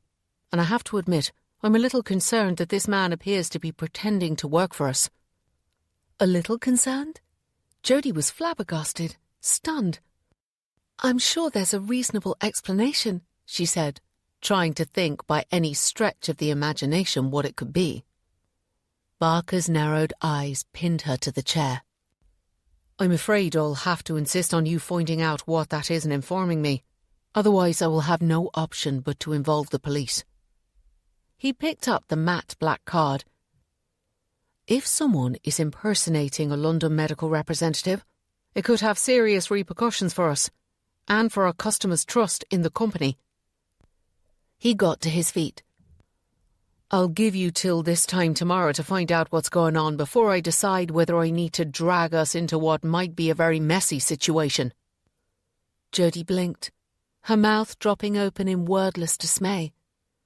There was no further discussion about her working for them, no warm handshake as Barker waved her from his office, no chat as they went down in the lift, no pleasant goodbye as he opened the front door, closing it firmly after she'd gone through, as if to say she wasn't welcome back. Shock numbed her brain.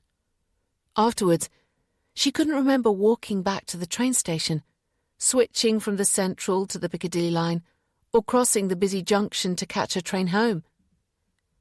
It was only as she pushed open the door into her house that the shock started to wear off. Anger galloped in on its tail, and she stomped into the kitchen, threw her bag against the wall, and screamed every expletive she could remember. Flynn and Victor both came under the lash of her tongue. What an idiot she'd been. Hadn't she known there was something too good to be true about Flynn? And there was that story about his apartment. She'd been right. She knew it now. He'd spoken about his spacious apartment until she suggested going there. Then suddenly it was too small. Lies. All ugly lies. She picked up her bag and grabbed the contents that had fallen out, including the notebook that she'd never had reason to use. She looked at it sadly before crossing the kitchen and throwing it in the bin.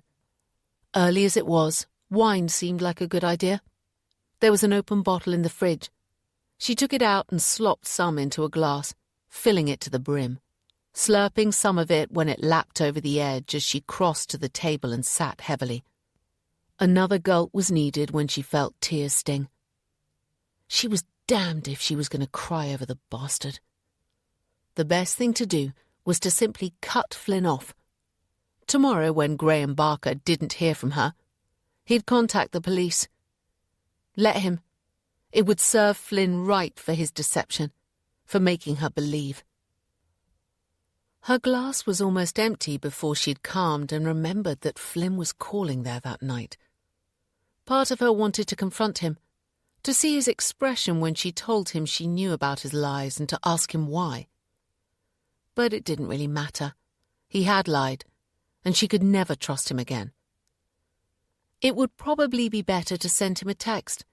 Say she'd changed her mind and didn't want to see him again. Never wanted to see him again. Despite his lies, the thought saddened her. In the end, she did nothing apart from switching off her phone. The recruitment agent said he'd ring. She didn't want to have to explain the fiasco of an interview. The wine glass was empty. She refilled it, and this time brought the bottle to the table and sat drinking until the light began to fade. She'd no idea of the time when the doorbell rang. Her hand jerked, sloshing wine over her fingers. It trickled down her arm as she held the glass and listened to the bell sounding again. Then Flynn's voice, as he pushed open the letterbox flap and called through. He sounded vaguely puzzled rather than worried. She imagined him there, his handsome face creased as he tried to figure out what could be wrong. Maybe the wrong day or the wrong time. She put her glass down and crossed to the open kitchen door, straining to hear. The murmur of his voice reached her. He was probably ringing her, leaving her a message, maybe laughing at the confusion of being there when it appeared she wasn't. Slow, quiet steps took her to the front door, clamping down on the yell that almost escaped when he rang the doorbell again. With a lump in her throat and a pain in her chest, she rested a shoulder against the wall. He didn't give up easily, ringing the doorbell now and then, and occasionally she heard the murmur of his voice as he left yet another message for her. Perhaps it was her imagination, but a hint of panic seemed to be creeping into his words. It was almost an hour before she heard his footsteps move away. She rested against the door then, her wet cheeks sliding against the cold UPVC, bitter sadness in every heaving breath. Anger would come, and hate too, but not until the pain of his lies had faded. Back in the kitchen, she sat looking out of the window as the solar lights came on. Pockets of light in the darkness. That's what Flynn had been for the last 2 weeks. A little light in her increasingly dark life. Now he was gone. Alcohol was making her maudlin. For goodness sake, she'd only known the guy a couple of weeks, and as it turned out, it appeared she didn't know him at all. In a few days, he'd have faded like a bad dream. The idea of taking a position as a sales rep was daft anyway. She was a nurse. She'd apply for that part-time job, be cleared by the NMC and get on with her life. Her phone was sitting on the counter. Her eyes flicked to it. What had Flynn said when he'd rung? Maybe he'd guessed that she knew about his lies and his messages would be littered with excuses. It was tempting to reach for it and switch it on to listen, but she'd had enough for one day. Leaving it where it was, she took herself upstairs and, still in her interview-appropriate clothes, she lay down on her bed and shut her eyes. Chapter 24. Victor was puzzled. He'd followed Jodie to the office in Ealing. Her expression was bright, excited even on her way in, but less than 20 minutes later a different woman came out. One with the weight of the world pressing her into the pavement. Every step appeared to be a struggle. Victor guessed the visit was linked to her attendance at the recruitment office the day before. Perhaps she was considering a change of job, but if her expression was anything to go on, her visit hadn't been successful. Back in Gravesend, she went inside her home and didn't come out. There'd been no sign of Loverboy since Monday morning. It might be that he was due that night. Victor would go home and return to his usual spot around 6:15 p.m. to keep watch. He wasn't sure of his next step. If he were being honest with himself, which wasn't one of his strengths, he'd admit that finding Jodie, following her and learning everything about her, had initially been pure curiosity, but it had grown into an obsession. They'd labelled him a rapist, but it wasn't true.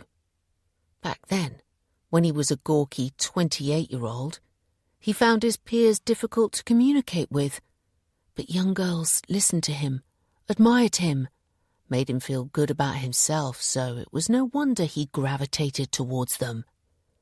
When Jodie told him she was pregnant, he'd been appalled, and horrified too that the adoring expression she normally gave him held a hint of fear.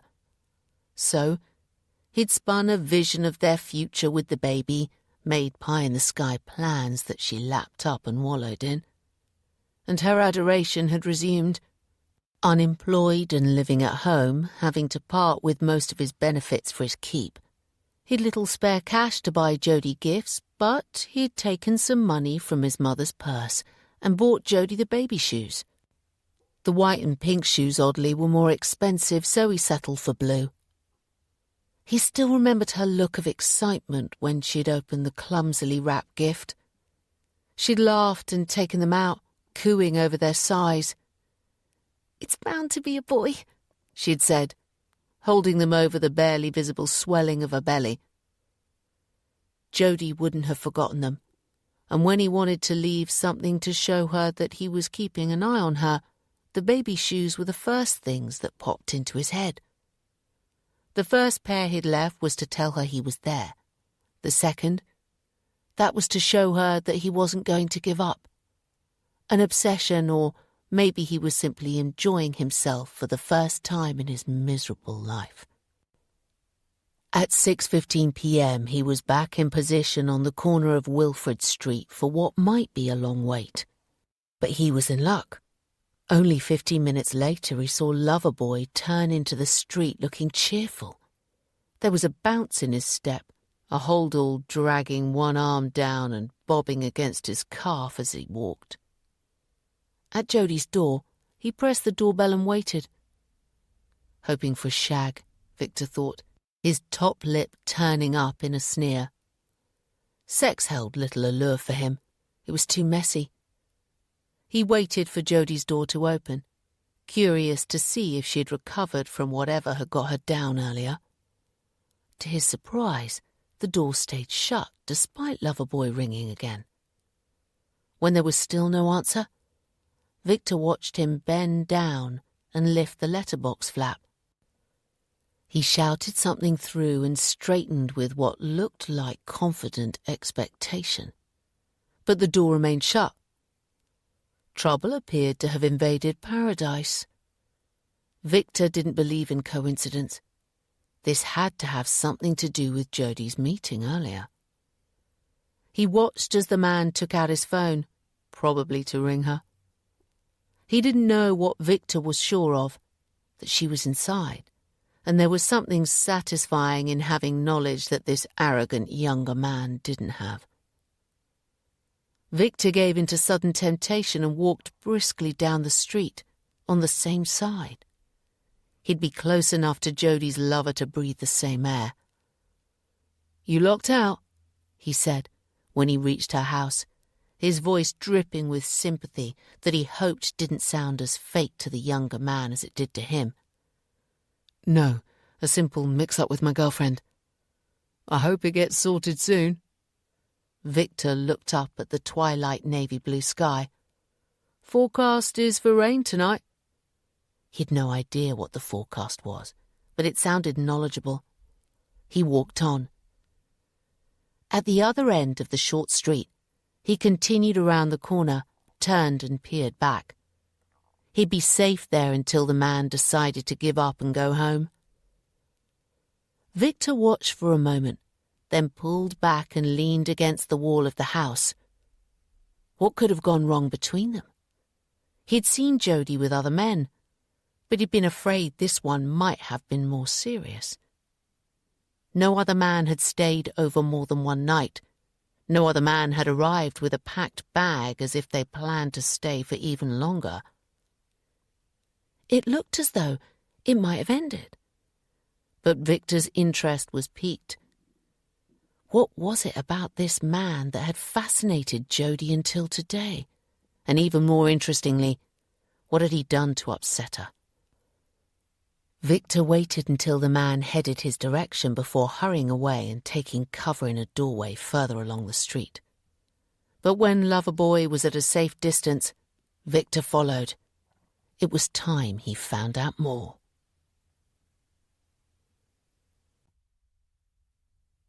Chapter 25. Jodie didn't sleep, but she didn't expect to. Instead, she lay wide awake as thoughts and worries swirled through her head. If she went downstairs, she knew she'd listen to the messages Flynn had left, and she couldn't face that yet. In the morning, in the cold light of reality that came with the dawn, then she'd be able to. She had forgotten to shut the curtains, but it wasn't sunshine that made her open her eyes, the morning being grey and dull and her room still in semi-darkness. It was the grim, gloomy inevitability of her life. She'd get over Flynn because she had to. She'd find a way of dealing with Victor again because she had to. And she'd apply for and take when offered that part-time nursing position. But lying there, feeling sorry for herself, wasn't going to achieve anything. She sat up and swung her feet to the floor, frowning at the dirty mark her shoes had left on the duvet cover, annoyed with herself for being so sloppy, for being so very, very stupid. She stood abruptly and turned to pull the cover and sheets off the bed. Keeping busy, that was the key. 30 minutes later, dressed in jeans and a t-shirt, she'd packed the washing machine. Its churning and humming, followed minutes later by the rumble of the kettle boiling, were relaxing sounds of normality. Normal, too, was Jodie's breakfast of toast and coffee. The toast because she thought she should eat, the coffee to keep her awake. When she'd finished one of the slices, she pushed the other away and stood to get her laptop from the sitting room. She sipped her coffee while she tapped out a reply to the nursing home, saying she'd be interested in the part-time position, and added that she was available for an interview whenever they wished, and happy to start as soon as they wanted. If they invited her for an interview, she'd explain her circumstances. Her union rep had said there was no reason she couldn't accept another position pending the decision from the NMC. She hoped the nursing home felt the same way. Now she had to wait for their reply. Her mobile was on the counter behind her. There was nothing else she could do. It was time to find out what Flynn had said. She picked the phone up and stared at it for several moments, clamping her lips together when they started to tremble, determined she wasn't going to shed any more tears. Her thumb slid along to the button and pressed.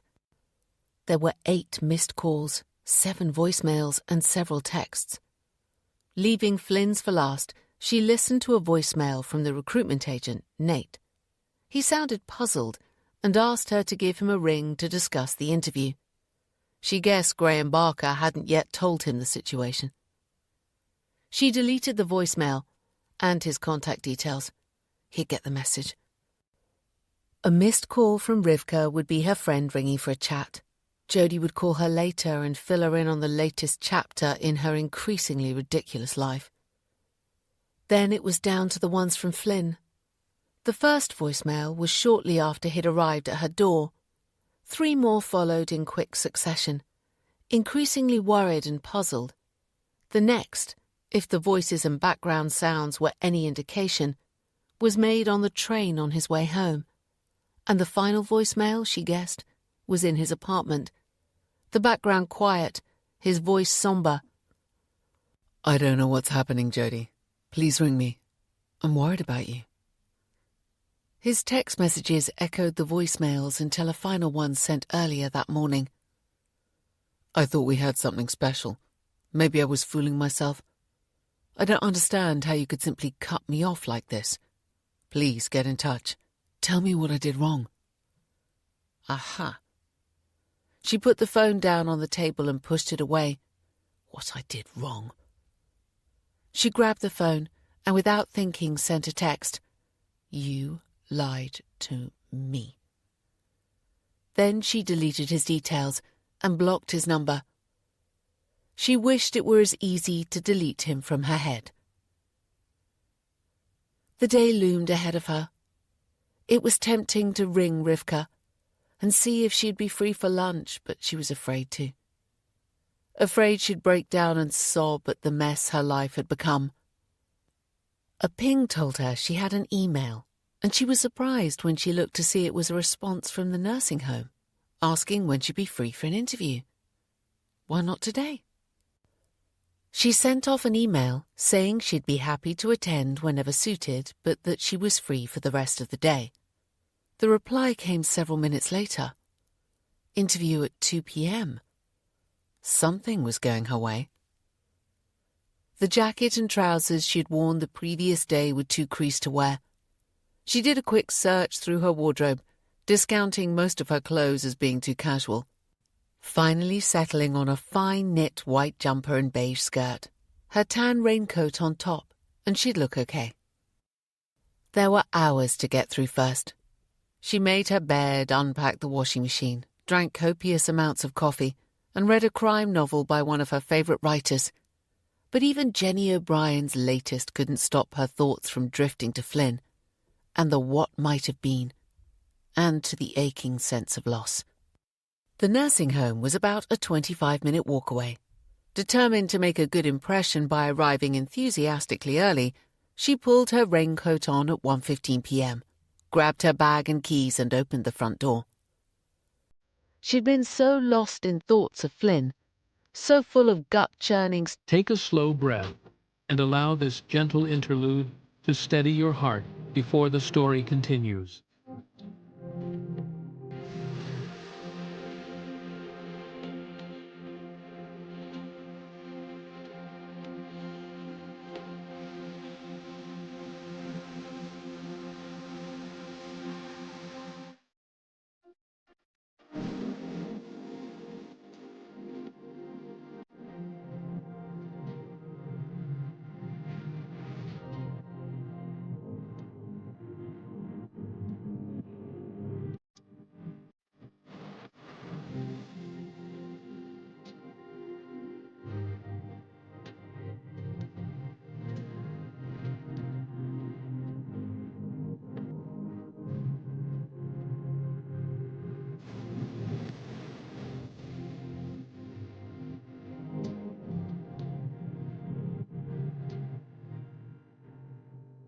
Self-pity that for a while she'd put the other man who was haunting her out of her mind, and was caught by surprise to find a package swinging from the doorknob.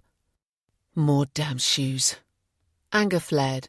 She pulled the package from the door, flung it on the hallway floor, and stepped outside.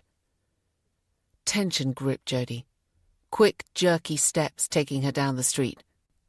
This time, she promised herself, this time she'd take the damn package to the police. Get them to find Victor and make him stop. In exactly 25 minutes, Jodie reached the nursing home, Seacrest Manor. They'd used artistic license with the name. The sea was at least a 15-minute walk away, but none of the nursing homes in Gravesend were foolish enough to use the town's name in their title. She tried to put both Flynn and Victor out of her mind. It was important to make a good impression, to show the manager that she was exactly the kind of nurse he needed, despite having been fired. To her surprise and relief, the interview went well. Her explanation regarding the medication issue and NMC investigation was accepted without more than a shake of the manager's head and a few easily answered questions. "We'd like to offer you the position," the manager said at the end of a short interview. "Subject to references, of course." Jodie's face fell. Stupidly, with all that was going on, she'd not thought about references. "I've worked at Best Life Care for 6 years. "That's fine." The manager's voice was calm and reassuring. "A reference from them to say that you've been a satisfactory employee until recent events will suffice. And perhaps one from your time at Guy's?" "Yes," Jodie nodded, relieved. "That would be easy." "The permanent post will depend on the results of the NMC, you understand." She lifted her chin and kept her eyes unwaveringly on him. "I assure you, there was no culpability on my part." "Right," he said, dropping his gaze to the paperwork on the desk. "We can do the DBS check online now. And if you can give me or send me the contact details of your referees, I'll get that done as soon as." The manager wasn't a man who let grass grow anywhere. He looked up and caught her amused expression. "You'll learn. I'm not someone who likes to hang about." The disclosure and barring service check took 5 minutes to complete. When they'd finished, Jodie gave the manager the email address of an anaesthetist she worked with in Guy's, who she knew would happily give her a glowing reference. "And Kate Dobson at Best Life Care." "I know Kate," he said. "Don't worry. You've told me about the NMC investigation. All I want to know from her is that you're reliable, efficient and competent." "Which I am," she said firmly. "Excellent. If the references come through, perhaps you could start next week." He picked up what Jodie saw was a duty roster. "We need someone for Saturday and Sunday." "Perfect," she said. And less than 45 minutes after arriving, she walked from Seacrest Manor, feeling that one part of her life was sorted. She planned to go directly home to ring the police about the package, but she was suddenly weary. Her eyes felt gritty, and the thought of having a protracted conversation about Victor seemed simply too much. The package could stay unopened where she'd thrown it until the following morning. The day had brightened. Jodie walked along Saxonshire Way, but she'd not gone far when she realised she was simply too exhausted and turned for home. A faint, unpleasant smell when she opened her front door made her screw up her nose. She peeled off her raincoat, hung it and her bag over the banister, and lifted her nose to sniff the air. It was an odd smell. She took a step forward, stopping as the odour intensified, and looked down in horror at the package near her feet. She hadn't noticed when she'd pulled it from the door earlier, or maybe it hadn't happened until it had hit the floor and broken whatever was inside. Something that stained the corner of the wrapping paper. Jodie bent down and sniffed, straightened quickly. It was a stench she recognised from wounds that were deteriorating, putrid and nasty. Later she thought she should have rung the police and left them to deal with whatever it was. But that was when the shock had worn off. Now, with her eyes wide, she bent and picked the package up by one of its ribbons and carried it to the draining board in the kitchen. She took scissors from the drawer and cut the paper, then the tape that held the box shut.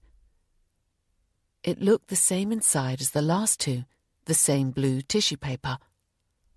It had rained earlier. Maybe the package had simply got caught in rainwater dropping from the gutters overhead, and the smell was... No. She couldn't think of any reason for the stink that emanated from the open box. Using the points of the scissor blades, she parted the tissue paper gently. The scissors went flying across the room as she leapt away with a horrified yelp and stood trembling, her eyes never leaving the box. Fuck! She held a hand to her mouth, feeling weak, stunned. It was seconds before she could move, before she could stagger into the hallway, sit on the stairs and fumble inside her bag for her mobile. Then she pressed 9 3 times. "Police," she said when asked what service she required. In a voice almost devoid of intonation, she told the police operator her story, answered the questions she was asked, and slumped on the stairs when she was told an officer would be around within the hour.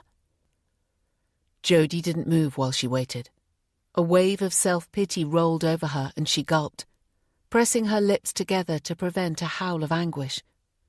She picked up her phone and sent Rivka a text. "If you're not doing anything tomorrow, could you come around? I need to talk to you." Her friend had Fridays off. She hoped she had not made other plans. A few minutes later her phone buzzed. "Sure. 11 okay?" "Perfect. See you then." Relieved, Jodie put the phone down. When the doorbell rang, slightly less than an hour since her emergency call, she stood shakily and went to let them in. She had her hand on the doorknob, then stopped and pressed closer to the door to listen for voices. It was quiet. "Hello?" "Miss Armstrong, it's the police." Of course it was. Shaking her head, she twisted the handle and pulled open the door. 2 uniformed officers stood outside, their car parked across the road. "Sorry," Jody said. "I seem to be getting a little paranoid." "No harm in being careful," the taller of the 2 men said. "My name is P.C. Robert Doyle, and this," he indicated to the other officer, "is P.C. Joe Grant." When Jody made no move to wave them in, he smiled slightly. "May we come in?" Colour flared across Jody's cheeks. "Of course." She stood back and indicated the sitting room door. "We can sit through there. Would you like a drink?" "No, thank you." Doyle appeared to be the officer in charge. It was certainly he who did all the talking. The 2 men were big, muscular rather than fat, tall and broad, and they filled the small room. They perched on the edge of the sofa as Jody sat on the small chair in the corner opposite. Doyle took out his notebook, flicked it open, then shut it again. "You received a nasty package in the post." Jody frowned and shook her head. "No, not in the post. It was left hanging on the doorknob. There have been others, 2 others, but they had little shoes inside, baby shoes. This one was—" She held her hand over her mouth and gulped frantically. The 2 officers, with the air of men who'd seen it all before, waited patiently as she tried to get herself under control. "Take your time," Doyle said. Jody shook her head. Words were too difficult. "I'll show you." She led the way to the kitchen, her hand hesitating on the door handle. What if there was nothing there? With so much stress recently, had she imagined it all? "It's been a strange few weeks," she said, turning to look at the men who stood too close behind her. Suddenly claustrophobic, she pushed the door open and stepped inside. There. It was almost a relief to see it still on the draining board, to know it was real. It looked so innocent, such a pretty shade of blue. From the doorway, the staining wasn't visible, nor was the content. When she didn't move, Doyle squeezed past and crossed the room. He peered inside. "All I can see is paper," he said, pulling a disposable glove from his pocket. He slipped it on and slowly moved the wrapping back. "Ah." Only 1 word, but it was enough to make Grant put a hand on Jody's arm to move her to one side. His reaction to the contents was more dramatic than his partner's. He reared back. "Bloody hell." Doyle turned to Jody. "Do you have the other items that were sent?" "Yes, I'll get them." A few minutes later, the 2 officers were examining the baby shoes. "And these are the ones given to me by Victor Hill." Jody pushed the box forward. Doyle opened the box and took them out. The shoes tiny in his big hands. "And they were never used?" He looked at Jody curiously. "No, my baby was put up for adoption. I never saw him." Jody felt a lump in her throat. Those words never got easier to say. Doyle put the shoes back in the box and tucked the tissue paper neatly around them. "Okay, so you believe Hill has started this stalking because he finally managed to get his name removed from the register of sex offenders?" Jody wanted to scream that it was blindingly obvious that was the way it went. But she guessed there was no point in taking her stress and misery out on the officer, who was simply doing his job. "Yes. It seems to make sense. Nobody else knew about the shoes." "Nobody? Are you sure?" Doyle folded his arms. "People often think they've kept a secret, but when they think about it, they've told 1 or 2 people. People who may then have gone on to tell 1 or 2 more." That night, she had had too much to drink and told Rivka and her other nursing friends. Had she mentioned the shoes then or told Rivka about them later? She honestly couldn't remember. "I can see from your expression that I'm right," Doyle said, with a smugness that made her want to hit him. "I may have told a couple of girlfriends years ago, but they'd never do something like this. Why would they?" "People don't always need a reason to cause trouble." Could be any manner of things, jealousy, spite, you name it. Doyle sat on one of the kitchen chairs. Have you told anybody more recently? It's not the kind of thing you simply drop into conversation, she said, taking the chair opposite. And can you think of anyone who'd want to wish you ill? Flynn. Maybe he would now, after being dumped so unceremoniously. But he didn't know about her past. Oh no, she blurted out as a thought struck her. There is someone. I suppose he might have snooped and found the shoes. The first night Flynn had stayed over. She'd gone downstairs early. Perhaps he'd made the most of her absence and had a look around, learned her secrets. The box where she kept the baby shoes Victor had given her. She distinctly remembered being surprised later that same morning to find it so easily accessible. I dumped him because I discovered he'd been lying to me, she explained. Doyle frowned. Okay. How long have you known this guy? 2 weeks on Tuesday. And the first shoes arrived when? Last Friday. A little over a week after you met this man. Jody gulped and nodded. And when was it you dumped him? Last night. Jody could see where he was going. Flynn had said he liked her being needy. Perhaps he had made her life a nightmare to cast himself as the white knight who would run to her rescue and protect her. I was so angry and upset that he lied to me. I let him come here as planned, then didn't answer the door or his calls. Doyle looked over to where the package still sat. Looks like he got his revenge then, doesn't it? The image of the mouse with its head chopped off, so neatly wrapped in the blue tissue paper, was seared into Jody's mind. Yes, she said. It looks as if he did.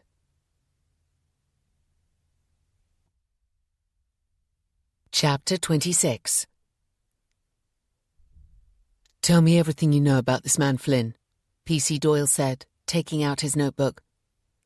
Jody shook the image of the decapitated mouse from her head with difficulty. I only knew him for such a short time, and by the looks of things, I didn't really know him at all. Start with his full name, where you met him, etc. It didn't take long. There was little to tell. Kingsman Street, Woolwich, Doyle repeated, looking at his notebook. That's it? No apartment name or number? He frowned as she shook her head. There are hundreds of apartment blocks along that street. He tapped the notebook against his hand. He told you he was a sales rep for London Medical. I had no reason to doubt him, did I? No. But was he lying simply to con you, or was this something he'd been doing for a while, and if so, to what end? He had business cards. They were hardly done simply to fool me. Possibly not. Do you still have it? No, that sales manager, Graham Barker, he kept it. I have his card, though. She stood and went into the hall to pick up her bag, scrabbling inside it as she returned to the table. Here you go. She handed the card over and sat. I have Flynn's phone number, of course. Okay. Doyle looked up, his pen resting on the page of his notebook. What is it? Jody had deleted the details from her phone, but the number had stuck in her head like an irritating splinter, and she reeled it out without hesitation. What happens now? We'll have a word with Mr. Douglas, see what his game is. If he did leave the packages, he might admit what he did, but he might not. He looked towards the draining board. We'll take that one with us and have it checked for fingerprints. Doyle looked at his colleague. I think that's about it for the moment, unless you can think of anything, P.C. Grant. No, except we need to take Miss Armstrong's fingerprints for elimination purposes. Grant stood and tilted his head at the door. I'll go and get the mobile scanner. When he'd gone, Doyle looked at Jody more kindly. I know it's difficult, but try not to worry. I'd say your friend Flynn was making a point. Hopefully you'll never hear from him again. He hesitated. Then, as if deciding to be honest, he added, I wouldn't be convinced, though, that he was responsible for your problems with your last employer. That seems a bit of a stretch, if you don't mind me saying. But you will ask him, won't you? It will be one of the things we'll be asking him, the officer agreed. If Douglas did leave the packages, it's possible that he'll simply be cautioned. Leaving packages on a doorknob, even one with a dead mouse, wouldn't be viewed as a criminal act. We might be able to charge him with a crime if his impersonation of the sales representative was used for financial gain, or if it had any other implications. I'm hearing a lot of ifs, Jody said with a hint of a smile. Doyle shrugged. Until we know more, take the usual precautions, Miss Armstrong. Keep your eyes and ears open and stay away from isolated places, especially at night. A dart of anger shot through Jody. Yes, of course she had to be careful because some maniac was sending her dead mice. The anger faded quickly. It was the way life was. Yes, I'll be careful. I always am. The sound of footsteps heralded the return of PC Grant with the mobile fingerprint scanner, and within minutes, Jody's fingerprints had been taken. Okay, Doyle said. That's about it. I'll contact you later if we've managed to get hold of Mr. Douglas. And there was that if again. Thank you. We'll see ourselves out. Jody listened as their heavy footsteps echoed on the wooden floor of the hallway, and the rattle as they slammed the front door. Then there was nothing but the loud thoughts that hammered her skull. A headache started, throbbing behind her eyes. She pushed to her feet, scrabbled in a drawer for the box of paracetamol she knew was somewhere, becoming increasingly frustrated with her inability to find them, with her inability to make any sense of her messed-up life. Finally she found the box, popped two and swallowed them with a mouthful of water. Outside, her small back garden was bathed in sunshine. It was tempting to go for a long walk, to let the sea breeze blow away the stress and get her thoughts in order. But she didn't want to be among people. Despite the realization that it was Flynn, not Victor, who'd been responsible for the packages, she knew she'd be searching every man's face looking for her childhood lover and seeing threats where surely none existed. Jody sat and ran a hand wearily over her face. It was almost amusing. If she hadn't been fired, she wouldn't have been looking for a job and wouldn't have found out what a lying, cheating piece of scum Flynn was. Jody's mouth twisted at the irony of it all. She wasn't a violent woman, but she wished he were there now so she could show him how strong she was, that someone like him wasn't going to get her down. The medication trouble in the nursing home was probably someone trying to cause trouble, for the home or for her in particular. She might never find out, but as her union rep said, it didn't matter. All that mattered was getting through the investigation without being struck off. Jody groaned and rested her head in her hands. It would have been nice if Flynn had turned out to be the man she thought he was. Strong as she knew she was, she could have done with a shoulder to cry on, an arm to lean on. Just for a while.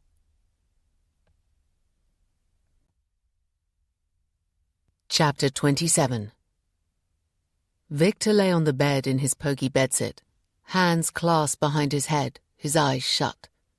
He wasn't asleep, but he did his best thinking in the dark.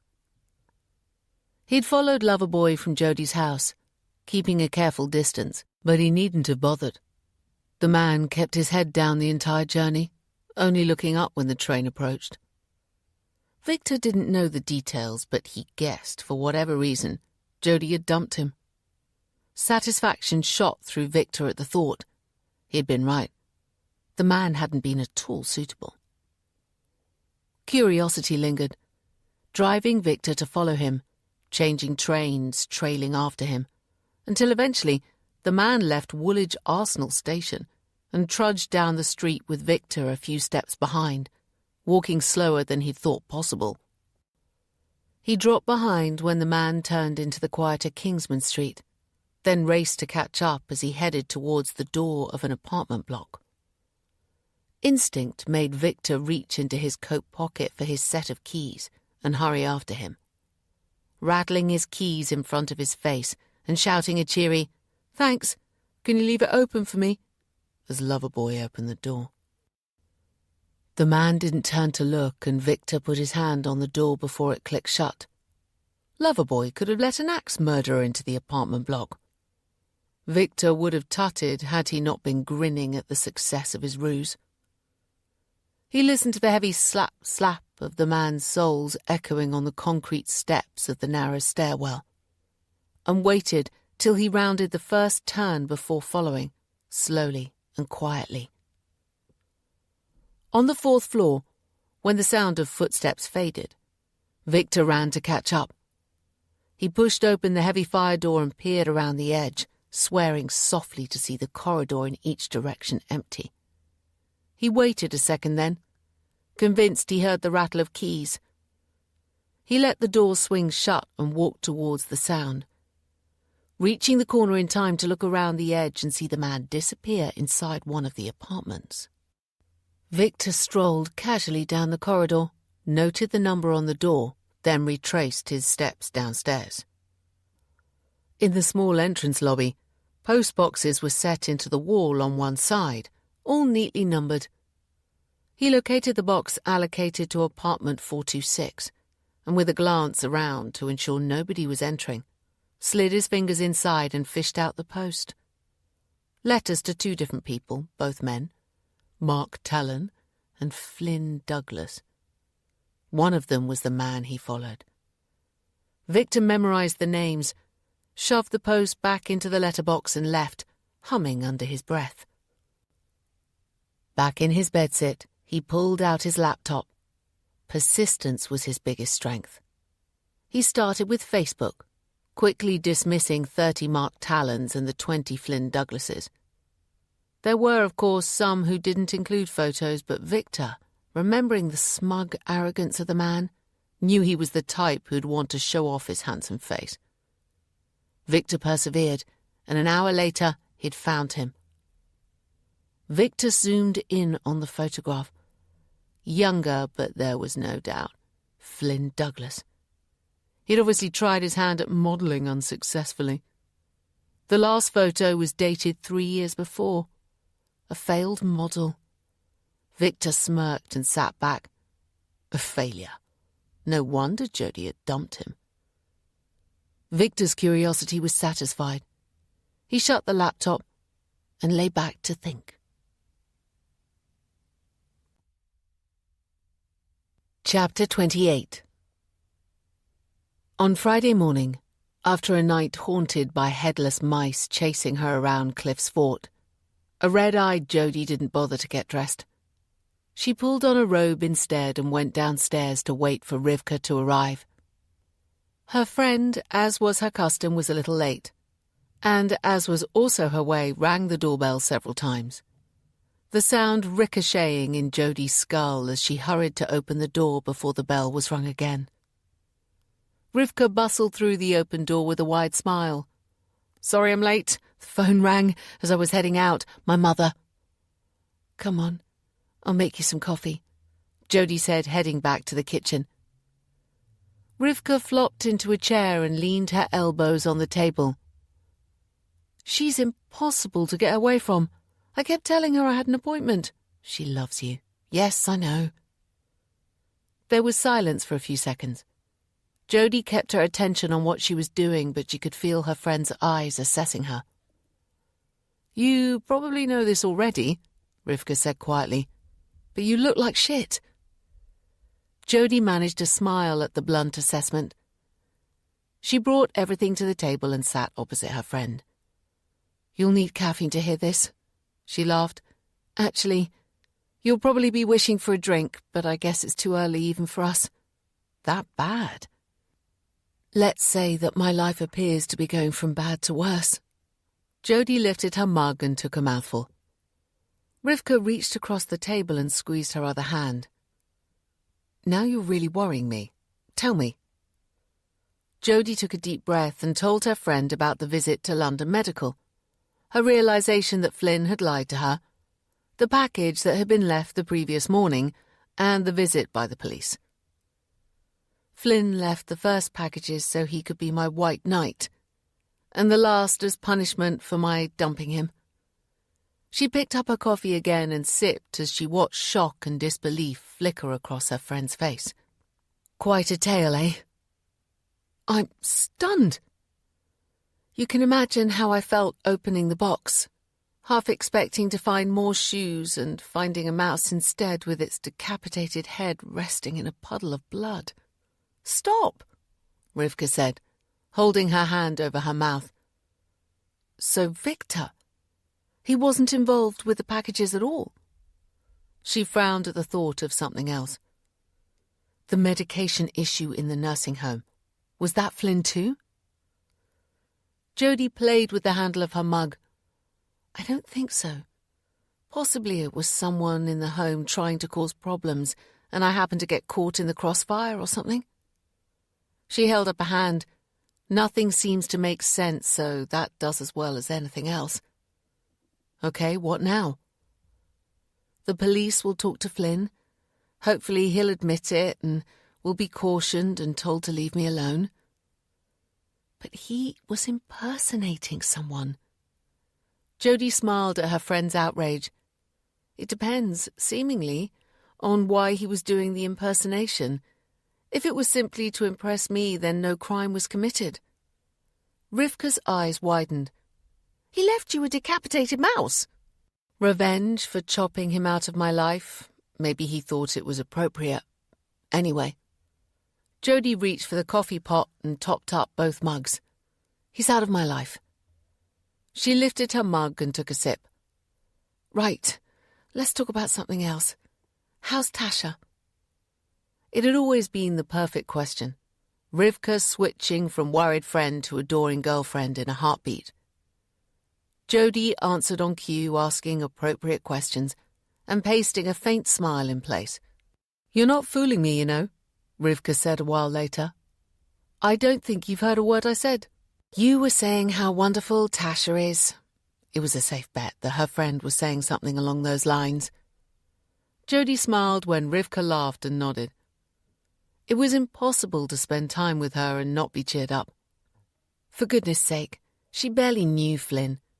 She shouldn't allow his shenanigans to impact on her so much.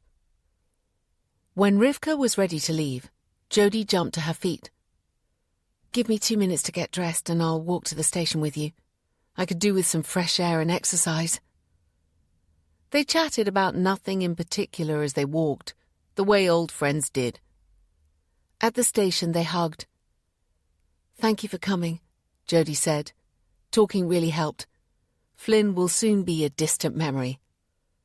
You deserve better. Rivka hugged her tightly for a second. Remember, any time you need me, I'll be there for you. Then with a wave, she was gone. Jody felt in a lighter mood after Rivka's visit. It continued until she turned into Wilfrid Street. Then it plummeted, rocking her on her feet. Fingers of fear tightening around her, making her heart beat faster, her breathing hitch. Leaning against the door, both hands shoved into the pockets of a beige raincoat, stood a man she hoped she'd never see again.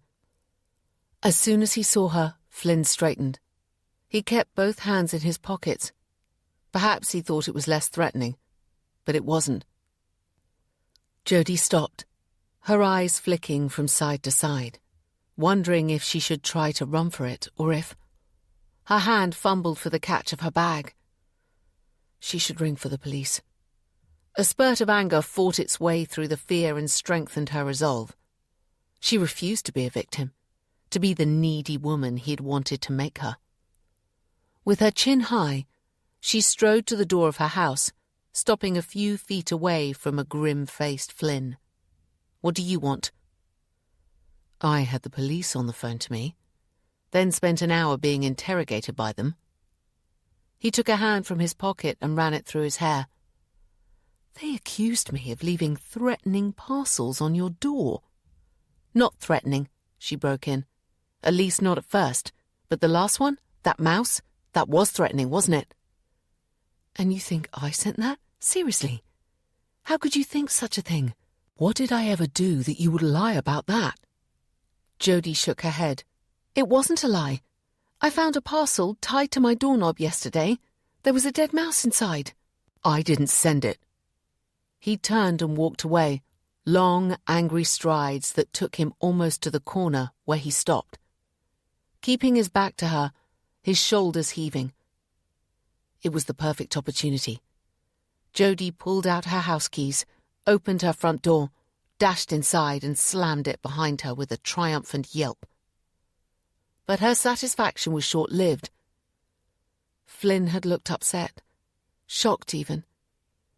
She held an ear to the door, wondering if he'd come back and was on the other side, or whether he'd kept going and had gone away for good. She straightened and took a step away. When she heard the letterbox flap open, she whirled around and stared at it. Jody, are you there? She held her breath. Jody, I'm not going anywhere until I talk to you. Convince you I couldn't do such a thing. 2 steps took her back to the door.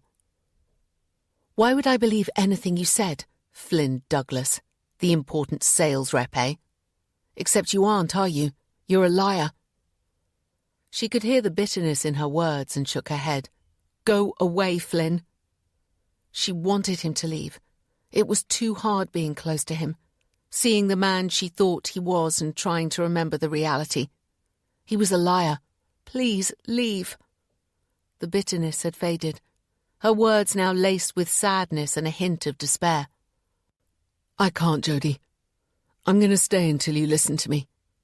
You'll find me here in the morning, cold and wet, frozen to your doorstep. Reporters will come and take photos of the poor fool who simply wanted to explain what an idiot he was to the woman he was sure he was falling in love with. Falling in love with? Words. They were empty words, easily said, and meaningless when said with a liar's tongue. She should walk away, leave him there, step over his frozen body in the morning. Then she heard heavy rain peppering the UPVC door, and almost without thought, she reached for the catch and pulled it open. He was standing there, wet hair plastered to his forehead, rain or tears running down his cheeks. Jody felt her heart stumble on a beat as he stepped inside and stood dripping raindrops on the wooden floor, the space between them full of unsaid words and mixed emotions. I didn't leave those packages. Jody kept her eyes locked on his brown ones. She had read somewhere that you could tell when someone was lying. They looked to the right or maybe the left. She couldn't remember which, but his eyes never moved, looking straight into hers, right into the very heart of her, making it beat faster and stronger. Flynn wiped the rain from his face with his hand. I lied to you about my job, but not about that, I swear. Jody indicated the wet floor. You're making a mess. You'd better come into the kitchen. She turned and walked away.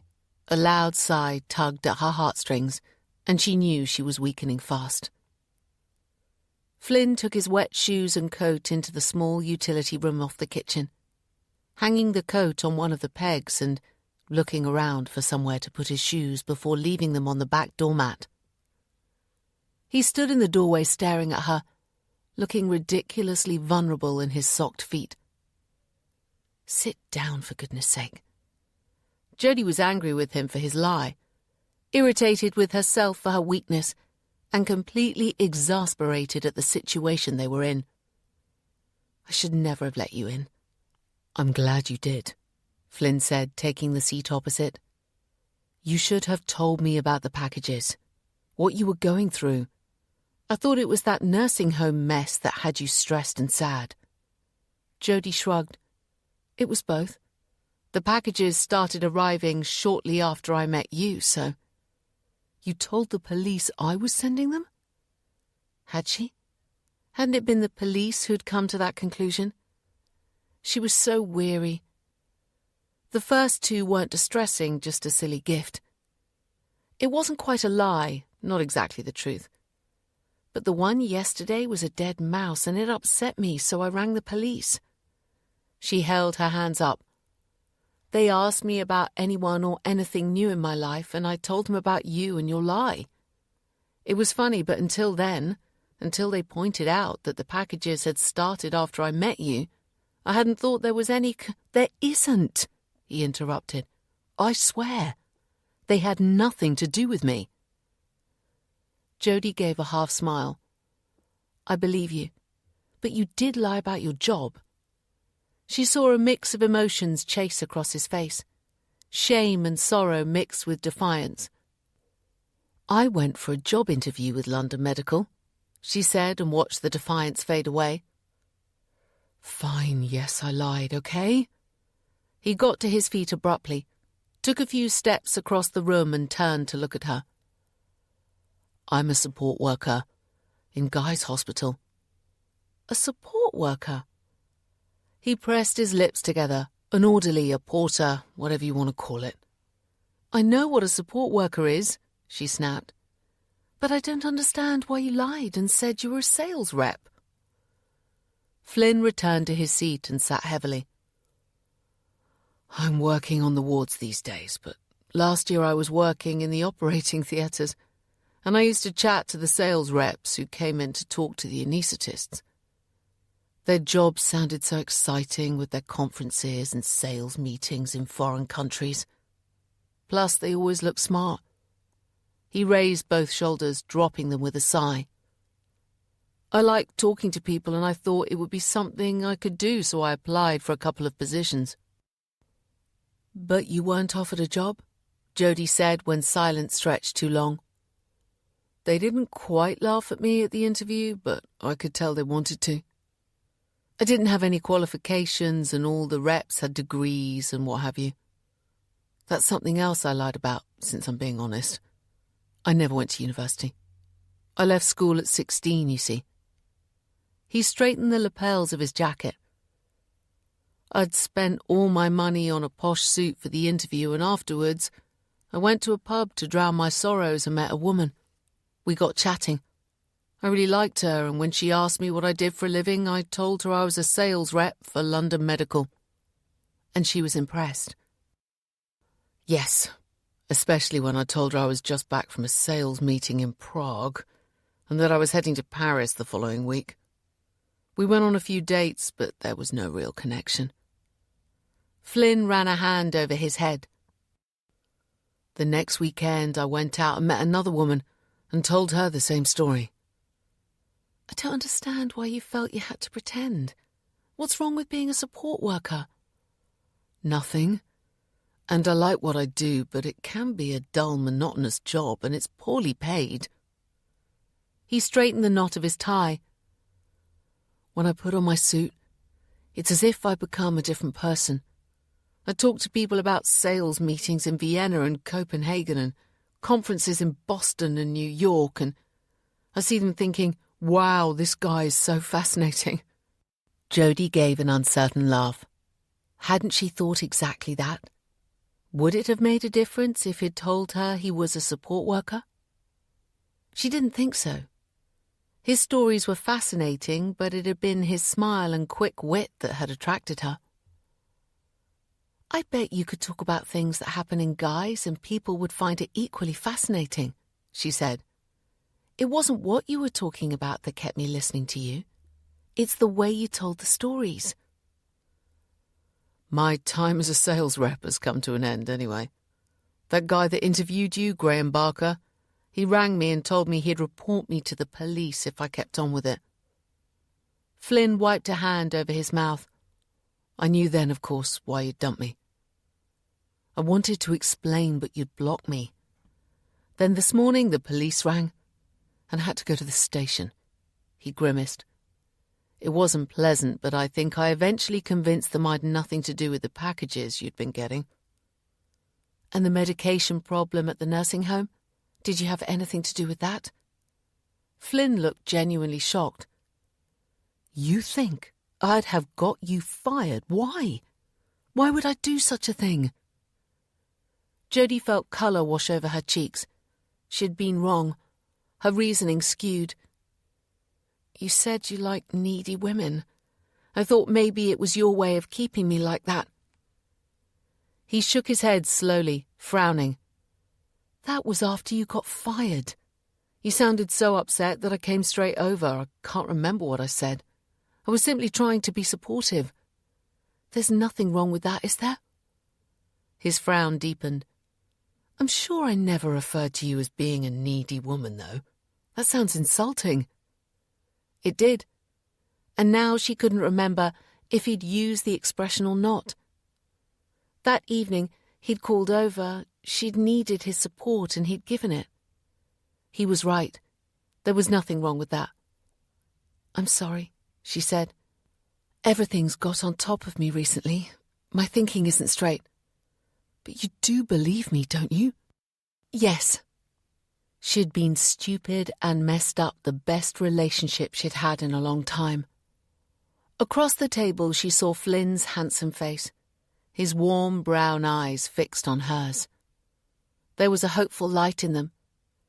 Maybe she hadn't completely ruined everything. I'm sorry for lying to you. Flynn stretched a hand across the table. Do you think we could start again? Jodie hesitated before unfolding her arms. Then slowly she reached a hand for his, feeling his fingers immediately tighten around hers, the warmth and strength of them. I don't know, she whispered. Maybe. Please. And I promise I'll never lie to you again.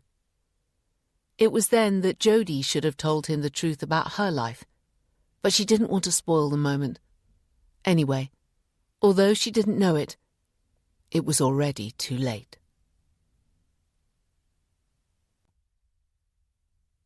Chapter 29. Jodie and Flynn talked until their throats were dry, by which time all had been forgiven and they were back to where they'd been the previous Sunday. Wine helped lubricate their voices, and they talked some more while nibbling on toast, hummus and olives, the best in the line of food that Jodie could provide. Flynn told her about his childhood, his hard-working mother who encouraged him to apply for a job in Guy's, and how much he missed her since her death the previous year. She was happy working in the hospital and never considered leaving even though she never earned more than minimum wage. He smiled sadly. Everyone loved her. So many people turned up for her funeral. There was standing room only. What about your dad? Flynn shrugged. He walked out when I was only a baby. Mum never saw him again. He never saw you growing up? Jodie was horrified. How could he simply walk out? Seems they had a row and she told him to take a running jump. Flynn laughed. I suppose she didn't expect him to take her literally. Must have been hard for her, bringing you up on her own. Yes. He never paid anything towards my care. And when she tried to chase him for it, she couldn't find a sign of him.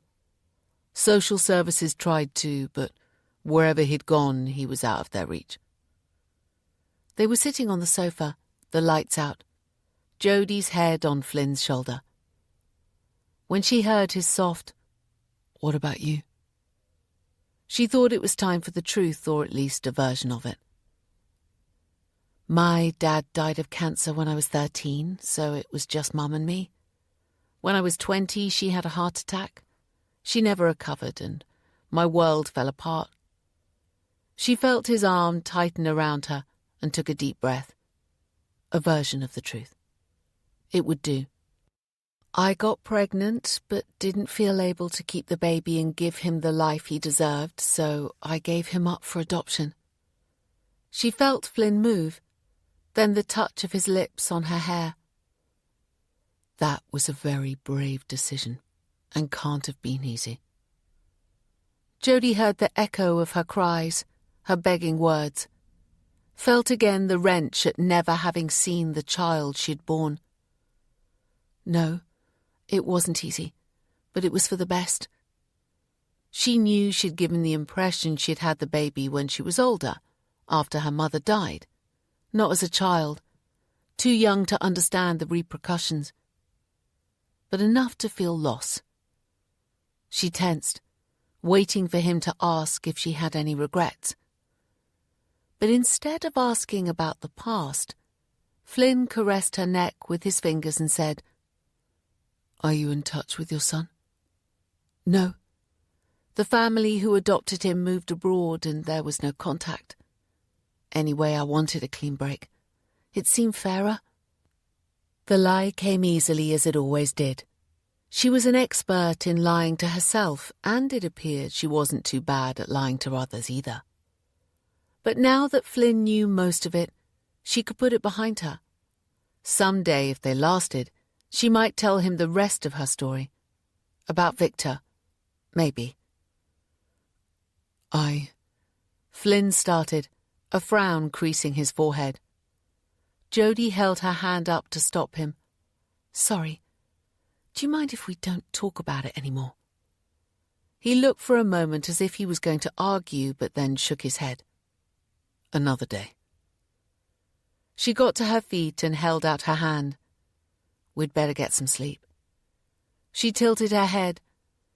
I bet you must work some weekends. 1 in 4 only, which isn't bad. He took her hand and stood.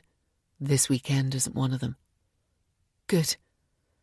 The light filtering from the streetlights outside the window lit up his face. She couldn't remember having seen anything more beautiful. Hand in hand, they walked slowly up the stairs, bumping against each other, reluctant to loosen their grip on one another. Minutes later, they were between the sheets, skin to skin, and less than a minute after that they were asleep. Jody hadn't pulled the curtains. Sometime later, the fat full moon worked its way through the clear night sky, its light bright enough to disturb her.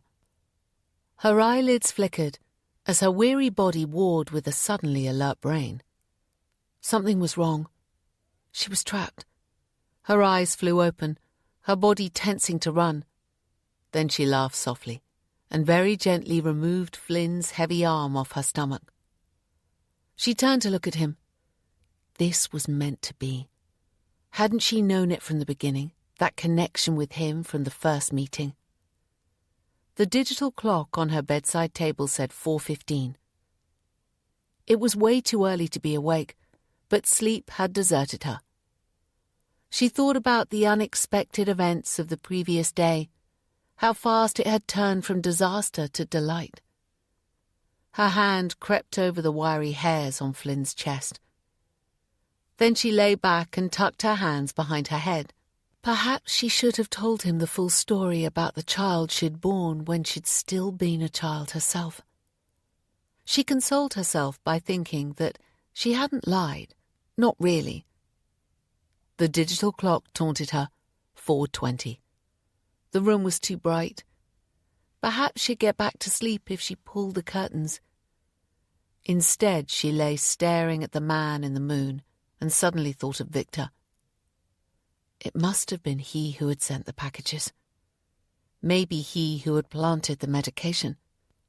He had never tried to contact her in the years since his release. Perhaps if he had, she'd have spoken to him and their past could have been laid to rest. She had never wanted to see him, and until recently, she had barely given him a thought. Her childish infatuation hadn't outlived the pain of labour, and afterwards she was too consumed with grief for her loss, both of her baby and of her childhood, to think of him. She had had to grow up quickly, and things had never been the same again. Jody wasn't a fool. She knew the reason Victor was contacting her now was something to do with his name being removed from the sex offenders register. He could come and go wherever he pleased, and for some bizarre, warped reason, he seemed to want to be where she was. She stared out at the dark night sky where the man in the moon laughed down at her. Was Victor out there enjoying his little jokes at her expense, trying to mix up her head with those shoes and that damn mouse? Maybe when he saw he'd failed, when he realised that she was no longer the vulnerable, biddable child she had been, he'd leave her alone. She knew he had to be following her, watching her every movement. He had to have been one of those 1,000 unremarkable faces that had passed her by or hovered in the periphery of her vision any time in the last few weeks. An unsettling thought shot through her mind. The police had thought Flynn was to blame for the packages, since they'd started to arrive shortly after he came into her life. It was too glaringly obvious a coincidence for them to ignore. But what if Victor had been watching her for weeks, maybe months, and it was only when Flynn came on the scene that he decided to make his presence felt? Back when she had been an adoring 14-year-old, Victor had vowed undying love, as had she. "I'll love you forever," she'd said, starry-eyed. But forever for a child doesn't last long. There's no concept of the following year. The future as remote and as alien as a distant planet. Victor may have loved her. She'd read a lot over the years about people with abnormal sexual predilections. He probably had loved her as much as he was capable of love. But that was because she was a child. He'd have no interest in her as an adult. The love he'd professed to be unending, it had ended once she grew up, hadn't it? Hadn't it? Maybe Victor had really loved her, and maybe he still did. Chapter 30. The unsettling idea that Victor might still be in love with her stayed with Jodie the rest of that weekend. It crossed her mind that she should tell Flynn the truth, explain that she'd been a child when she'd had her baby, that it hadn't happened after her mother had died, as she'd allowed him to assume. He might be taken aback, but he'd understand. Then she could tell him about her worry that Victor was behind the packages. But every time she opened her mouth to explain, other words came tripping out. The next day, she'd tell him then. But when Sunday arrived, it was the next day again. They were good together. Lots of laughter, warm, loving glances. The constant need for contact between them. A fleeting touch, a caress, an enveloping hug. All so good. She didn't want to spoil it. There would be time enough for the nitty-gritty of life to edge its way in. Sunday afternoon, Flynn insisted they go back to his flat in Woolwich. "I know I gave you the impression when we first met that I lived in a big, salubrious place." Colour darkened his cheeks. "I had to backpedal when you wanted to stay. I couldn't tell you the truth that I share a small apartment with another guy who works at the hospital. I did wonder why you weren't keen on me staying at yours. You'll see when we get there." He pulled her into his arms for a hug. "Just don't condemn me, okay?" "I promise." She knew everything about him now. There was nothing to condemn. Flynn had told her the truth about the apartment. It was incredibly small, but it wasn't the size of the tiny bedroom he had that made Jodie blink with surprise. It was the amount of clothes. The small wardrobe was oozing suits, shirts, and jackets. The only free wall in the room held freestanding shelves, each one stacked with piles of neatly folded shirts, t-shirts, jumpers, and jeans. She ran a hand over the pale grey jumper and raised an eyebrow. "Cashmere?" "I spent every penny I had on clothes to keep up the image. Pathetic, aren't I?" Jodie stepped closer to him and put her arms around his neck. Not pathetic at all. She kissed him on the cheek. "You're so handsome, funny, and kind, but you don't have a great opinion of yourself, so maybe it was simply easier to pretend to be someone else." Flynn took her hands from his neck and pushed her slightly away from him. "Are you suggesting I have an inferiority complex?" "I'm saying you saw those men in their suits with what you perceived to be more glamorous jobs and envied them a little. The same as I envied you and went for that job interview. Truth is," she smiled, "being a sales rep is probably hard work and the glamour an illusion. All that waiting for someone to speak to you, touting your wares and hoping someone is going to bite." Flynn laughed. "I like the way you look at things. And you're right, of course. Sometimes those poor idiots are hanging around for ages and often they're sent off with a flea in their ear. He pulled her into a tight hug. We've known each other such a short time, and yet I feel like you know me better than any woman I've ever been with. And there've been hundreds, I assume, she said, joking to lighten the mood. Not quite hundreds. He brushed a strand of hair from her cheek, his fingers caressing. And nobody I felt this comfortable with. His warm brown eyes stared into hers. Now that you know all my guilty secrets, there'll be no more lies between us. It was the perfect opportunity to explain, and she would have done. She had the words on the tip of her tongue, but then Flynn kissed her, and everything apart from him, his fabulous body, teasing fingers and growing erection, went right out of her head. 2 hours later, Flynn, dressed in casual t-shirt and jeans, had packed some of his clothes into a small hold-all. I'll be able to go straight to work in the morning. When I was wearing my suit, I had to come back here to change first. He grinned at her. If I'd turned up to the job in a suit, they'd have thought I'd lost it. Jodie looked around the room. It really is a tiny bedroom. An idea appeared, fully formed in her head. Calmer, perhaps. But hadn't she known from the very first meeting that there was something special between them? There didn't seem any point in putting off the inevitable. It was crazy, but it was the right thing to do. Why don't you move in with me? Permanently. She pointed to the shelves. I might have enough room for all of your clothes. Flynn dropped the hold-all and stared at her, his mouth slightly open. Then he laughed. This is mad, he said, reaching for her, his hands cupping her face. Absolutely ridiculous, but yes, that's a bloody marvellous idea. With the hold-all swinging from Flynn's free hand, they walked arm in arm to the train station, giggling and smiling like excited teenagers. Jodie knew she'd done the right thing.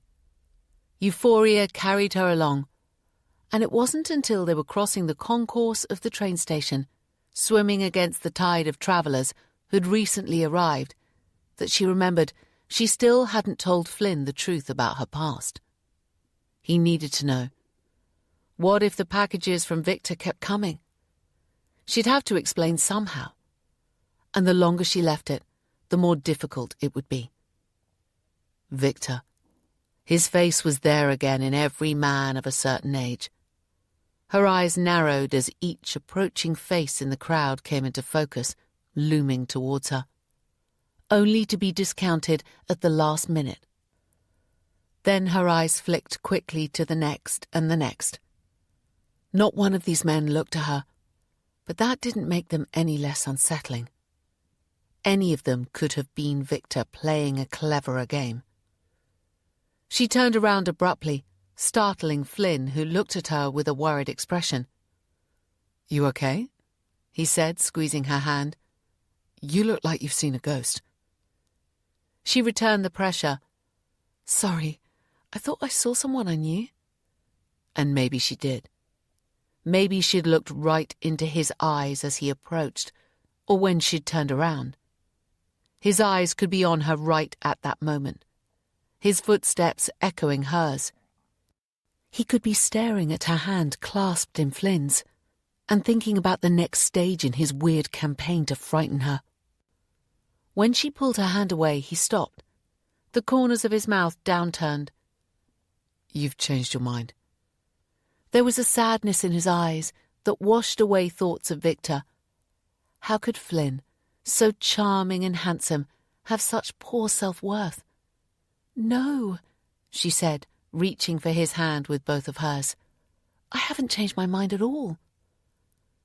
Any thought of telling him about Victor was dismissed. For all his size and broad shoulders, his obvious masculinity, Flynn, she decided, wasn't a knight in shining armour who'd rush to fight her battles. That was okay. It was nice to have someone to lean on at times, but she was quite capable of fighting her own. She saw relief banish the sadness from his eyes and reached a hand up to caress his cheek. "Let's go home." Jody was more than capable of fighting her own battles, and now she'd fight his too. Chapter 31. It was only when Jody turned the corner into Wilfrid Street that it dawned on her that there could be a package hanging from her doorknob, waiting for their arrival. Her hand was still clasped in Flynn's. She wanted to run ahead and check, like a child, hide the evidence, pretend it never existed. When she rounded the corner, she tried to keep one step ahead, shielding the front door from view. Relief hitting her when she saw nothing there. Maybe it was over. Maybe the mouse had been Victor's swan song. "Almost home," she said, reaching into her pocket for her keys. She rattled them. "I've got a spare set. Remind me to give them to you." Flynn said nothing until they were in the hall. The front door shut behind them. "What if it doesn't work out? If you're sick of me by the end of the first week?" The words were blurted out as if he'd been chewing on them for a long time. "Or if you're sick of me?" She threw her coat onto the banisters. "The future is often far more complicated than we expect, so how about we take every day as it comes?" She waved a hand up the stairs. "There are 2 bedrooms. Worst case scenario, we become friends rather than lovers, and stay flatmates. I've considered taking a lodger more than once." She hadn't, never needing the money and liking her own space. Sharing with a lover, the intimacy spreading outward from the bedroom so that each meeting on the stairway, in the bathroom or kitchen was a reason to touch and kiss, that was a different matter. Flynn was having doubts. Strangely, she had none at all. Flynn went off to work on Monday morning, leaving Jody curled up under the duvet. She had 5 empty days ahead of her before she started her new job. She laughed at the happy coincidence that her first weekend working was the same one that Flynn worked. She lay daydreaming for a long time, her thoughts lingering on Flynn but bouncing now and then to Victor, despite attempts to relegate him to the furthest, deepest crevice of her mind. Plus, there was the issue of the NMC investigation. Once that came into her head, she threw the duvet back and got up. Anyway, she had to make space for Flynn and his huge collection of clothes. The thought made her chuckle, but a short while later she was frowning. The house was small and she simply didn't have enough storage space. They'd have to get another wardrobe and squeeze it in somehow. She eyed the free wall in her bedroom. Maybe something along there? For the moment she'd improvised. Taking some clothes she rarely wore, folding them into a suitcase and shoving that under the bed. It made some space, but not nearly enough for all that Flynn had. After 9 a.m., she reached for the phone and rang Rivka's mobile. "You free for lunch?" "I'm off today," her friend said sleepily. "So that would be a yes. Usual place?" "Perfect. At 12:30? "Great. See you there." The phone went dead. Jody spent the next couple of hours rearranging things to make space for Flynn, humming to herself, feeling happier than she had in a while. Not even the occasional invading thought of Victor made a dent in her good mood. The ring of the doorbell made her frown. She wasn't expecting anyone. Quietly, she slipped the safety chain in place, opened the door and peered out. "Miss Armstrong, it's PC Robert Dorr?" Of course, they'd promised to keep her informed about the investigation. She shut the door, removed the chain and pulled it open. "Hi, come in," she said. He was alone. Across the road she could see his partner had chosen to remain in the squad car. It wasn't going to be a long visit. Doyle shut the door behind him. "Just a courtesy call. We spoke to Flynn Douglas. He insists he's innocent of any wrongdoing pertaining to the packages left on your door. He did admit to impersonating a sales rep, but this appeared to be done with no criminal intent. We're not following that up." He waited for a comment, And then Jody simply nodded.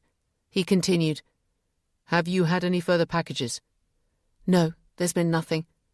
Perhaps whoever was doing it has moved on to getting his kicks elsewhere." "Perhaps." Doyle's tone of voice was cautious. "If you do receive any more, though, don't open them. Contact us immediately and we'll be out. As for Douglas, we gave him quite a scare. I don't think he'll be bothering you again." "Thank you, and for coming to let me know. That was kind." Jody kept the genial expression in place until after the officer had left, and she saw their car pulling away. Then she shut the door and let the laughter bubble over. If the ever-efficient P.C. Doyle knew that not only was Flynn back on the scene, but that she had asked him to move in with her, she guessed he wouldn't be impressed. "You're looking brighter," Rivka said later, sipping on the glass of wine she'd declared herself in need of. "I feel it," Jody said, smiling. "Have the police been in touch to tell you they've arrested that Flynn character?" Was it only Friday when Jody had been convinced Flynn was to blame for everything? For a moment, she was struck by how her convictions had changed so rapidly, and it worried her. "Yes, they called around this morning. They've spoken to him, but he swore he had nothing to do with the packages. So I'm going back to my original theory that Victor is behind it all." Rivka raised an eyebrow but said nothing as she sipped her wine. "I'm trying to figure out why. Maybe he wanted to make trouble for me," Jody said almost to herself. "After all, he served time for his crime. I did none for mine." Rivka choked on her wine and thumped herself on the chest. "You're trying to kill me. Don't be ridiculous. You committed no crime. How many times do I have to say it? You were a child." "Yes, I know." Searching for a motive for Victor's actions was exhausting and worrying. He couldn't simply have walked in and left the tablets. He had to have planned it. And to what end? And having gone to all that trouble, was he going to give up? Jody caught Rivka's worried expression and shook her head. "Anyway, let's forget about him. I've much more exciting news to tell you." She reached for her glass of sparkling mineral water and took a mouthful. "I asked Flynn to move in with me." Luckily, Rivka had put her wine down. No choking this time. Instead, a shake of her head, eyes wide in disbelief. You did what? Are you crazy? Flynn, who lied to you? Who you were blaming for all your problems just 3 days ago, that guy?" "He called around. We had a long talk. He explained everything." Jody's eyes softened. "He's really so sweet, and by the end of the night we were closer than ever. Sometimes," she said, "you know when it's right." Rivka refused to meet her eyes, her mouth a tight line, and Jody sighed. "You haven't met him yet, but when you do you'll understand. We have this—" She searched for a word that didn't sound crazy. "Chemistry, I suppose you'd call it." "Lust," her friend said, meeting her gaze at last, and picking up her glass with a shake of her head. Jody frowned. "No, it's not. Yes, he's a wonderful lover, but it's not that. We gel. I've never felt this way about someone." She waited a beat. "I think I might be in love with him." It was Rivka's turn to frown. She put her glass down and leaned closer. "I've known you a long time, and I've never seen you do something so crazy. You were always the sensible one. Remember when I wanted to go off to a kibbutz with that junior doctor I met?" Jody laughed. "Oh, do I remember? You had this romantic idea of what it would be like until I told you that you had to help out with everything and hand over any money you earned. You went off the idea pretty quickly." "I'm returning the favor. You barely know this guy. He's already lied to you." Rivka picked up her glass and drained it, then raised a hand to a hovering waiter and ordered another. "I probably should have ordered a bottle," she said with a smile. "I'm having a lazy day and meeting Tasha for dinner tonight." Her smile faded. "Seriously, Jody, it isn't that long since you were convinced Flynn was to blame for sending you those packages. and somehow involved in that medication fiasco. I was wrong. We had a long talk. He was horrified that I would think that of him. Rivka flung her hand up. Horrified that you guessed it was him, more like. The waiter appearing with the wine stopped conversation momentarily, but both women moved restlessly in their seats, and when he'd gone, they both spoke at the same time. "I'm sorry, you don't—" "You first," Jody said, sitting back with her arms folded. Rivka picked up her glass and took a mouthful. "I'm sorry, if you feel I'm bursting your bubble, but I have to be straight with you. We've been friends a long time. I don't want to see you hurt. You don't understand. You haven't met him or seen us together." Frustration made her voice tremble. "We're made for each other. I remember you telling me about the concept of yin and yang, about how seemingly opposite forces may actually be complementary, but I didn't really understand it until now." "What are you saying? That you're yin to his yang?" Jody shook her head. "No, actually, it's the opposite. I'm the stronger of us, which makes me the yang. Flynn is receptive, a listener, charming and somewhat easily led. He could do with a strong woman like me." She looked at her friend, hoping to see a dawning of understanding in her eyes, but her expression was guarded. "We fit together. Please, wait until you meet him and you'll understand." "Fine. I'll reserve judgment." "At least you resisted the temptation to say, 'Don't come crying to me when it all goes pear-shaped,'" Jody said with a grin. "Only by biting my tongue," Rivka admitted, and returned the smile. "You're my oldest friend. I don't want to see you hurt." She reached across the table and held Jody's hand. "And yes, I know it's part of life, of relationships, but you're not 18 anymore. The cut will be deeper, the pain more intense, more long-lasting." Jody pressed the hand that held hers. "Stop worrying. Some things are worth the risk." Jody went straight home after lunch. It had become second nature now to scan each man's face as she walked down the busy streets and through the bustling train station. Each man in the carriage she sat in was given a once-over, as if she were waiting for a little voice somewhere deep in her subconscious to suddenly go, "Aha, that's him." And if it did, if she looked across and knew it was Victor, what would she do? Accost him? Look him in the eye and remember the childhood he had ended so abruptly? Remember the baby she'd given away? Remembering the feeling of love? She shut her suddenly wet eyes and took a few deep breaths. There was more at stake, more to lose. It only took moments to regain control, and she opened her eyes that were dry. Victor wasn't going to destroy what she had now. Whatever it took, she'd make sure of that. Chapter 32.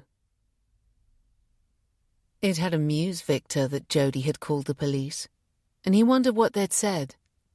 Had they considered the leap from baby shoes to the dead mouse seriously and talked about his escalation, worrying her that it could get worse?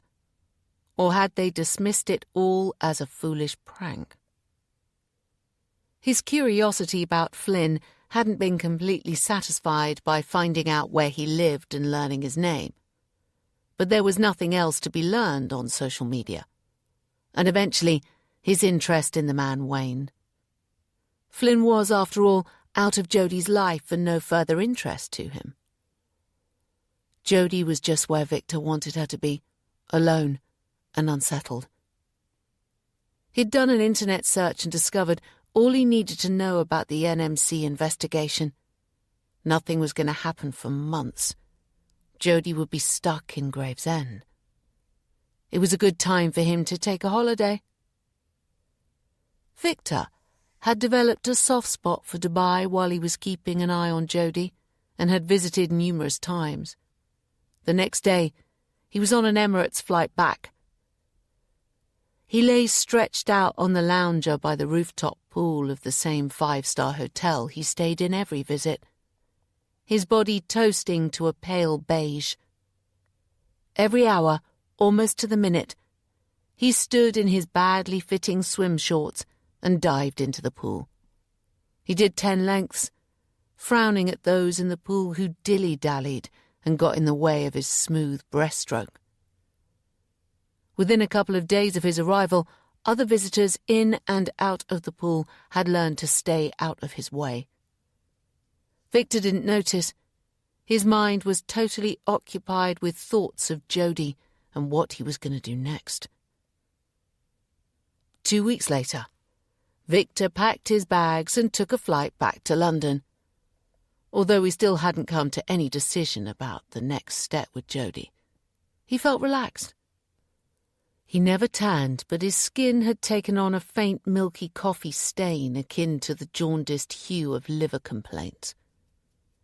Back in chilly Gravesend, he opened the door of his bedsit and dropped the small battered suitcase and holdall on the floor. The claustrophobia he always felt after returning from the spacious upmarket hotels he favoured took a few seconds to fade. Then it was as if he had never been away, the mugginess of his living space, a comfortable familiarity.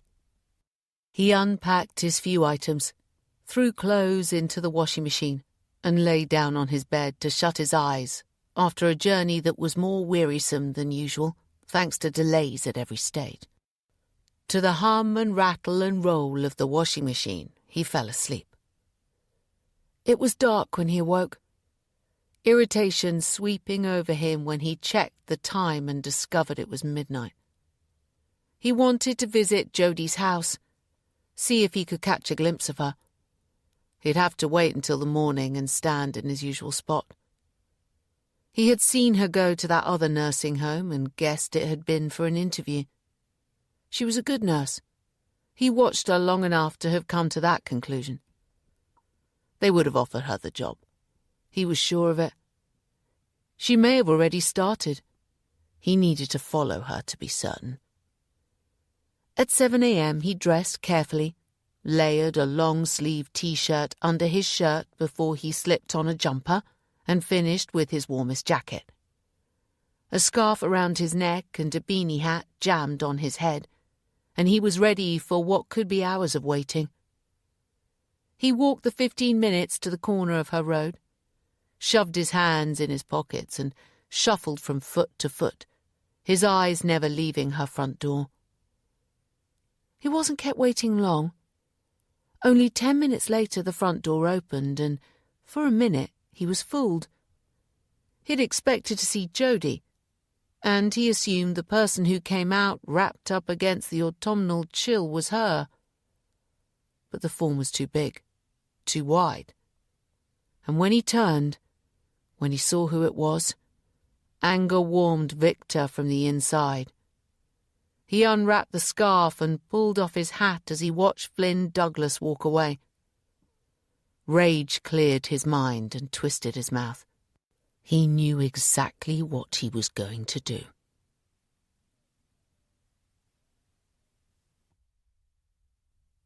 Chapter 33. Jody left for work a short while after Flynn. They'd fallen into a routine, getting up at the same time, breakfasting at the table in front of the kitchen window, and commenting on the weather outside. He left to get his train, and minutes later, she left for the 25-minute walk to her new job at Seacrest Manor Nursing Home. It was working out fine for her. It was a busy home, but well-staffed, and the management were accommodating. She was only contracted to work 24 hours a week in 2 12-hour shifts, but she had worked an extra shift last week and had been asked to work an extra 2 this week.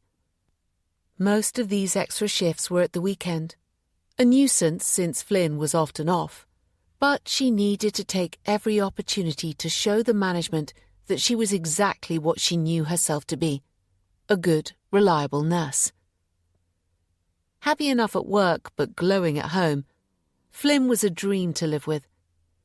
They found they had so much in common: music, TV programs, food, drink.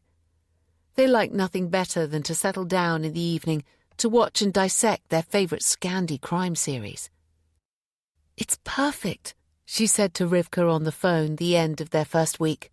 "Now stop worrying." "Fine," Rivka said. Her version of "I'm not sure I believe you, but I'm not going to argue." "When am I going to meet this paragon of virtue?" "I never said he was a paragon of anything, simply that we're perfect together. And you'll get to meet him soon.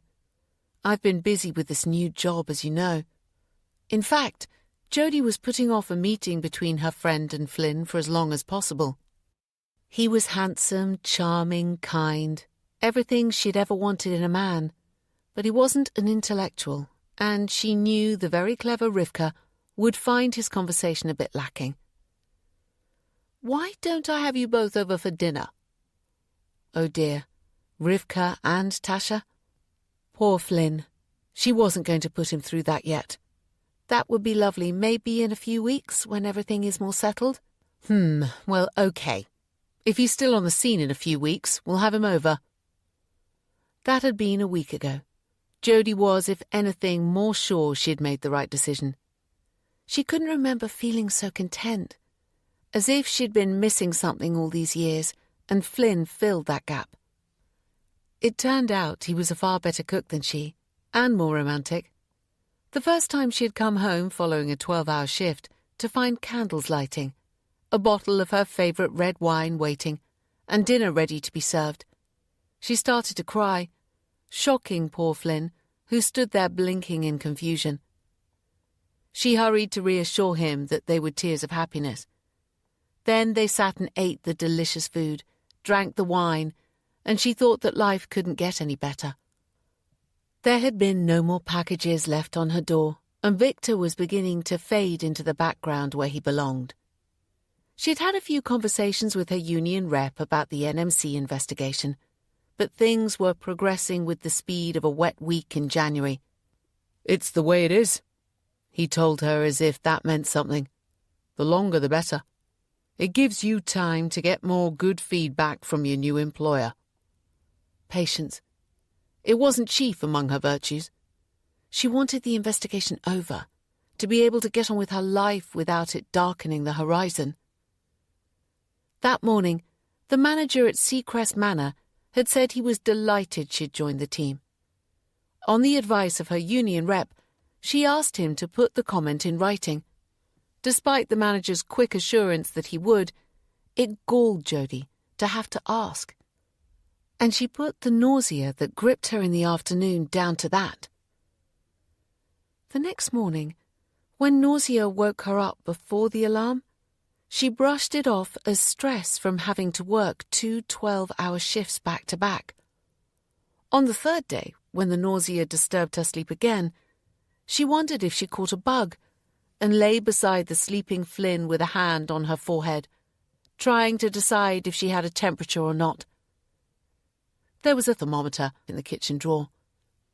She slipped from the bed, pulled on a robe and tiptoed down the stairs, stopping halfway as her mouth dropped open. She carried on down but forgot about the search and sat looking out over the garden. The first thing she did every morning, she was religious about it, was to take a contraceptive pill. As soon as one packet finished, she opened the next. She never missed one. Ever. Except. Her eyes narrowed in thought as she went back to the first night Flynn had stayed over. A smile flickered and died. It had been a wonderful night and the sex had been amazing. She remembered reluctantly dragging herself from bed the following morning to prepare for that awful meeting in the nursing home, and she had forgotten to take her pill. It looked as if that one lapse had been enough. She said nothing to Flynn, who bounced down the stairs an hour later, full of the joys of the morning.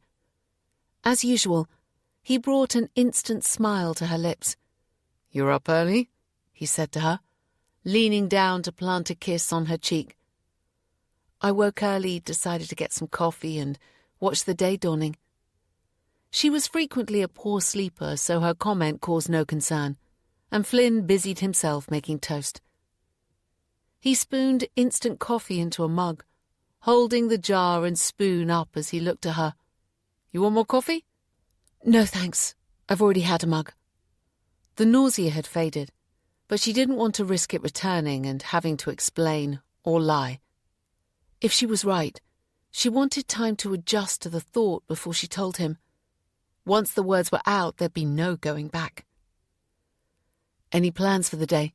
Flynn asked, taking the seat opposite. Toast crumbs fell from the slice he was eating in huge bites. Dinner was for dilly-dallying, he'd once told her when she'd commented that he finished each slice in 4 bites. Breakfast, on the other hand, he explained, was for getting fuel inside as quickly as possible. Nausea rolled as she watched him. She gulped and looked away. I need to do some shopping this morning, then I plan to have a lazy afternoon. The new crime thriller by Jenny O'Brien I ordered last week popped up on my Kindle this morning, so I fancy curling up on the sofa for a few hours and getting lost in that. Good. You need to rest after those 2 long days. Flynn drained his coffee, got to his feet and checked the time. Better get going. I should be home around 6. He put his plate and mug in the dishwasher and reached for his coat, pulling it on as he leaned in again to give her a kiss, this time a lingering one on her lips. Jodie reached a hand up and lay it on his cheek. Don't work too hard. I'll have dinner ready when you get home. I might surprise you and do something special.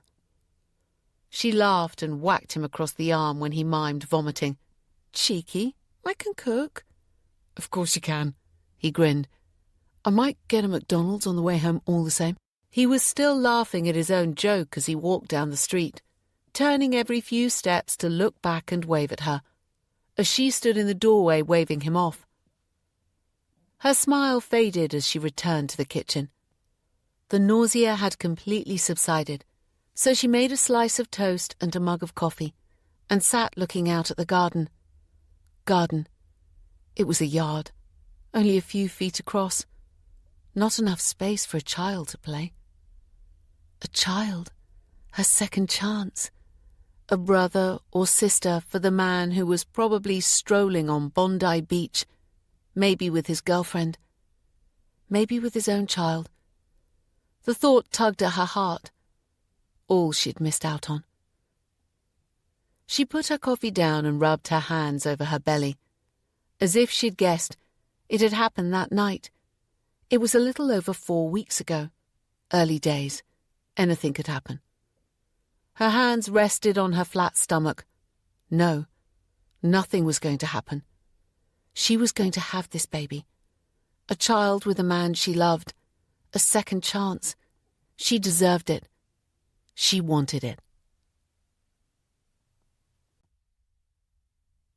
Chapter 34. Victor had only been gone 2 weeks and Jodie had changed everything. It took him over a week to establish for certain that Flynn was living full-time with her. She'd let him into her home and into her bed. It was time she realized that he wasn't the man for her. Victor's thin lips twisted in a sneer. He was lying in his favourite thinking place, stretched out on the bed, hands clasped behind his head. He was done with hanging stuff on her door. It was time to confront Jodie, to tell her what he was sure she knew in her heart. Her happy little world was built on a lie. The cosy walks to the nearby restaurant hand in hand, the intimate nights where they locked the door behind themselves and never came out again, leaving Victor to imagine what was going on inside. Sometimes he'd stroll by slowly as he passed her door, his ears pricked to listen. The odd time, she'd have left her curtains open, and he'd be able to catch a sign of the life that was going on inside. He'd take out his mobile and pretend to talk into it as he peered through her window. Once he imagined that he heard laughter. Another time he was convinced he could hear the grunts and groans of lust. Victor sneered at the memory. He swung his feet to the ground, reached under the bed and pulled out a dusty, battered briefcase. It took a bit of jiggling before the clasp gave way, and the lid flew open, sending a cloud of dust into the air that had Victor bent double with a wet, phlegmy cough. A minute later, he wiped the tears from his brown eyes and blew his nose with the corner of his grubby sheet. The briefcase was filled with a jumble of papers. His bony fingers scrabbled until they found what he wanted: a sheet of writing paper and an envelope. What to write? He sat for a long time at the table, waiting for inspiration. It was important to get it right. The words couldn't be frightening or threatening, otherwise Jody might go straight to the police. He had to lie and reassure her that he meant her no harm. The words had to be tantalizing, so she wouldn't simply dismiss them. He needed her to agree to meet. He wanted desperately to see the look on her face when he told her. He tapped the pen he held against the cheap pine table and stared at the blank page, until his eyes grew tired.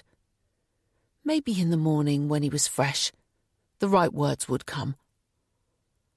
At 2 a.m., Victor woke from a strange dream that faded as he reached for it. Whatever it had been, it had chased sleep away. He switched on the light and sat up. The blank sheet of paper was glaring white under the neon strip lighting. Naked, he sat on the chair and picked up the pen. In the end, it was simple. Jody, there's something you need to know. Victor. He added his address to the top of the page, then read it over, grimacing in satisfaction. That would do very well indeed. He folded the sheet and shoved it into the envelope. Flynn, he'd noted, always left the house by 7:15 a.m. He'd wait till after and post it through her letterbox. Victor extended the tip of his coated tongue, licked the envelope, and thought of Jody. Chapter 35. Jody sat for another 20 minutes before getting to her feet. There was a pharmacy not far away. She'd go at 9 and get a pregnancy test. As soon as she knew for sure, she could make plans to tell Flynn. This early in their relationship, having children hadn't come up in conversation. Would he be happy or shocked? Happy, she guessed. She could imagine him with children, a big goofy grin on his face. In the hallway, the envelope on the floor by the front door caught her by surprise. It was too early for the post to have come. She leaned down to pick it up, stopping when she was within touching distance. Suddenly, with total certainty, she knew who it was from. A few steps backwards took her to the stairway. She sat heavily on the second step and stared at the innocent-looking white envelope. There'd be something less innocent inside, not a dead mouse this time. But words could be more horrific, more wounding. She was trembling as she stood, her hand shaking as she bent to pick it up. It was easier to sit back down on the stair while she opened it. Her legs didn't seem capable of going further. The flap of the envelope wasn't completely stuck down. She slipped her finger under the opening and slid it across. Inside, there was a folded sheet of paper. She removed it, dropped the envelope and opened the page out. It was short, to the point. Victor wanted to tell her something she needed to know. Irritatingly, it was that vague. Something, but what? He hadn't asked to meet her anywhere, but his address was written boldly across the top of the page. His address. She was shocked but not surprised to see that he lived only a short walk from her house. Did he expect her to call on him? Was he absolutely crazy? Or did he think she was? She picked up the envelope, took it and the note to the kitchen, and pushed them down into the rubbish bin. With the hot tap running, she squirted soap into her hands and scrubbed them, waiting until the water ran scalding hot to rinse it off. Her nausea this time had little to do with the child she might or might not be carrying. Victor. What could he possibly want to tell her? The reason he'd sent those packages, That had to be it. Or maybe not. Victor. She knew he had been watching her house. He would know about Flynn. Maybe he knew all about him, about his silly impersonation, and simply wanted to warn her about a lie she already knew. But what if it was something else? After all, the little voice inside her head whispered, Flynn had lied to her before. Maybe Victor knew something else about him. She had no choice but to go to Victor's and find out. And there was no point in putting it off. She'd go immediately. Her hands slipped over her stomach again. Afterwards, she'd go to the pharmacy, buy a pregnancy test and confirm what she knew. 15 minutes later, Jodie was dressed in jeans, a dark flannel shirt she rarely wore, and her walking shoes for comfort and speed. She had no idea what she was going to face. It was better to be prepared. Her hair was loose, bouncing around her face in waves. She grabbed it in her hand and tied it back with a band. The addition of a heavy, shapeless navy coat, and she was satisfied. She looked tough, severe, sexless, ready to face whatever it was that was going to be thrown at her. She grabbed her house keys and left. It wasn't far to where Victor lived. Jodie walked briskly, long strides beating the path to the address he'd given her. A dilapidated house in a row of the same. Each was fronted by a tiny overgrown garden, the only colour among the weeds coming from discarded beer cans and plastic wrappers that would never decompose. Doorbells were set in the wooden frame to the right of the door. 12 of them. Strangely set one atop the other, and all identified by a faded letter rather than a name. Jodie's finger hovered over the H, then pressed quickly. If the bell was ringing inside, it wasn't audible from where she stood, her lips curling as she took in the shabby, unkempt premises. The bottom right corner of the wooden front door had rot, leaving a hole she was sure mice could easily get through. She remembered the mouse Victor had sent her and shivered. The thought sent anger darting through her. She put her finger to the bell and pressed again, keeping it there for several seconds. The pathway was narrow, the road busy, but she stepped back as far as she could and looked up to the windows above. There was no sign anyone was staring down, no curtain twitching, no face appearing. She'd almost decided to leave when the door opened inward, wood scraping against the tiled floor, a sound beloved of horror movies that would have made her laugh if the circumstances weren't so bloody terrifying. She took a deep breath on that thought and let it out slowly, reminding herself yet again she was no longer 14. Her breath caught.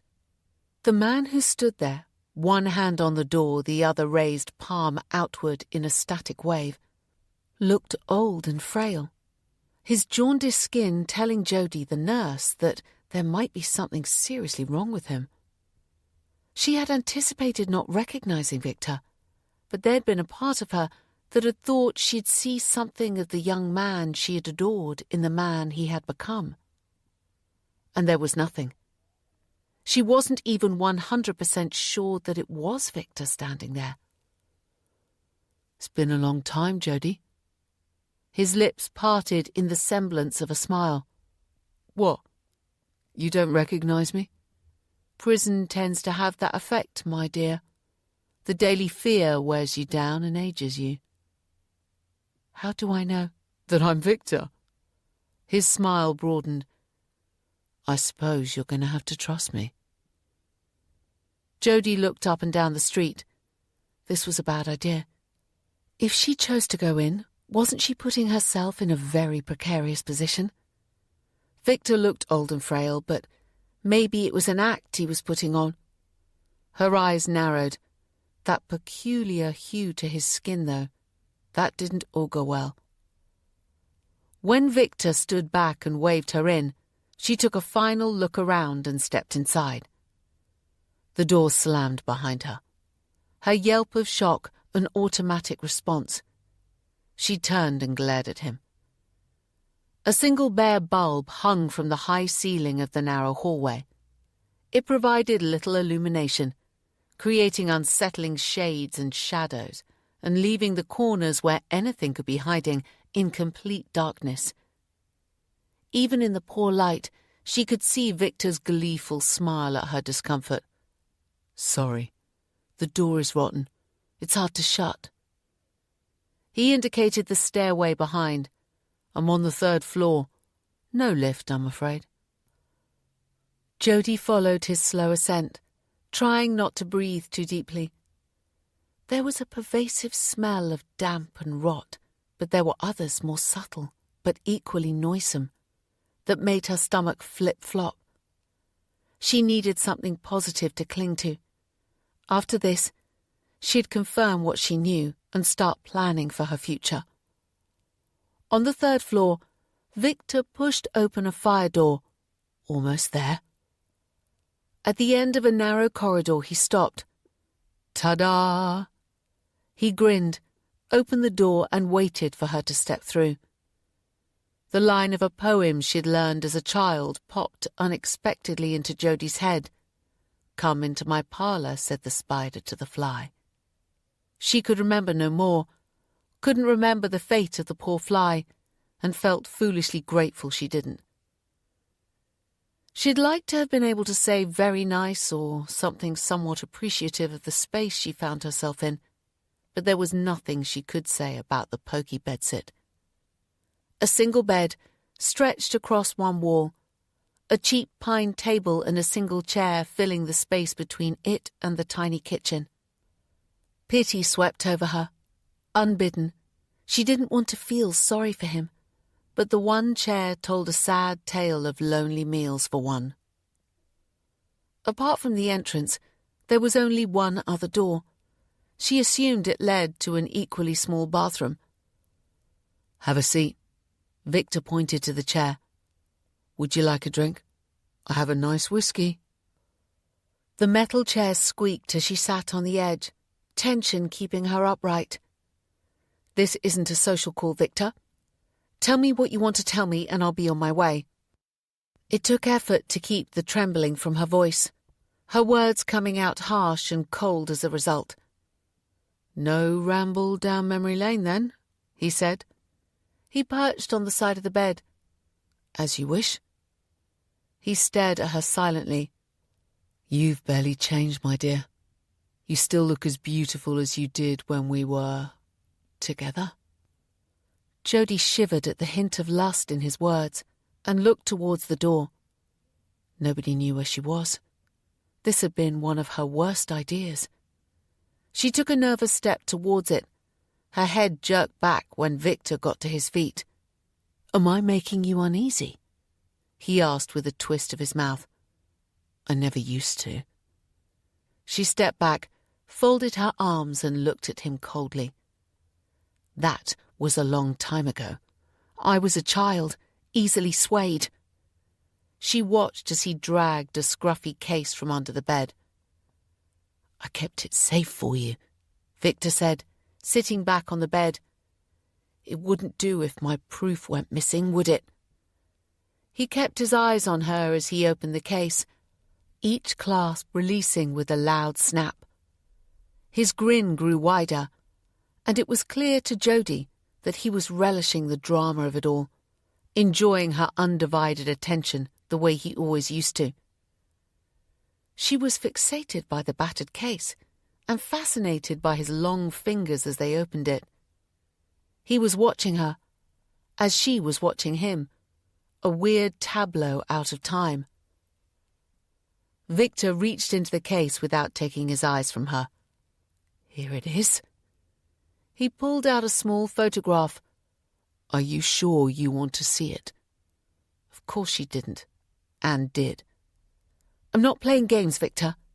If there's something you want to tell me and to show me, then get on with it, otherwise I'm leaving." "Fair enough." He got to his feet and took a step towards her.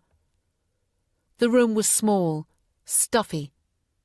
He was close enough that she could smell him, an unpleasant odour of unwashed clothes and poor personal hygiene that made her press her lips together and screw up her nose. She resisted the temptation to move away and held out her hand for the photograph he continued to wave. He took a final look at it, then put it into her hand and stepped back to resume his perch on the bed.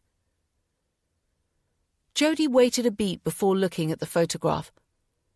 She hadn't known what to expect, so was mildly surprised to see it was nothing more ominous than a photograph of her and Victor. The 14-year-old Jodie looked happy, a wide smile on her young, smooth cheeks, her hair hanging loose around her shoulders. Victor's arm was draped around her waist, and he was looking down into her face as she looked adoringly up at him.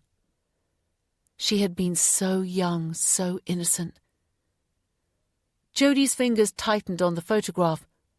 It was a long time ago. I don't understand.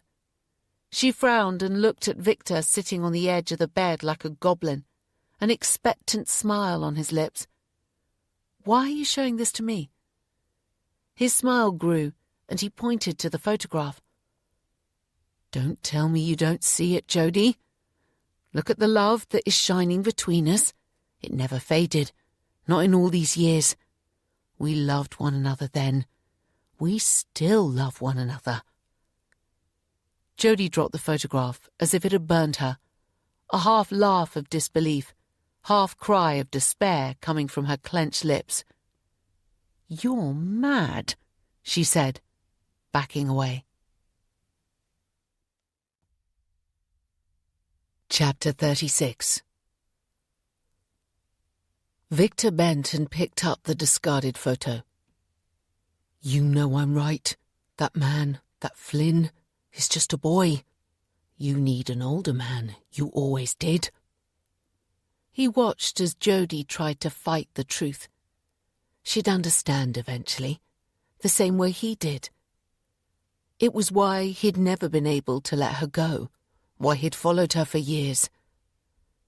You're mad, Jodie said again, shaking her head. I was only a child, a vulnerable child. You groomed me, manipulated me. Victor smiled at her. You know that's not the truth. You were brainwashed by your mother, by social services. They didn't understand. Think about it. You've never married, never had a long-term committed relationship, have you? His smile grew as he saw the truth in her eyes. He could read her as easily today as he could all those years ago. You see? You know I'm right. You love me. He saw her confusion, understood it. Hadn't he misunderstood for years? Hate and love. Such close emotions. He had confused them, but now it was clear. It would be clear for her too, soon. He wouldn't stop until she understood. He'd keep trying to persuade her. They were meant for each other.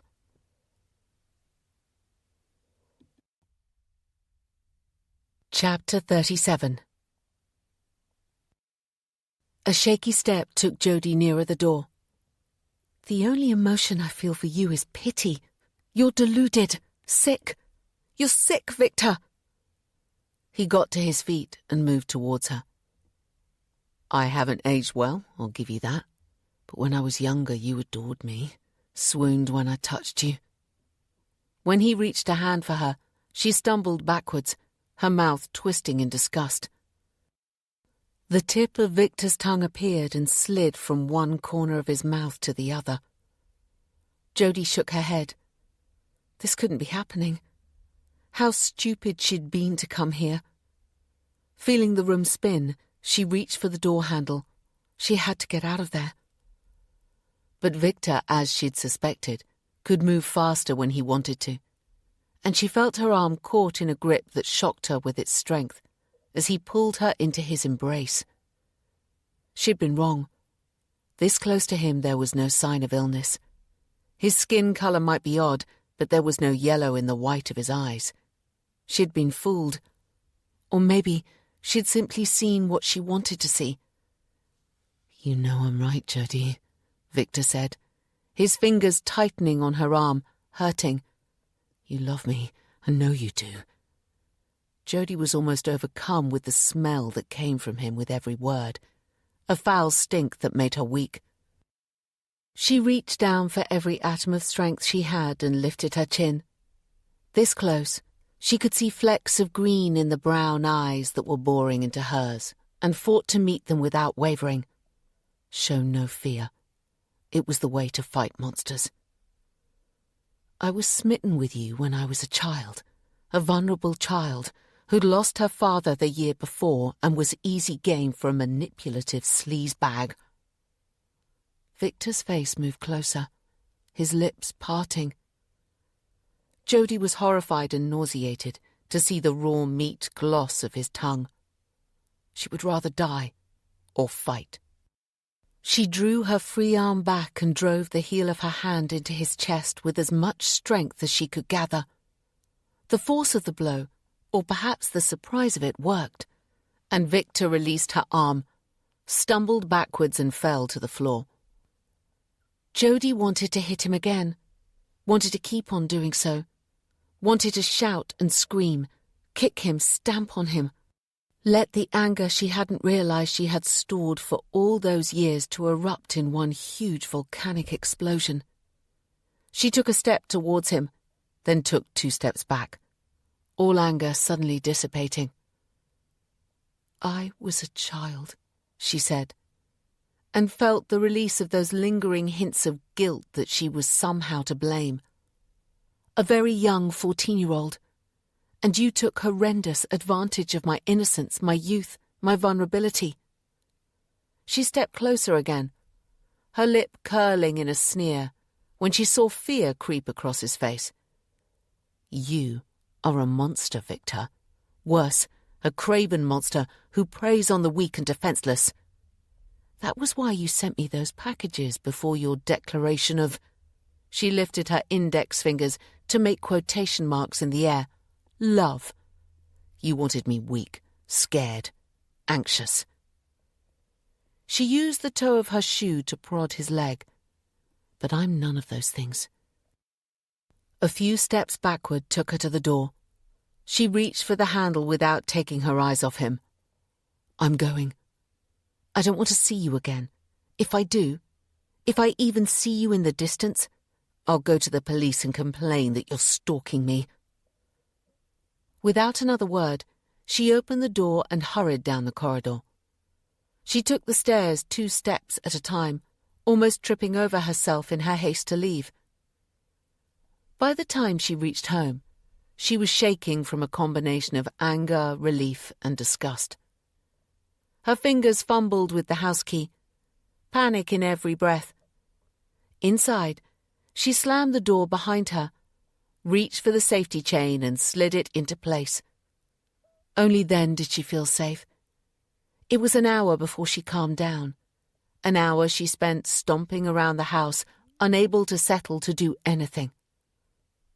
Victor. He was a delusional monster. She had considered that he might still love her after all these years, crazy though that notion was. What she'd never considered was that he might think she felt the same. The idea made her squirm. If she saw him, even once, she'd go straight to the police. Any pity for him had been wiped away by his declaration. Victor may no longer be on the sex offenders register, but he was still an ex-con. If she told the police he was stalking her, and that he'd been the one responsible for the packages, they'd have to take her seriously. Hours later, by concentrating on the memory of Victor as she'd left him, a seedy, pathetic man lying on the floor, Jodie was almost able to forget that he was a monster. She'd shown him that she wasn't the pushover she'd been as a child. Perhaps he'd leave her alone now. With that hope lodged firmly in her brain, she decided to go to the pharmacy as planned. Her hands sneaked over her flat belly, as if to comfort what was growing inside. She wasn't going to live her life in fear. and she was desperate to confirm what she suspected. The pharmacy, part of a chain, was big and busy. It wasn't somewhere she normally shopped, and she had no idea where to locate what she wanted. Unwilling to ask the heavily made-up young woman who was straightening a display of lurid coloured nail varnish, Jodie wandered up and down the aisles until she found what she was looking for. 20 minutes later, she was back at home reading the instructions, and a mere 5 minutes after that, she was squealing with joy. She'd known she was right, but looking at the confirmation in her hand, she couldn't help a grin of pleasure. This time it was perfect. She was going to have a child with a man she loved. Her second chance. Nothing was going to mess this up. Chapter 38. Excited though she was, Jodie didn't tell Flynn that evening or the next. It was too early both in terms of their relationship and the pregnancy. This early she could easily lose the baby. This early their relationship might yet flounder. For a moment, she kept the exciting news to herself. Over the next few days she watched for Victor's face in the crowd. But if he were there, he was staying well hidden. It didn't stop Jodie searching, her eyes darting left and right as she walked on a busy street or through the train station. 5 days after she'd called to his bedsit, she began to hope that that particular nightmare was over. It was on the 6th day, a day when she wasn't working, that she came down shortly after Flynn had left to find an envelope on the hall mat. She didn't have to pick it up to know who it was from, and a jolt of anger shot through her. Victor had lulled her into thinking she'd won, that he'd run away with his tail between his legs, but it was obviously part of his plan to unsettle and weaken her. She'd warned him, hadn't she? Her mobile was beside her bed. She turned to go back up for it. She'd ring the police, get them to do their job. Halfway up, she gave a grunt of frustration and returned to the hallway. The police would want to know everything. She'd have to tell them she'd visited his bedsit. How would they view that? Visiting the bedsit of a man she'd accused of statutory rape all those years ago. They'd think it a bit strange. Hell, she thought it a bit strange. What had she been thinking? She scooped up the letter and took it with her to the kitchen, leaving it on the table while she made coffee. Nausea rumbled as it did every morning. Usually by 10 it had settled down, and so far she'd been lucky. It hadn't prevented her from working. She sipped her coffee, her eyes fixed on the envelope. As with the last, her name was scrawled in spidery writing across the front. And inside, what would it be this time? A spurt of anger made her reach for it, tear it open across the top and knock the contents onto the table. A folded sheet of paper and a small photograph. They didn't look threatening. Not threatening, but Victor's missive wasn't subtle. I love you. I've always loved you. Jodie crushed the paper in her hand and flung it across the room, before picking up the photograph. It was the one he'd shown her. The two of them. They looked happy, so at ease. How well he had groomed her, to have made her think it was all normal. She held the photograph up to the light and peered closer at Victor. He'd been 28 when they'd met. Over the years, history had shaded his face in unfriendly colours, so she had forgotten how handsome he'd been. She had deliberately tried to forget about him, about the disgrace, the pain, the loss. He was trying to rekindle something that had never existed. She had to find a way to stop him. Chapter 39. Jodie tore the photograph and note into tiny pieces and threw them into the rubbish bin. If only she could dispense with Victor so easily. At noon, she left the house and headed into the city to meet Rivka for lunch. She'd not met her in a couple of weeks, making excuses when her friend rang, afraid she'd blurt out the news of the pregnancy in her excitement and happiness. She wanted to wait until those first 3 months of uncertainty were up. Uncertainty. Her life seemed to be filled with it. In the cafe, she ordered a coffee while she waited, raising a hand in greeting when her friend arrived on the dot of 1. Jody blinked in surprise to see her normally bright-eyed and cheerful friend looking pale and unusually solemn. "You look frazzled," she said as Rivka sat on the chair opposite. "Are you okay?" Rather than answering, Rivka leaned forwards, her eyes fixed on the table in front of her. "How is the NMC investigation going?" Jody tried to read her friend's expression, but it was shut down, her skin unusually pale, lips a thin red slash. Maybe she'd had a row with Tasha. "Is everything okay?" "The investigation. Tell me." Jody had already decided against telling Rivka about her visit to Victor's. It had been a crazy thing to do. She wanted to forget about it and certainly didn't want to listen to Rivka's justifiable criticism. It was unusual for her friend to be so odd, but if she wanted to talk about the NMC investigation, Jody would humour her. "There's not much to tell. I've had letters and forms to fill out, but that's it. I was warned it would take a long time. My union rep seems happy enough. He says it gives me time to get good character references from my new employer." "But it will eventually be dismissed?" Rivka's hands were clasped on the table, tension in every line of her body. Unusually, too, for the normally well-turned-out woman. She wasn't wearing any makeup, and her hair looked as though it hadn't been washed for a couple of days. Everything screamed something was wrong. Jody stretched a hand across the table. "Hey, what's the matter?" Rivka looked at the hand, but instead of reaching for it, she shoved her hands into her coat pockets and repeated her question. "It will eventually be dismissed?" Jody left her hand where it was as she answered, "I've no idea. I've never put a foot wrong before, so that's in my favour.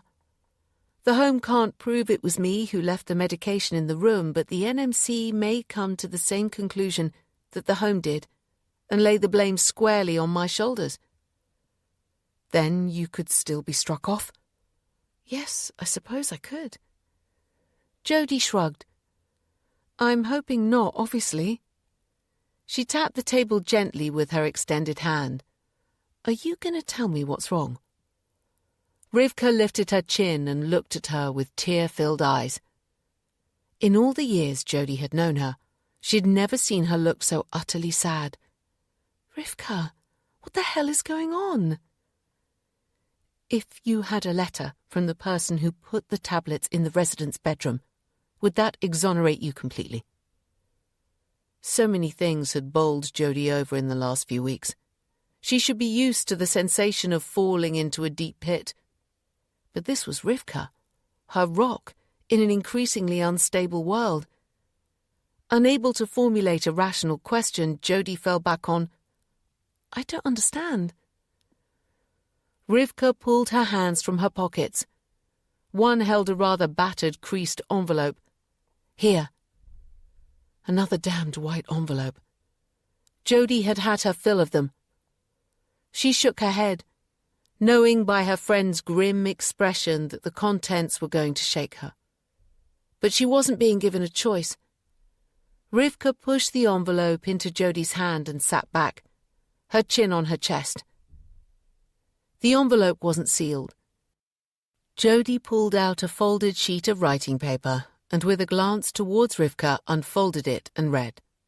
It was short, blunt, and shocking. "To whom it may concern, I, Tasha White, do confess that on the 16th of September I entered the Best Life Care Home in Gravesend and planted medication in room 6 in order to incriminate Jody Armstrong. I apologise for the trouble and hurt I have caused. Tasha White." "Tasha!" Jody looked up from the letter, I don't believe it. Why would she have done such a thing? When Rivka remained silent, Jody stretched a hand across, grabbed her arm and shook it. Talk to me. Rivka lifted her head. It was my fault, she said quietly. I knew Tasha was jealous of our friendship, but I hadn't realized how often I spoke of you, and how often I mentioned what a good nurse you are, how professional, efficient, and so on. Rivka rubbed her hand over her face. She's not a nurse, so she'd no idea of the implications. She simply thought you'd get into trouble and your halo would be slightly tarnished. How? Jody was having trouble taking it in. Tasha. It was ridiculously easy. She pinched some tablets from my mother's supply the last time we visited her. I had your work rota pinned to the notice board so she was able to choose a day you were working. And simply walked in? Rivka nodded. She said she hung around outside until she saw a group of visitors going in and attached herself to them. Once inside, she scurried along the corridor, went into the first open door and left the tablets on a bedside locker. Jody was struggling to make sense of it all. They were found in a medicine pot. Where would she have got her hands on one? A flash of red coloured Rivka's pale cheeks. I sometimes take them home from the clinic in my uniform pocket and forget to bring them back. It was easy for her to keep one. Jody had never taken to Tasha, and she guessed the feeling was mutual. But this? She planned it all to make Jody look bad. It's unbelievable. It explained the state of her friend. How did you find out? She's been a bit irritable recently, and I wondered if she was having second thoughts about us. So last night I asked her. And she confessed? Yes. Rivka pointed to the letter that lay on the table between them. It was her idea to write that. She is terribly sorry and wants to make amends. She waited a beat. What's she going to do? I'll give the letter to the union rep. He'll take it to the NMC and hopefully they'll decide I have no case to answer. Jody tapped the letter. They'll probably tell the nursing home, but I doubt that they will pursue it after all. It doesn't reflect well on Best Life Care that someone can simply sail in and leave medication around willy-nilly. Rivka looked relieved and wiped a hand over her face. That's what I thought. Jody frowned as the truth dawned. You're going to stay with her? She picked up the letter and waved it. Despite this? How can you bear to stay with a woman who would do such a thing? I love her, Rivka said. I'd probably forgive her anything. She dropped her gaze to the table again. Suddenly Jody knew there was worse to come. What are you not telling me? Rivka didn't lift her head. I love Tasha, and I'll do anything for her. She looked up then, and a tear trickled down her cheek. Even give up my friendship with you. Jody barked a laugh. This had to be a joke. She and Rivka had been friends forever, since their student nurse days. Almost 20 years. You can't be serious. I'm sorry. Maybe in a few months we can reconnect, when Tasha understands that she is the most important thing in my life. Jody thought about all the scrapes they'd been in together.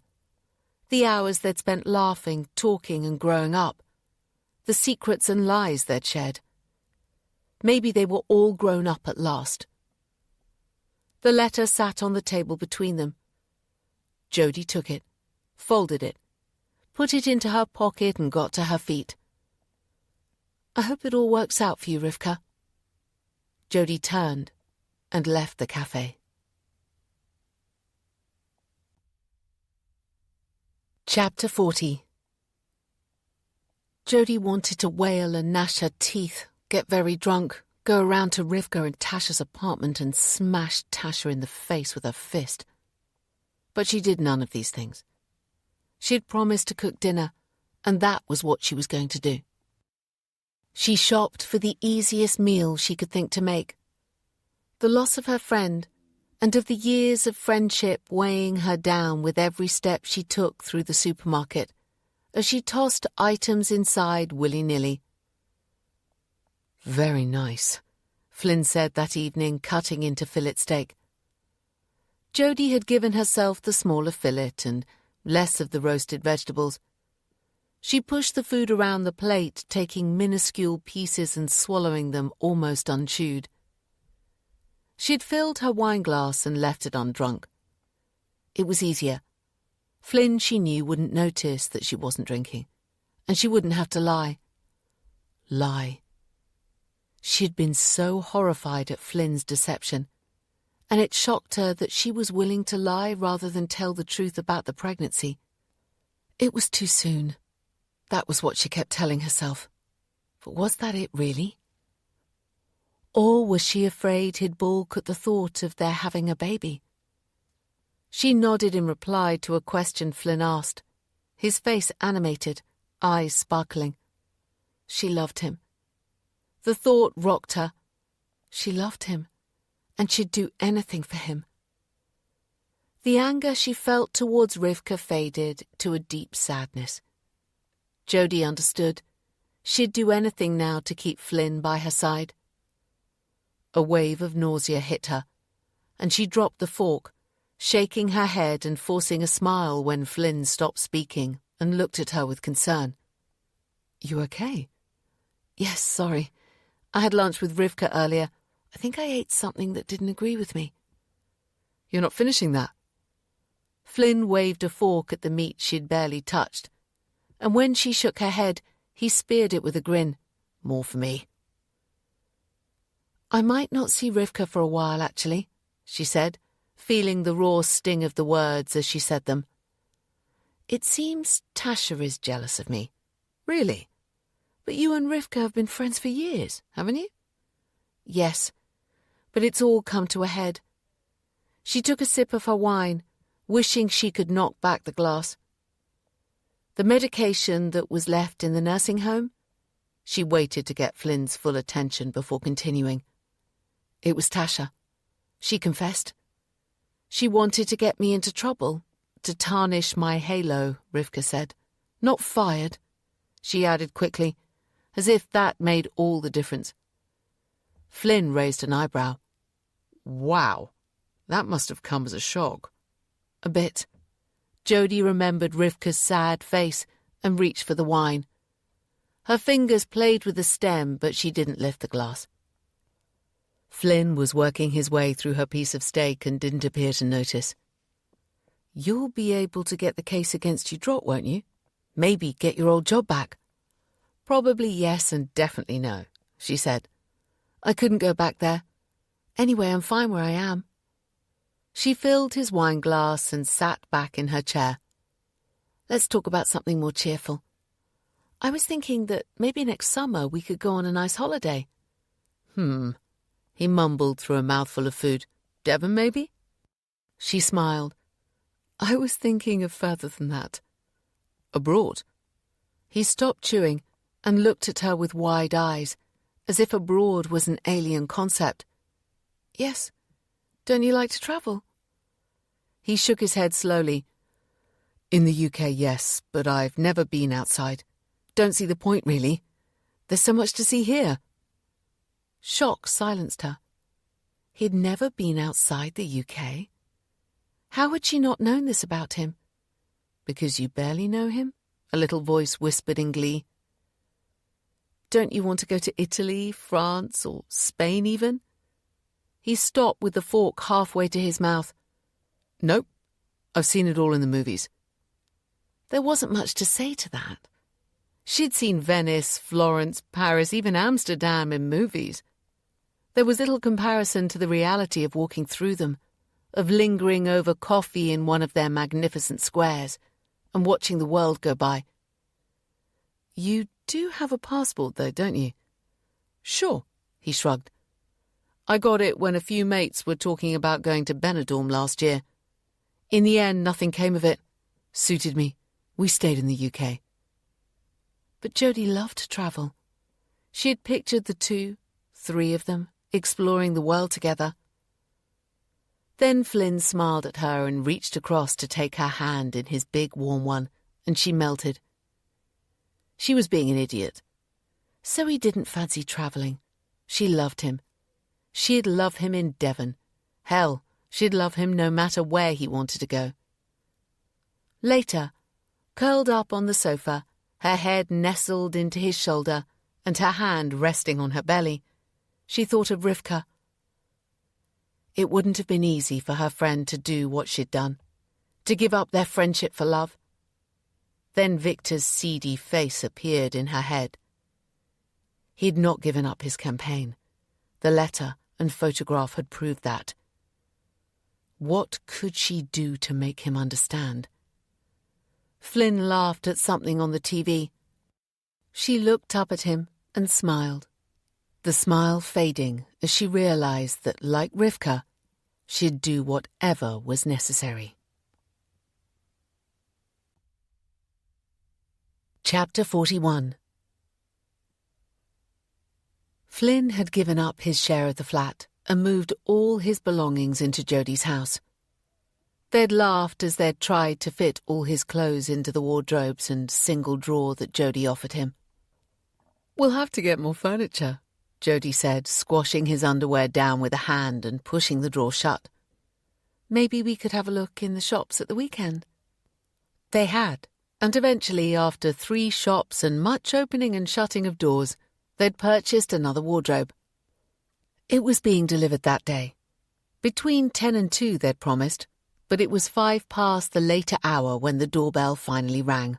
Jodie had been waiting impatiently, drinking water and lazily flicking through a catalogue that had landed on her mat that morning. The delivery men were pleasant, apologetic for being late, and quite happy to bring the wardrobe up the stairs when asked.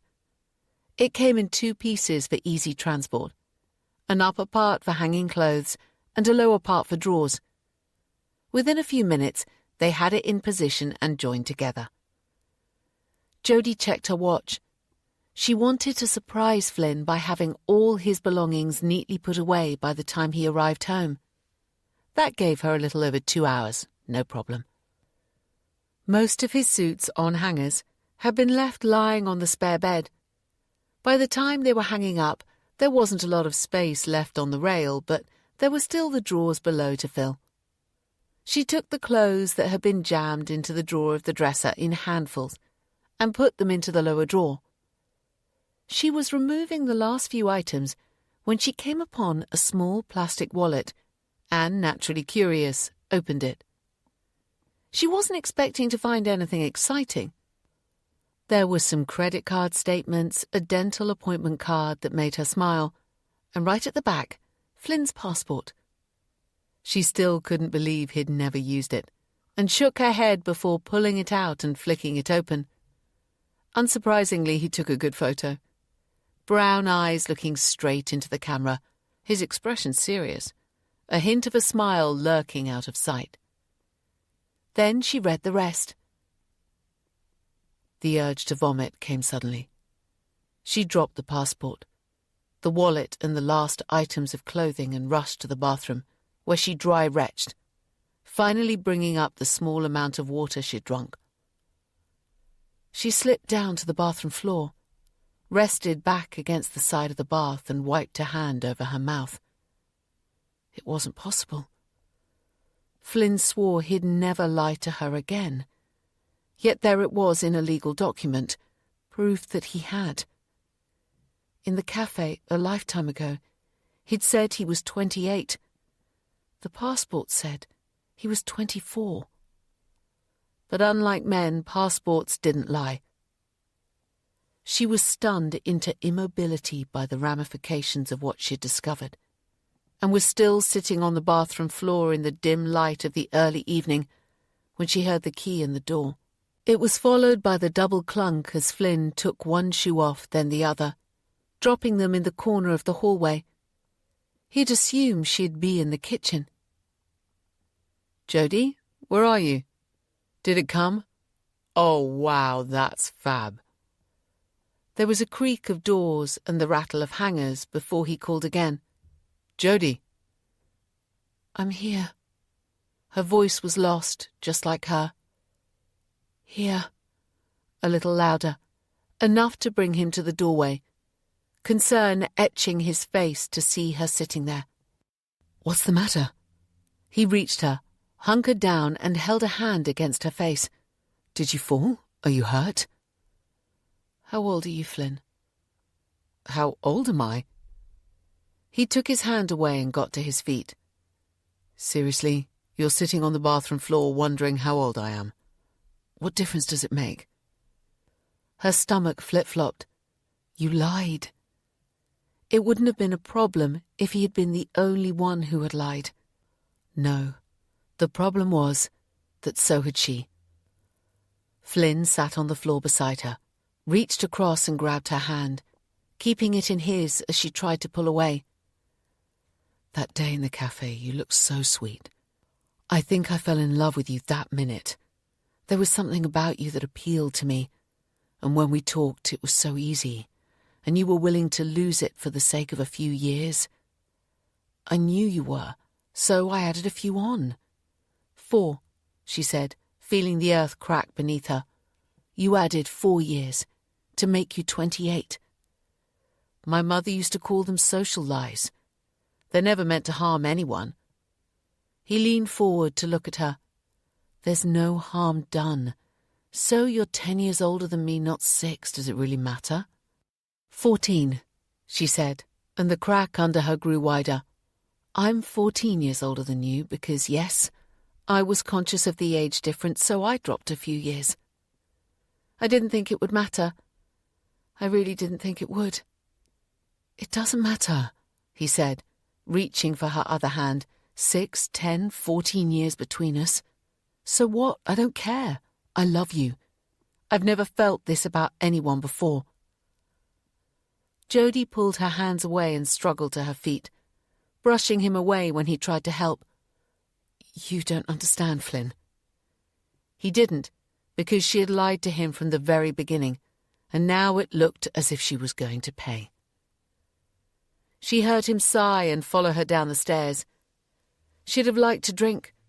She'd have liked to get steaming drunk and not sober up for a long, long time. But she couldn't. She was pregnant. A cry escaped, startling her, and Flynn, who was a step behind. "For goodness sake, Jodie, what's going on?"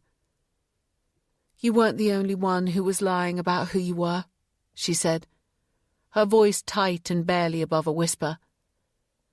"Your impersonation was more obvious and oddly more honest than mine." She saw his puzzled look. "I lied to you about the child I had." Flynn sat on the seat opposite and stretched a hand across the table. "It doesn't matter." Instead of taking his hand, she folded her arms across her chest. "How can you possibly know that it doesn't? I know I love you, and you love me. Isn't that all that matters?" "No, not in this case." She looked away, unable to bear seeing the hurt in his eyes when she told him the truth. "I led you to believe I had a child after my mother died, but I didn't. I had him long before that." The chair rattled as she got to her feet. "Hang on a sec," she said, and left him to run upstairs. When she came down, she had a box in her hand.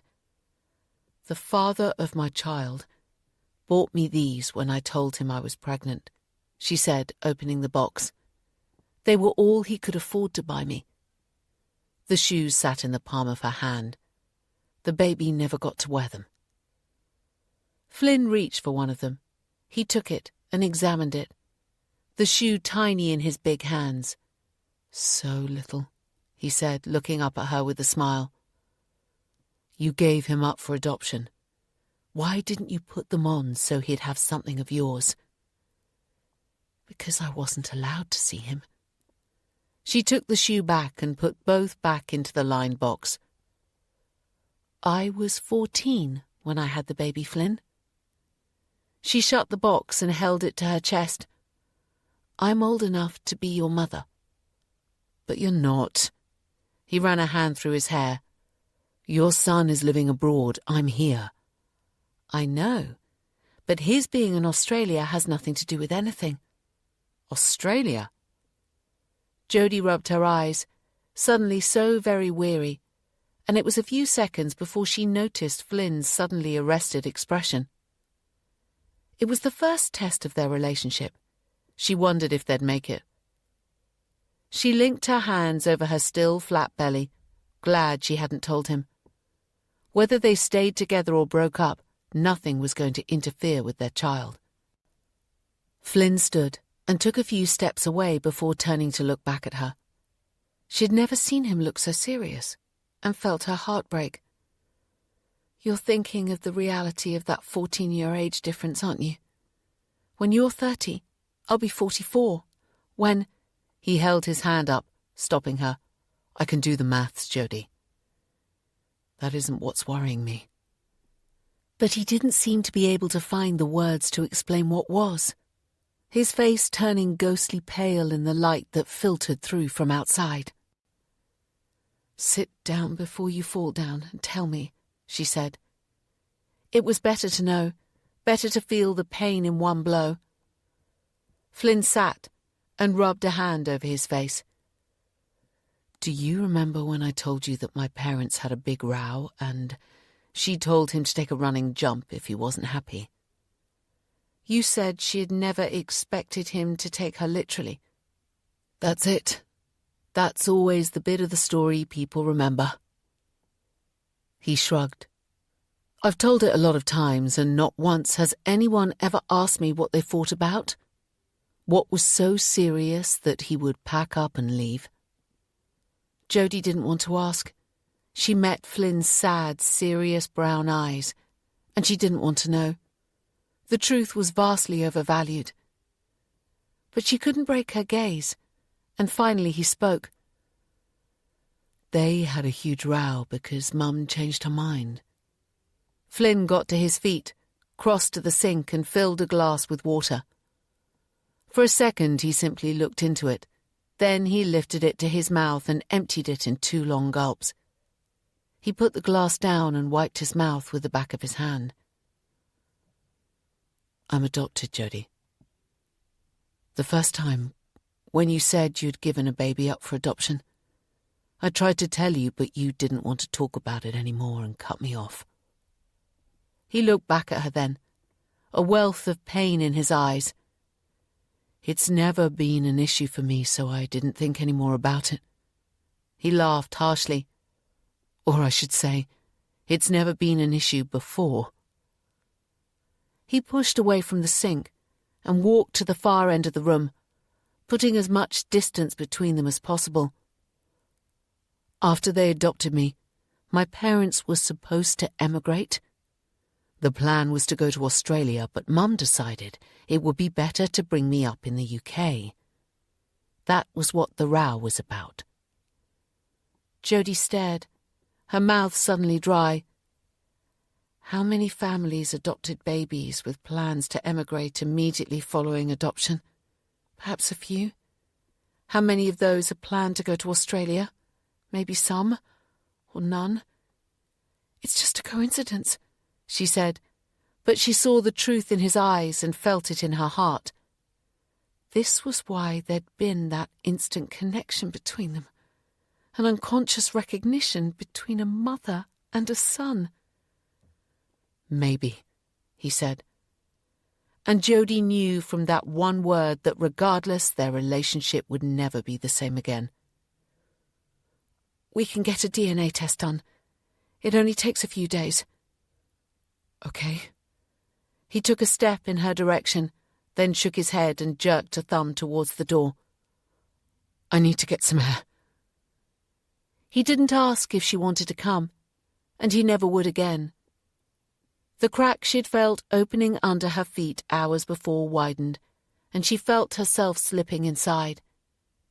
They'd never walk hand in hand to the Italian restaurant again, never stop to kiss, just because. Never lay naked together, hot and sweaty after making love for hours, and talk about their future. Her hand tightened over her belly. What was she to do about the baby? This child of her child? Struggling in the deep, dark pit she found herself in, she had absolutely no idea. Chapter 42. Flynn never returned that night. Jodie cried as the happy future she'd planned turned to vapour around her, before vanishing like a mist of warm breath on a cold day. The shock of the unbelievable disclosure had numbed her, but the piercing pain of facing the truth would come. Before she went to bed, she did an internet search and ordered a DNA kit. She had to be sure. The following day she worked a 12-hour shift and returned home a little after 8:15 p.m., weary in body and mind, tight bands of tension around her head and her chest. She'd sent Flynn a few messages during the day, but she'd heard nothing from him. When she turned the corner into Wilfrid Street and saw the house in darkness, her steps slowed almost to a halt. But reality had to be faced. Even with the piercing pain in her chest and in her belly, as if the baby she carried felt the same agony of loss, she had to know. The pain faded to a deadly heavy ache as Jodie walked from room to room, past tears.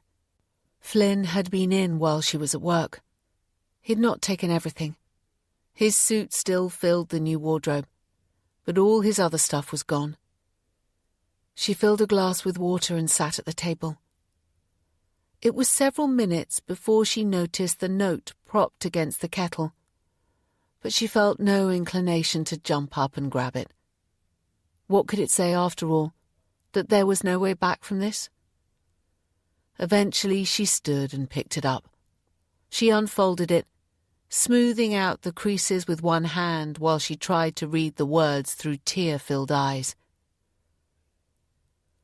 From the first moment I saw you, I felt this amazing connection. I put it down to some romantic notion of love at first sight, but I know now it was something more. I think you feel it too. It's best if we don't meet, for a while anyway. Send me whatever I need to do for the DNA test and I'll do it. When we know for sure, it will be easier. Flynn. Easier? Jodie barked a harsh laugh and crumpled the page in her hand. Maybe she should have told him about the child she carried. Their child. With the man she loved. Isn't that how she had described it? Her pride coming before the almighty tumble into the deep. If DNA proved what her gut told her was true, she was carrying her own grandson. It was almost funny. The next few days passed in a blur. She didn't hear from Flynn, had no idea where he was living. Her messages to him read but unanswered. When the DNA kit came, she sent the enclosed test tube off to his old address and sent him a message to say it was on its way, so he could pick it up. It was a simple test, just requiring a sample of his saliva, and the enclosed instructions were self-explanatory. She was tempted to write a note to go with it, but she didn't. She wouldn't have known where to start and wouldn't have been able to stop writing the stupid things, the I love you, that still came naturally.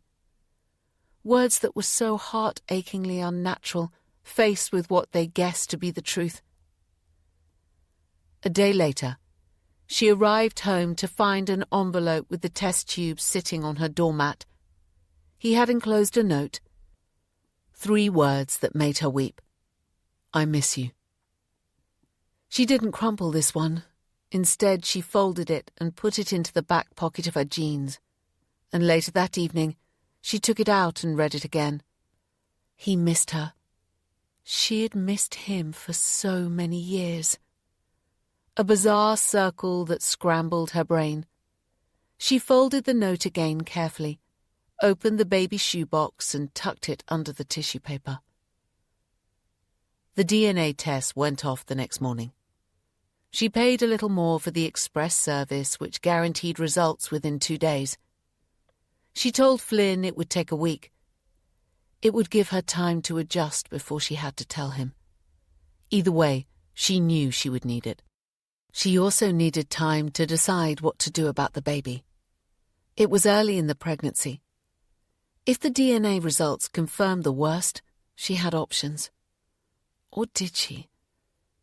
The thought of getting rid of this child, one conceived in love, was unthinkable. It was her second chance and she wanted it. 2 12-hour shifts back to back filled her days and made her too weary to think. She was grateful for the temporary escape and arrived home after the second day, dreading the 4 days before she would work again. Exhaustion helped her sleep, but worry woke her early next morning, hours before there was any chance of the post arriving. She didn't dress, sitting in her robe with mug after mug of coffee waiting for the clunk of the letterbox. Until then, she had no interest in doing anything else.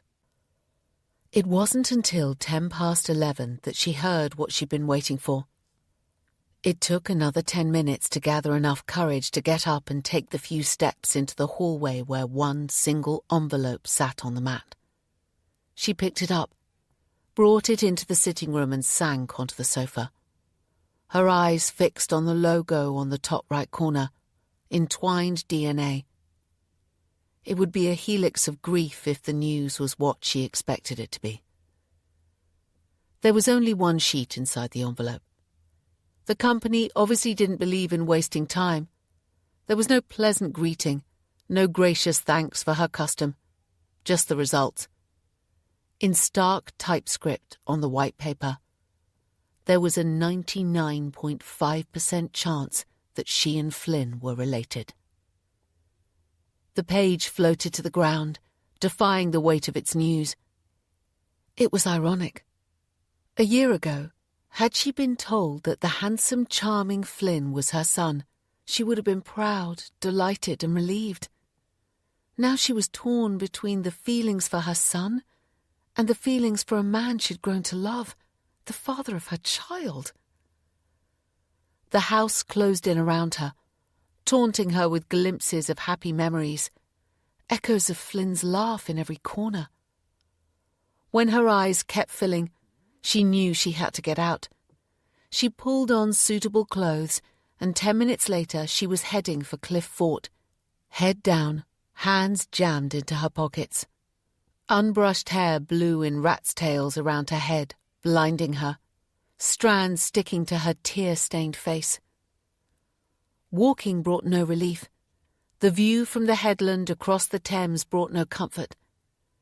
She started the long walk home, her feet scraping the path. The day stretched ahead long and lonely, with only grief for company. Ringing Rivka wasn't an option anymore, and the pain of that loss, added to all the rest, made her almost choke with heartache. As she passed a cafe, the sound of laughter floated out and she stopped and stared through the window. It sounded so like Flynn. She pushed open the door and entered, her eyes scanning, her face falling to see it wasn't him. Of course it wasn't. But it was warm and bustling inside, so rather than facing the emptiness of home, she bought a coffee and sat. Chapter 43. Victor had continued to follow Jodie despite her threats. It wasn't difficult. He was an expert at fading into the shadows, his features so neutral as to render him almost invisible. He'd seen Flynn leave a few days before, a strange look on his face. Victor had waited until midnight, the chill numbing his bones, but Flynn had never returned. Nor did Victor see him the following days. Trouble in paradise again. He wondered if Jodie had shown him the photograph, if Flynn had seen what Jodie refused to acknowledge, or maybe they'd simply decided they weren't after all right for each other. Victor had nothing else to do apart from stalking Jodie. but the weather was turning colder. Standing for long periods of time becoming increasingly uncomfortable. Her shifts in the new nursing home were erratic, so from necessity, he waited on the corner of her road every morning. When she'd not appeared by 7:30, he knew she wasn't working that day and headed home. Returning at 10, if she were meeting her friend in the city or going shopping, she rarely left before that. That day, when a little after 11 she left the house in casual clothes, he knew she was heading for a walk. Often, he struggled to keep up with her long, brisk strides, but he was in luck, and she trudged along, making it easier for him to follow. Normally, and he'd followed her along this walk a number of times, she'd spend several minutes at Cliff Fort. He supposed she admired the view from the headland across the Thames and towards the cliff marshes, or maybe she was struck by the historic importance of the structure itself. Victor thought it was a dump, and the Thames a cesspit. Unusually, she reached the fort and immediately turned without stopping. Had she been looking up, she'd have stared straight at him, but she kept her eyes down as she faced into the breeze that blew across from the estuary, her hair swirling out behind her. Victor was cold. He'd not expected her to head out for a walk, and he wasn't dressed for the biting chill. So it was with a grunt of relief that he saw her stop at a cafe and go inside. It was a small cafe. Unless she kept her head down, she was bound to see him. He hesitated with his fingers grasping the door handle before deciding not only to go in, but to go in and join her. The cafe was busy. Too noisy for his taste, but at least there were tables free. Jody was ordering at the counter and didn't notice him enter. He stood reading the menu on the whiteboard only a few feet away and watched her. Even from her profile he could see she looked peaky, her eyes red. She wasn't aging well, he decided with grim satisfaction. Soon she'd look as worn and weary as he did. It seemed to take her an age to order. Her head stretched forward across the counter towards the server, and he was surprised when she came away holding only a mug. Without looking in his direction, she crossed the cafe to a table by the window. Victor stood staring until the "Can I help you?" registered, and he stepped up to the counter. He ordered a pot of tea and a scone, and paid what seemed an exorbitant amount for such simple fare. It was with a strange sense of inevitability that he picked up his tray and crossed to Jody's table. She didn't look up, so he unloaded his tray without fuss and took the chair opposite. It was the scrape of the chair legs on the floor as he pulled it closer to her table that caused her to raise her head. She didn't appear surprised or angry, as if his arrival was something she'd always predicted would happen. "You kept following me," she said, her voice dull. Victor leaned closer. "I have to make you understand, to believe." Jody's expression didn't alter. She picked up her drink, sipped it and stared out of the window. Victor sat back with a grunt of annoyance when a young woman appeared with a plate in her hand. "Here you go," she said, putting it on the table in front of Jody. "I hope toast helps.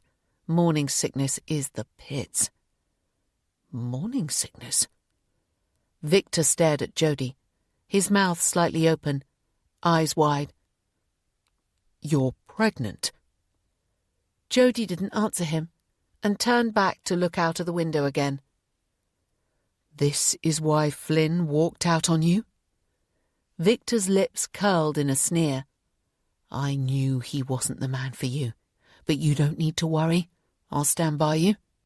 The way I would have stood by you with the first baby if I'd been let. We'll simply pick up where we left off." Jody looked at him then. He expected relief, maybe even pleasure, but her face was squeezed into lines of hatred. "Where we left off?" You're a rapist. A monster. I wouldn't let you near my child. The chair tipped backwards and almost fell as she got to her feet. Without another word, she hurried from the cafe. Victor watched her go. She'd change her mind. She had to. They were meant to be together, and now they'd have a child to rear. He sat back with his mug before he noticed Jodie's handbag hanging from the back of the chair. With a glance around, he leaned forward, caught it with his long fingers and brought it close. A discreet look inside made him smile. Her house keys. He knew she needed him. Here was the proof.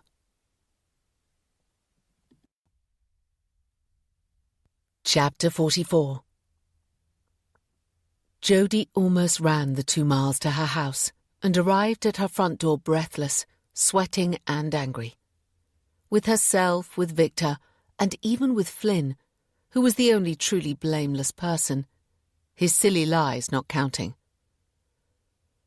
When she searched her pockets for her keys, she almost screamed in frustration. She had had a bag. Her keys were inside. There was no choice. She had to return to the cafe. Victor would have seen it. He'd be waiting for her. A smirk on his creepy face. But when she got to the cafe, both he and her bag were gone. "I didn't see it," said the same server who had spilled her secret to the one man in the world she would have kept it from forever. Victor. He'd taken her bag. She had no choice. She never had a choice. Too often her life seemed to be taken out of her hands, and here she was again, forced to do something she didn't want to do.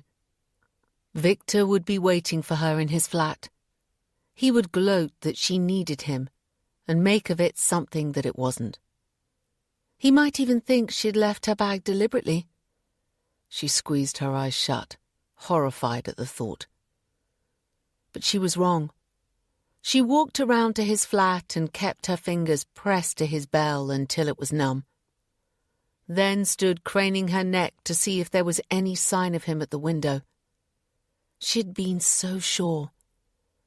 Puzzlement creased her forehead, and even more horrendous thoughts slammed into her with such force that it rocked her on her feet. Victor knew where she lived, and he had her keys. She turned and ran for home, hoping to find him waiting outside, her bag in his hand looking smug and superior. But once again she was wrong, and she supposed she should have guessed that the temptation would be too much for him. Her front door was ajar. She pushed it open slowly and listened. Silence. 2 quiet steps, and there he was, in the sitting room on the sofa, the DNA report in his hand, his mouth gaping in disbelief. He looked up as she stepped through the doorway and shook his head. "Flynn is your son? Our son?" There was no point in denying it, not with the proof in his hands. She sat opposite and said nothing. Victor looked at the report again. She saw his lips move as he read the scant details. "I thought he'd gone to Australia," he said, looking back at her. It appears they changed their mind at the last minute. Then Victor asked the question she'd been waiting for. "And the child you're carrying?" Jodie didn't answer. She didn't need to. Victor had been following her. He knew there was nobody else. "Oh, my dear," he said, "this is tabloid gold. You're pregnant with the son of your son." I can see the headlines now. His laugh was loud, raucous, spittle gathering in the corner of his open mouth. Jodie clamped her mouth shut. Tabloid gold. She remembered Victor's seedy bedsit. Money would enable him to rent something far better. How much money would a tabloid pay for the story? The headline would be a tantalizing "Woman expecting child" by the child she bore as a child. Or a pseudo-amused "Keeping it in the family." and her nightmare of a life would be destroyed. And Flynn? His ego was already fragile. He too would be ruined. And the child she was carrying? What kind of future would it have? Victor stopped laughing and stared across the room. His mouth was suddenly dry, and he wiped his lips with the tip of his tongue. "I'm sorry for laughing. It was a reaction to the shock of the news. And I'm sorry for that crack about tabloid gold. Of course I didn't mean that." He hesitated, seeing her shuttered face, her narrowed eyes. This was probably all wrong, but he needed to say it. "I've said it before, and I'll keep saying it until you believe me. I've never stopped loving you. I'll be here to help you through this." There it was out. He dropped the report on the sofa beside him and waited for her response. "Fine," she said, "but I'd like it if you left now." It wasn't exactly the response Victor had wanted, one that would offer him a glimmer of hope. But it wasn't a cry of outraged disbelief either, so he took some comfort from that. He stood and went to the front door, Jody following behind. Outside, he turned to say goodbye to her, but she'd already shut the door, and he heard the rattle of the chain as it was being engaged. It was a first step, he decided. She needed him now. The rest would come easily. Jody's fingers shook as she put the safety chain in place. Then she stepped backwards to the kitchen and sank onto a chair. She didn't believe anything Victor had said, not his profession of love that had been preceded by that lewd licking of his lips, nor his declaration that he hadn't meant what he said about tabloid gold. He was a liar, a monster, capable of anything. Twilight faded to night as she sat and mulled over her dilemma. If she moved, would Victor follow? She could creep away and change her name, but she had a feeling it was a lot harder to do than it looked on TV. But she had to do something. She had to protect all of them from Victor, herself, the child she carried, the child she'd borne, and the man she loved. It was late before her thoughts focused on that one certainty. Chapter 45. Sleep came in short bursts that left Jody more tired by the morning. She finally went downstairs at 7, made coffee, switched on the TV and watched an old movie with so little interest that she didn't notice when one finished and the next started. Now and then, she got up for a coffee refill, and once, feeling guilty, she made a slice of toast and nibbled on that. She waited 4 days before she sent Flynn a text to say the results were positive. There'd been no word from him since he'd left, and she had no idea where he was staying. And she still missed him with an ache that was double-edged, one for her son, one for her lover. She switched off her phone after she sent the text. She didn't want the distraction of wondering if he'd reply or not. Over the 4 days, the certainty that she needed to do something with Victor to protect all of them had grown. Ideas and plans flitted through her head, but most were quickly discounted. Only one promised a final solution that was radical, and she dismissed it. Then came back to it, again and again, as being her only choice. She was racked with doubts that she could follow through with such a drastic plan. But it always came down to necessity. Victor had left her no way out. For her second chance to be a success, she had to deal with him. But to make her plan work without repercussions, she needed help. It was Friday, the perfect day. She picked up her mobile and pressed a key, hoping that Rivka would answer. "Jody, this is a surprise?" From the tone of Rivka's voice, it wasn't a nice one. "I'm sorry. I wouldn't have rung, but I need your help. Can we meet?" There was a lengthy silence before Rivka answered. "You can come around here if you like. Tasha is away at a conference until tomorrow." "Perfect. I'll be there in an hour or so." Jody hung up before Rivka could change her mind. Less than an hour later, Jody stood outside the apartment block in Bexley Heath. She had spent the journey going over what she wanted to ask her friend. It was risky, but she was counting on her. She pressed the doorbell, waiting for the buzzer to release the front door, and took the lift to the 5th floor. "Hi," Rivka said from the open doorway of her apartment. There was no warmth in her expression, no welcoming smile. "It's important, or I wouldn't have bothered you," Jody said and followed Rivka into the apartment. "You and Tasha doing okay?" "We're fine." Rivka waved Jody to a seat in the open-plan lounge. "Coffee?" "No thanks, I'm good." Jody sat, suddenly nervous about what she was going to ask. Was it too much of a risk? "You said you'd do anything for love, or more precisely for the woman you loved. Is that still true?" Rivka frowned and considered the question as if looking for a catch. "Yes, it is." "I'm pregnant." Rivka's eyes shot to Jody's belly. "Flynn's, I assume?" "Yes, of course." Jody leaned closer, fixing her eyes on her friend. "I love him. I'd do anything for him. That's why I can understand you and Tasha.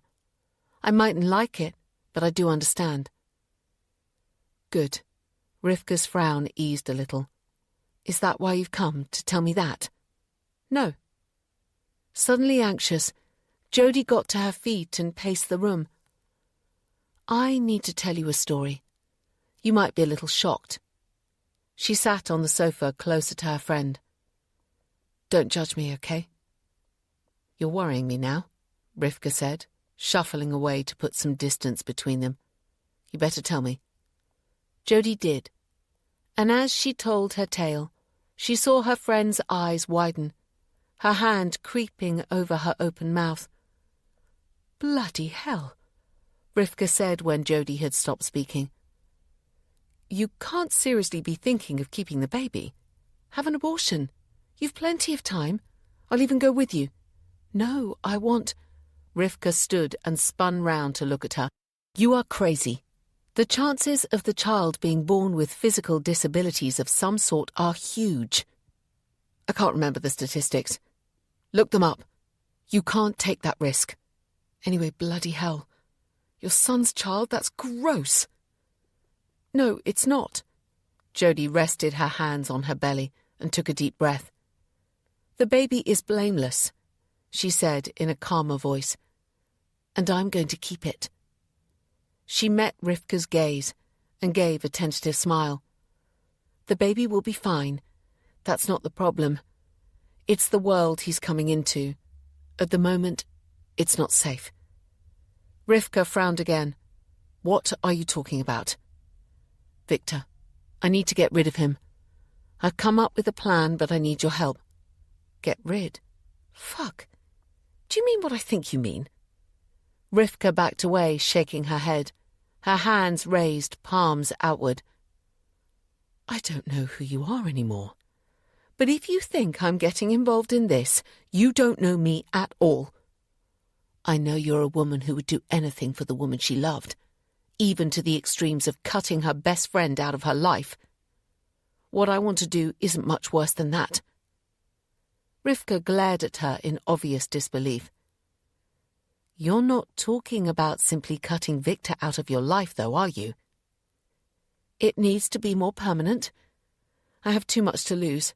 My child, my son, your lover. Yes, my lover too." Rivka sat and rubbed a hand over her face. "What do you want from me?" "Victor likes his whiskey. I'm planning on giving him some and want something to mix in it. I need to know the best combination of medication to use." "I can't believe we're having this conversation. But since we are, digoxin mixed with some morphine suspension would probably be the best bet." Rivka's frown was back. You could have done an internet search to find that out. You didn't need to come here. Yes, I know, Jody said, but I need someone to get it for me. No way. Seriously. You think I'm going to get involved in this? Get real, Jody. This is a crazy idea. I'm having nothing to do with it. You must have residents in the home on this stuff. Steal it yourself. Jody shook her head. They keep a very tight check on medication in Seacrest Manor. They also know about the NMC investigation. I couldn't take the risk. But you expect me to? It was time for Jody to use what she had. You'd do anything for Tasha, though, wouldn't you? She saw realization dawn on Rivka's face. My union rep advised me that I should go to the police with Tasha's confession. She'd be arrested. It would destroy her. It certainly wouldn't be a good career move for a socially mobile solicitor. And you'd do that to her, to me. What was it you said, Rivka?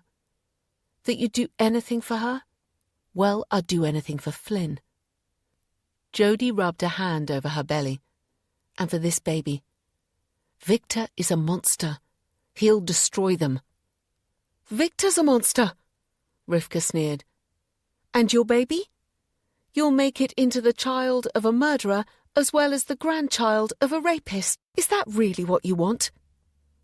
They stared at one another, knowing that each had crossed a line and there was no turning back. Will you get me what I need? Rivka looked away. You won't need much, only a small amount of digoxin. The morphine isn't necessary. It would make it a more comfortable death, that's all.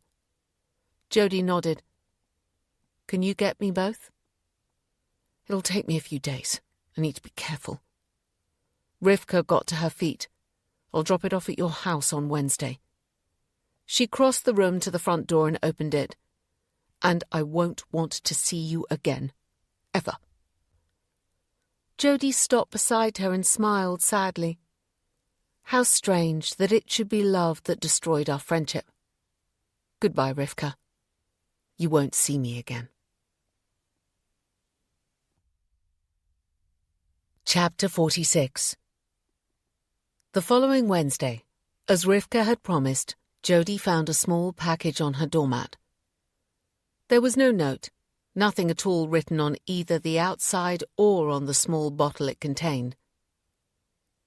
Jody opened the lid and sniffed. It had a slightly medicinal scent, but it wasn't overpowering. She took out the small bottle of whiskey she'd bought over the weekend and emptied half down the sink. Then, carefully, she poured the contents of the smaller bottle into the remainder of the whiskey and shook it gently. Her plan was ready.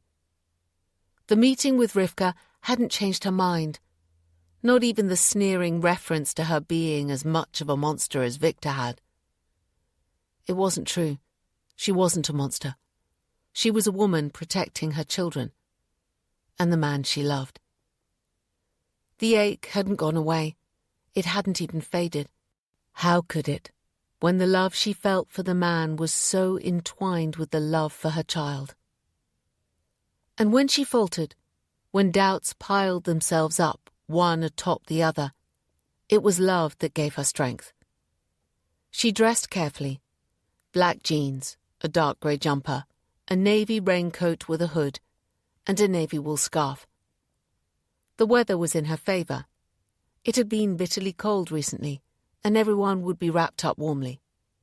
The coat pockets were deep. She shoved several paper tissues into one of them, and the prepared whiskey bottle into the other. As she walked away from her house, she arranged her scarf so that her mouth and nose were covered. Nearer to Victor's bedsit, she pulled the hood of her coat up and tugged it down over her forehead. Between the hood and the scarf, only her eyes were visible. She pressed Victor's doorbell and waited, keeping her face to the door. It was a long time before she heard movement on the other side, but she'd no intention of leaving. The plan was fixed in her mind. She wasn't going to weaken. She couldn't afford to. Too much depended on her success. "Hi," she said when the door opened to Victor's pale, furrowed face. She pulled the scarf down.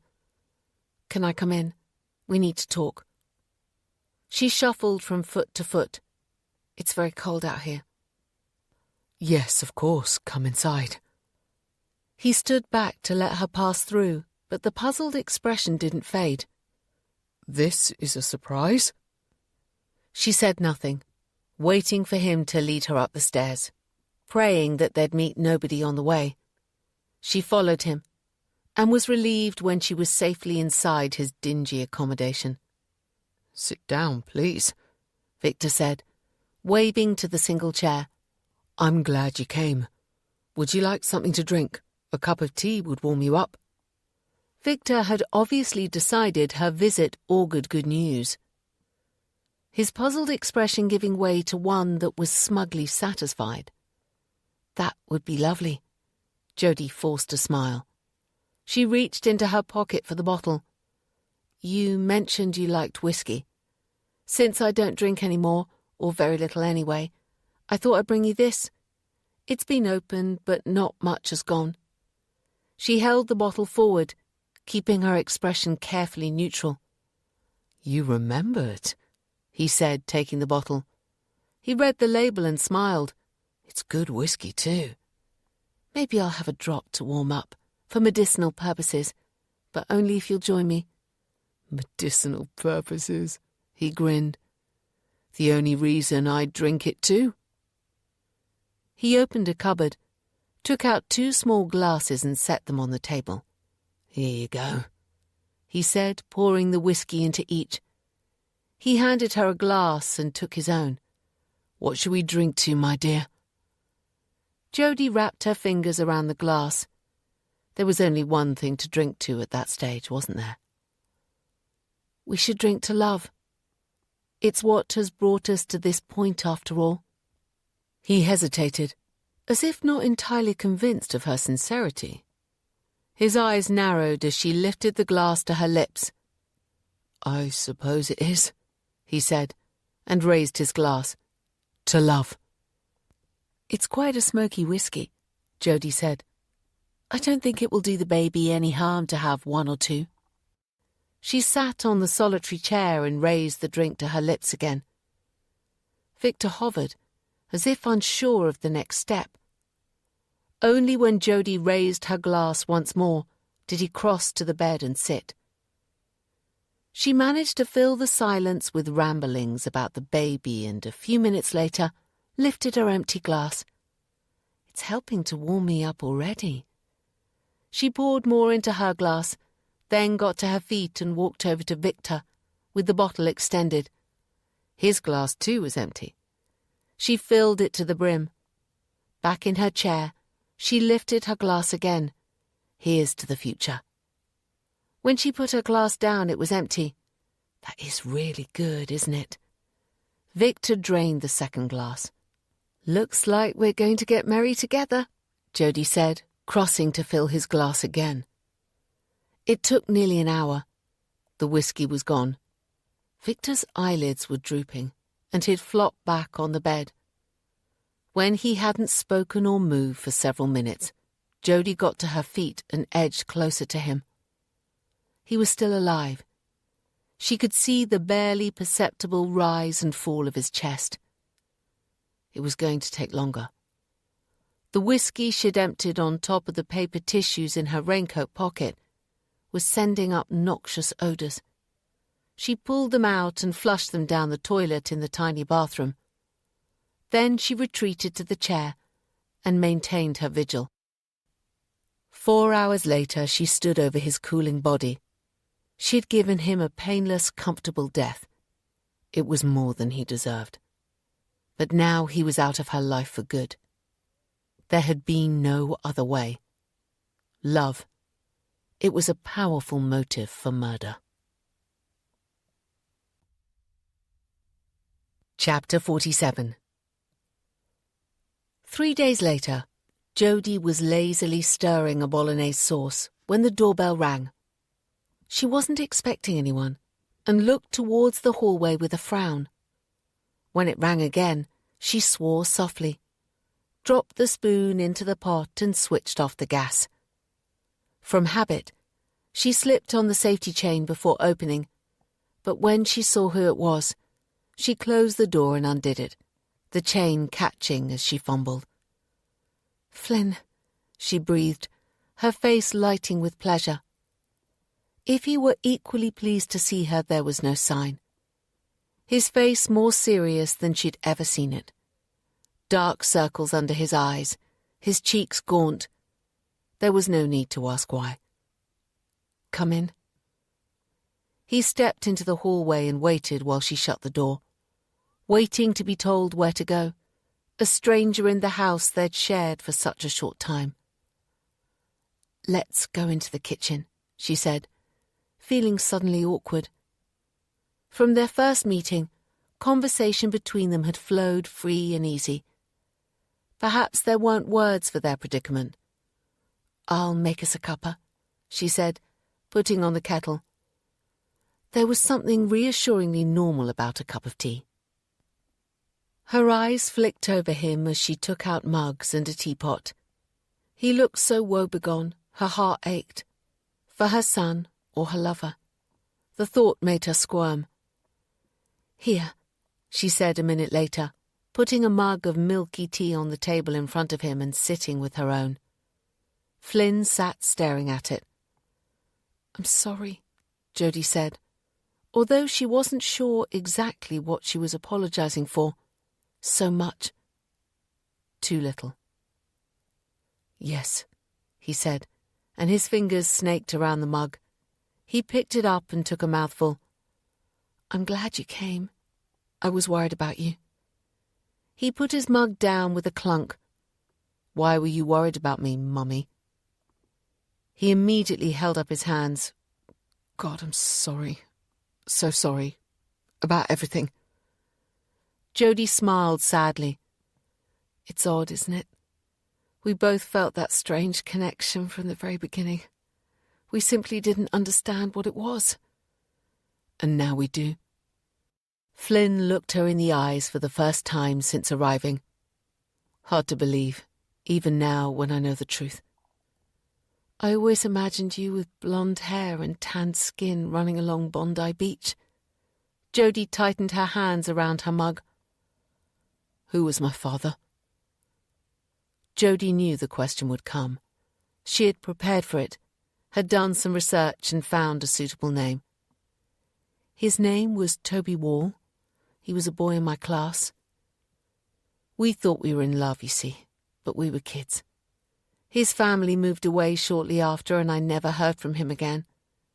I heard later that he'd been killed, one of those freak accidents."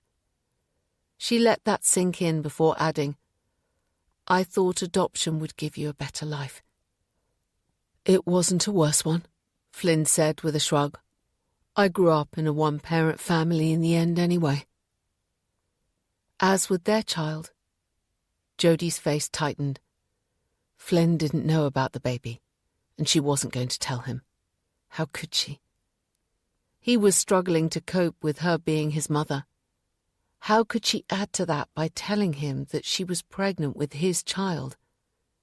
He'd probably be horrified.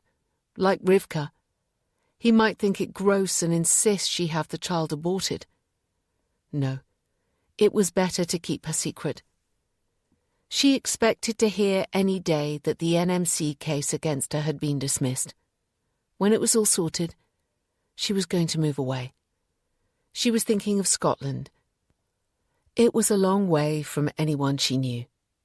She would leave her old life behind, leave Flynn behind, abandon him again. "Where are you staying?" she asked, pushing the heartbreaking thought away. "A mate's flat. It's not ideal, but it'll do for the moment." "Why don't you move back in here?" she said, the words coming unexpectedly, surprising herself. She watched as shock, or was it disgust, flit across his face, and she hurried to explain. "It was something we mentioned, remember?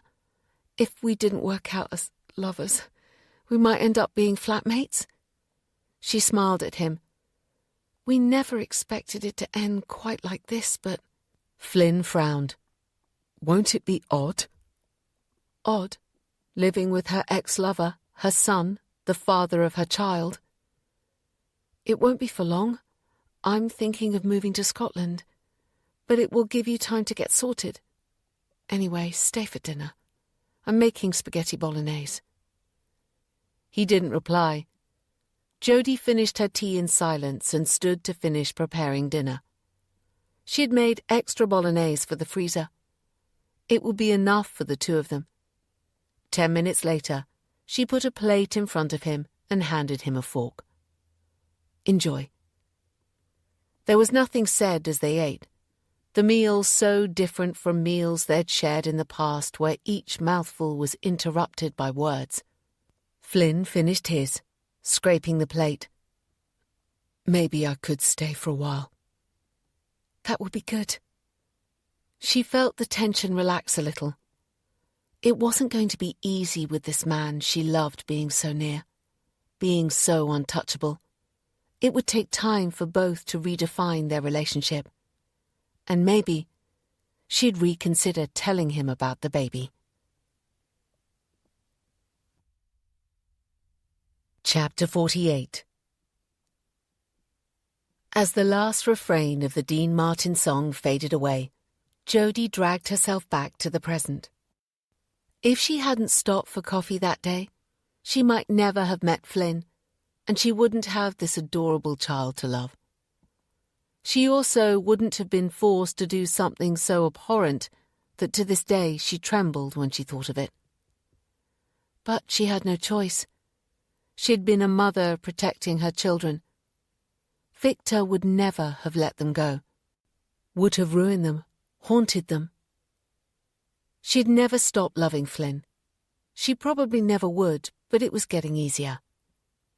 "Here you go," he said, putting a brimming cappuccino on the table in front of her. He sat and looked towards the door, lifting his hand in a wave. "Here's Rosie already. I thought she'd be ages." The dark-haired woman returned the wave, pointing towards the counter, and with a small boy's hand still clasped in hers, she joined the queue and lifted the boy to see the array of pastries behind the glass. Ben wanted a bite of each, Rosie said with a laugh when she joined them minutes later. "Just a small bite," the boy said, as if that was quite reasonable. He scrambled up onto the chair and smiled all around. The conversation flowed for a while and then, as was often the way, Flynn and Rosie got into a discussion about something domestic. Jodie never minded. She liked Rosie, and if Flynn had to marry someone, she was glad it was her. Jodie reached across and cut Ben's pastry into smaller pieces. "There you go, sweetheart." "What do you say?" Rosie said to him. "Thank you, Ganny," Ben piped up. Jodie smiled at the child, her darling, beloved child, her second chance. It hadn't worked out in Gravesend. She and Flynn living together. There were too many memories of happier times, too many nights when she yearned for him. She knew he saw it, knew too that it repelled him. It made her more reluctant to tell him about the baby. It wasn't until he said he was leaving only 2 weeks later that desperation made her blurt it out. "I'm pregnant." "No." He looked at her appalled, eyes sliding over her in absolute horror. "You have to get rid of it." As if the baby they'd made together was an abomination, a monster. She had spread her 2 hands over her belly, as if to protect it, and glared at him. "I'm having this baby, Flynn. Our child. My child." He walked out then, and she didn't see him for a few weeks. But he couldn't stay away, not completely. And although he didn't move back in with her, they stayed friends, of a sort. After all, she was carrying his child. Jodie decided to follow her original plan and make a fresh start. She sold the Gravesend house and rented a smaller one on the outskirts of Glasgow, while she looked around for somewhere to buy. Flynn said nothing about her going, But he helped her pack and went with her to the train station for her long journey. "Come visit," she said to him as he lifted her luggage onto the racks. He looked at her, tears in his eyes, and shook his head. "I can't." Then he was gone. But when she looked out of the window, he was there, staring at her. And when the train pulled out, she waved until he was out of sight. 3 weeks later, she was walking towards her Glasgow home and saw him standing on the doorstep, surrounded by several holdalls. And when she saw his handsome face and the confusion in his eyes, she knew suddenly that there was only one thing to do to make everything all right. The baby was born on time without fuss. Flynn was with her at the birth, his brown eyes filling with wonder. "He's perfect," he said, resting his finger against the child's cheek. Absolutely perfect. Jodie adored the baby, would have held him all day, every day, had she had the choice. Choices. She'd looked at the beautiful face of her son, then to the handsome face of his father, and knew she was right. She had to reset their lives. So, for the second time in her life, she gave away her child. A month later, when she bought a house nearer to Edinburgh, she changed her surname by deed poll to Douglas, asked Flynn to move in with her with the baby, and introduced them to her neighbours as her son Flynn and his son Ben, whose mother had sadly passed away. Apart from the occasional comment about Jodie looking so young to be a grandmother, nobody raised an eyebrow. Not many months later, Flynn said he was moving out, and Jodie knew why before he explained. She'd known it would come. Flynn was too handsome and charming to be on his own for long, but it didn't stop her heart breaking while she wished him every happiness. It was Ben who broke into her memories. "Ganny," he said, leaning towards Jodie, "can I have some of your fluff?" "Of course you can, my darling." Jodie pushed her almost empty coffee towards him and put a teaspoon in his hand. It had been the right decision, Jodie thought, looking around the table. Flynn hadn't been sure at the time, but she had finally convinced him that it made sense. He took their son, their beautiful Ben, and she became what she was always supposed to be, Flynn's mother and Ben's Ganny. Her second chance to make it all right. Looking around the table, she knew it had worked. Jodie and Flynn had agreed on the need for secrecy to protect their son, and Rosie had never been told the truth. Jodie's name change had been an effective part of the deception. Ben's birth certificate listed Flynn Douglas and Joe Armstrong as the parents. The need for secrecy. Jodie had never told Flynn the truth about his father. She'd never told him the truth about what she had done. Some secrets needed to be kept. Jodie looked around at her boys. She had killed to protect them. She wouldn't hesitate to do so again. The end. You've been listening to The Little Lies by Valerie Keogh, narrated by Jessica Whittaker. Published by Quest, an imprint of W.F. House Limited. This work is copyrighted 2021 Valerie Keogh. This recording is copyrighted 2022 W.F. House Limited.